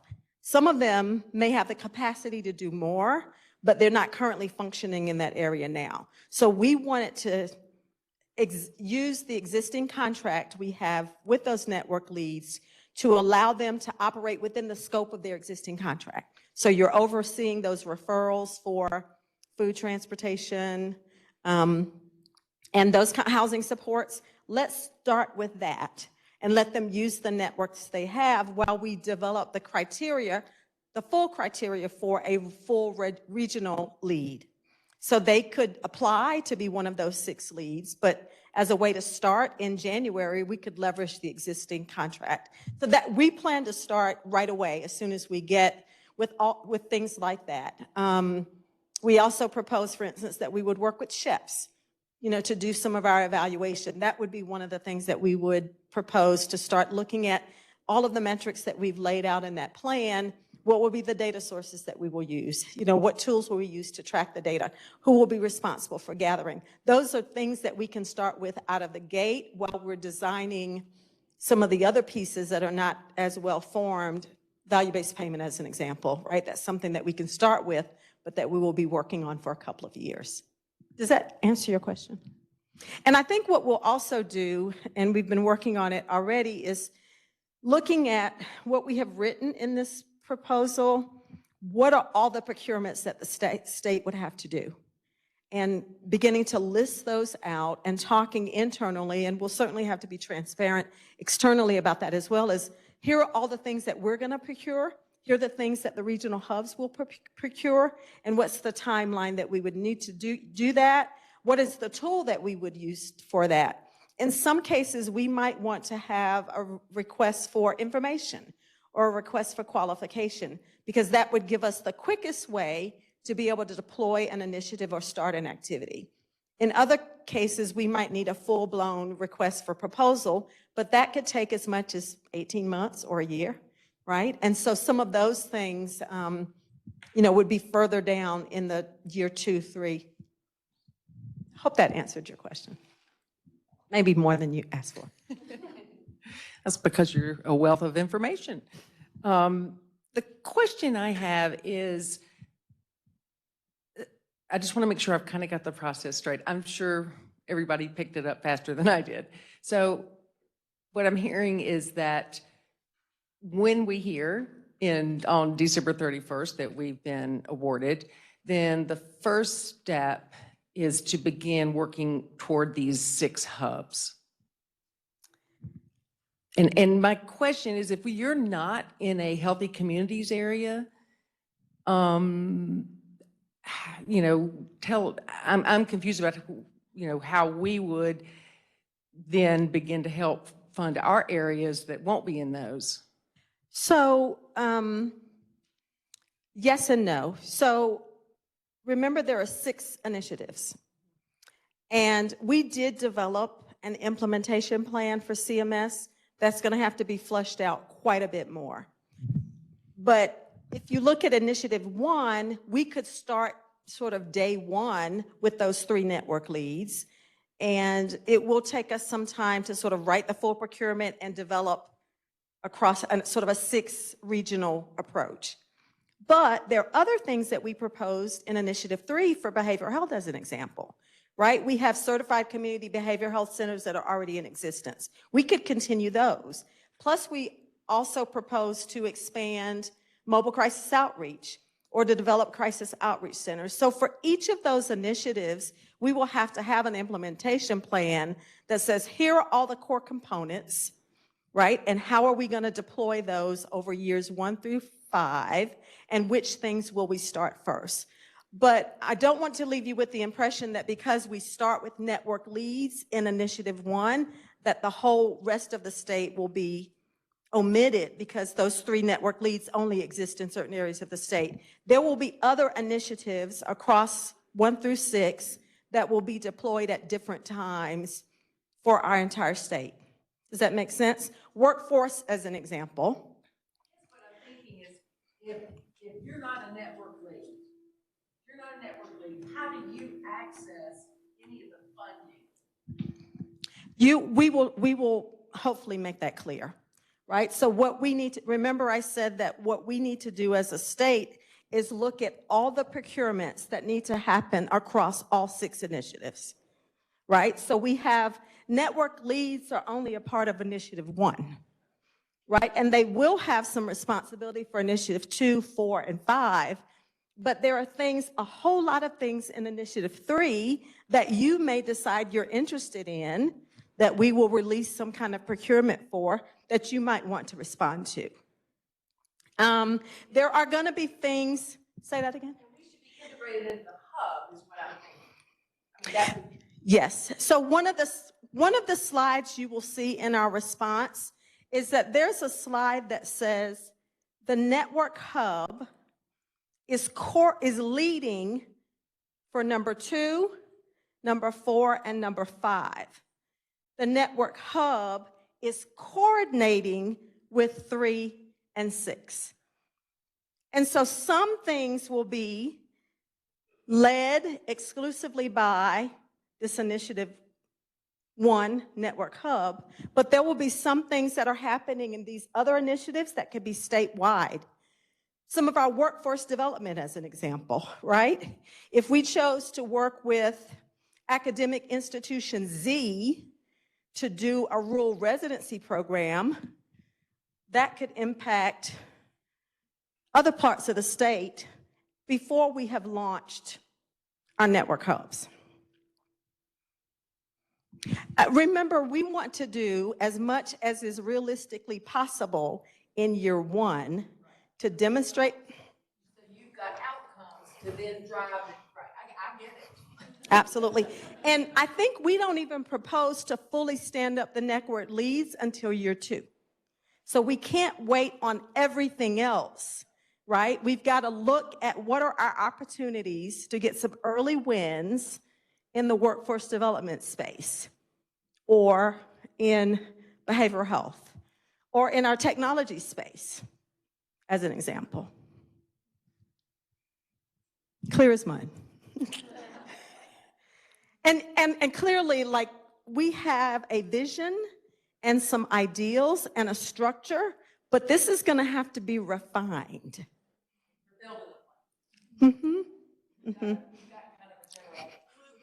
Absolutely.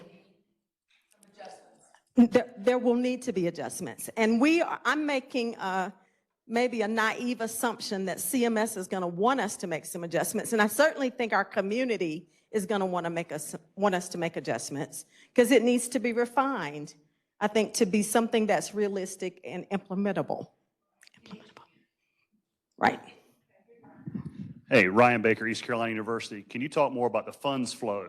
Clarity on funds flow, who's going to own these dollars coming down from the feds, and who's going to be dispersing that money? So ultimately, governor's office is the lead. DHHS has been designated as the agency responsible for sort of management. We anticipate that for Initiative One, those funds would flow down to the network leads and then out to entities that they subcontract with. But again, there's some things that are statewide that happens in this area and in this area, maybe in that area too. And by this area, I mean in behavioral health, in workforce, and in VBP. And so in some cases, money flows there. In some cases, it flows from us. Great. Hey, Deborah. Follow-up question was, there was a contact number on the previous slide, but I heard a rumor, don't contact that person. So where would we be contacting somebody with follow-up questions? Oh, yes, don't contact Claria. I will update the slides and get it out to you all. How about that? One more question. I know somebody's ready. I'll say, otherwise we can be done. All right. Thank you all for your patience. I know that we're kind of...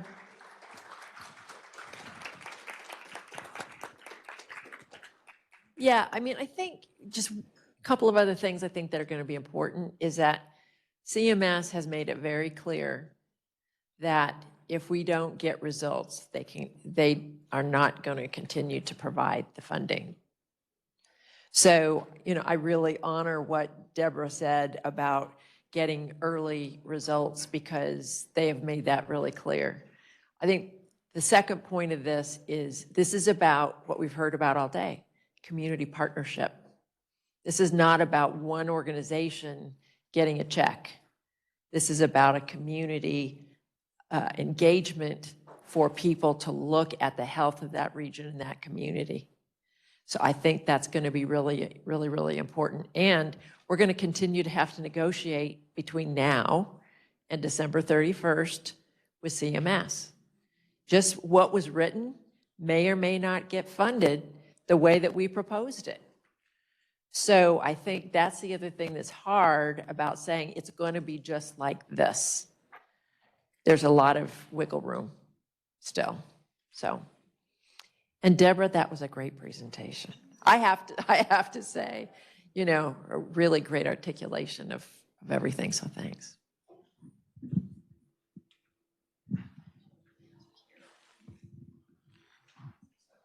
say anything? No.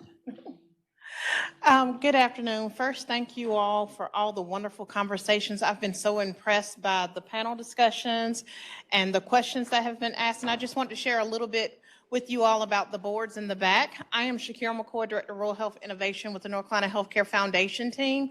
I saw lots of animated conversations happening as individuals were looking at the boards in the back. And those actually are coming from our August regional sessions, in which we did across our Medicare Flexibility Grant Program, where we went out to each one of the regions in the state based on the Medicaid region. So if you didn't know your Medicaid regions, as Leslie mentioned earlier, you can see it on the board by the way in which it's broken up. But many of the conversations that were happening in that region resonate with some of the conversations today, where we're talking about the impact of policy on rural health, talking about workforce-related issues and what it means to the rural safety net, also talking about how we can better partner and work together. And so I do hope you've had a chance to reflect a little bit about where you all see yourselves and some of the conversations that were happening on that board. And so I know at this part of the day, everyone's kind of thinking about when it's time to get up and go, but I did want to kind of create a space just for you to either share some of your reactions from the board, or even some of your reactions as you've listened to some of the discussions today, for how you see yourself and your community showing up as part of these conversations. Thinking about, what are the strengths that are resonating in rural communities right now? What are some of the challenges that we know that we'll be facing, that we have the opportunity to make some good trouble and change things up a little bit? And then also thinking about what's missing, what are the gaps? And oftentimes keeping in mind that gaps don't have to be a deficit. We can think about gaps as an asset and where there are opportunities, because we know that change is going to happen. And so I just wanted to take just a few moments before I just kind of give my Shakira summary thoughts at the end, to allow an opportunity if anyone wanted to share any comments or questions about why those boards are in the back, or if you were able to see your communities in those boards and those conversations. So I'll open it up real quick here if anyone wants to share any comments. Sure. I'm just curious about how these state level offices communicate with the local communities, like on a regular basis. Like I see like a lot's going on, but I'm born and raised in my region and rather involved in my community, and I don't see directly how that is currently happening on a regular basis. So just to make sure that when I'm out and about doing my things and communicating in my community, that that information is getting back and vice versa. So one example that I would like to call out, and someone actually called this out in a comment earlier, and I was like, yes, I remember hearing about this in Leadership North Carolina. And so as you think about how things happen from Raleigh, the further you move away from the capital, the harder and how people get information. We had the example of the closer you get to Tennessee line, you may not even be getting some of North Carolina programming. You may be getting Tennessee programming. So what does that look like? And really that question becomes, for our community, how do we make sure we get what we need? And the answer is get plugged in. If you don't feel like you're getting the information, you need to be getting on some listservs. If you're not on the list, if you're on the listserv and you still like you're missing, we need to kind of figure out how we can show up in some of these community meeting spaces or on the town hall sessions where you can hear the information. But main thing is get connected with those key lead agencies to ensure you're on their listservs so that you know when the discussions are happening. And then think through, what does that filtering plan look like as it goes out to your communities? Because questions will arise for sure. So I hope that helps. Other questions?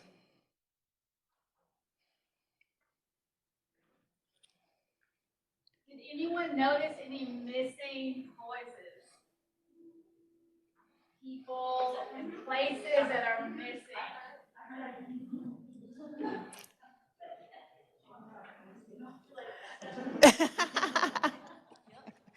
Okay. I've been waiting on this moment, y'all. So I was born and raised in Western North Carolina, rural.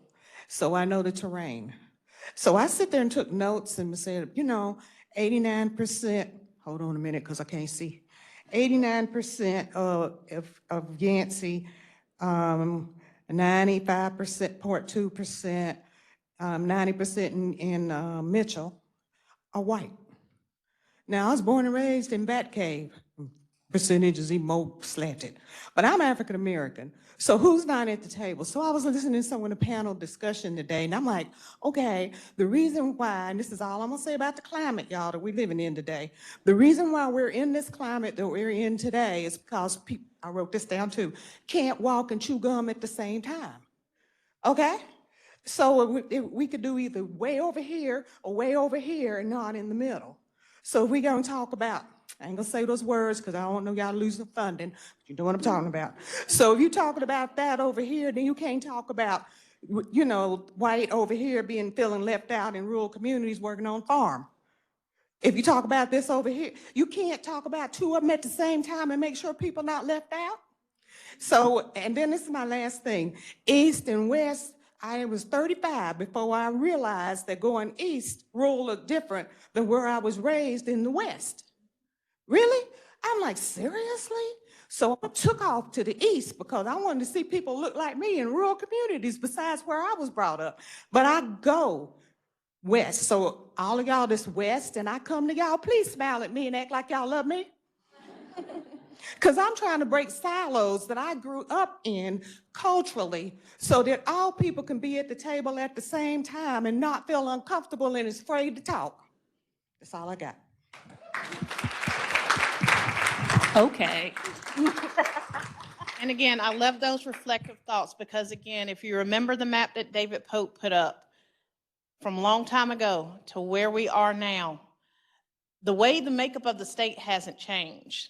It shows up in how we vote. It shows up in how we hear information. It shows up in how we're perceived. I don't think it's a problem with us talking about more than one thing at the same time. I think sometimes the challenge is how do we get on the same page when we're talking about the same things at the same time? And I think we can do this. We have all the bright minds at the table that we need to have there, and we don't all have to have our initiative go exactly right then, but think about how do we strategically move forward together. And I think I said this to someone yesterday. I can get up any mountain, and it doesn't matter if we're walking on different sides of the mountains, as long as I know we're going in the same direction and not on different ones. But I do see Stephanie back there with a question or comment. So.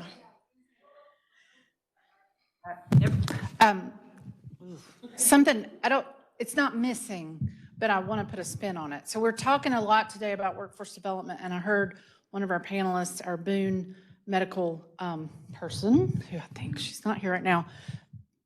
We need to celebrate rurality in our hallways of higher education. So being someone from a rural small place that went to a big place to train and go to pharmacy school, I did not feel that my rurality was something that was like, I should really be proud and loud about that. And I think that that is an opportunity for us in this state. I think some of our campuses do it a little better, but we don't do it as well in our health training in some of our health training campuses. So bringing the energy from this day, the positivity of this day, and helping find those young people on those campuses and say, no, it really is wonderful that you're here because you truly do represent our state, because they're often an N of one.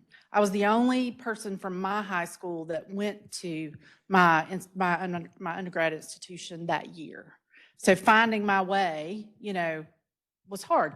And I talk to students every single day that still experience that. We pulled together some UNC undergrad rural kids and just chatted with them recently. That is alive and well in our halls of higher education. So let's work in that space too. You're speaking my love language. I tell people all the time, I'm from Rocky Mount. I was born in Rocky Mount. I went off to school. I still live in Rocky Mount. I don't have to leave Rocky Mount to make a difference in my community or my state. And so again, how many of you all remember at the beginning, Patrick Woody, he said, how many of you are a part of Rural Economic Development Institute graduates? How many of you are homegrown leaders? We have to grow our own and remind our own. You don't have to leave rural to have an impact on rural. You don't have to leave rural to have a good career. You can have a good career and make a difference right where you are. So again, all the bright minds at the table, all the programming is there. How do we, again, get everything strategically aligned? And so I guess as part of my wrap up, I did want to call out some other key quotes that I heard. I'm looking at you, Stephanie. I love the partner often, partner early, and partner routinely. And that's what it's going to take for us to get in alignment. And then also, since I heard there was questions about how do we do these things, we have some systems in place. I think Mark said that. And so we can leverage the fact that we do have some systems in place. Do they work perfectly all the time? No, but again, it's an opportunity. We have a foundation. We just have to figure out a way to rework them, understand our local practices and policies that make the system difficult. And then again, you're the leaders. You can make the changes, take the changes to where they need to be, to understand how the data needs to be collected, how does it help us show where we're making an impact on these strategies, and then keep moving forward, because these things are not going to change overnight. I love how Deborah called out the fact that we may not implement in one specific phase. It doesn't have to go 1, 2, 3, 4, 5, 6. It may pivot back and forth because that's what's going to be needed to address and make some of these changes. So thank you all again for your attention. This has been wonderful, and I will turn it over for you all to give your final reflective comments. Dr.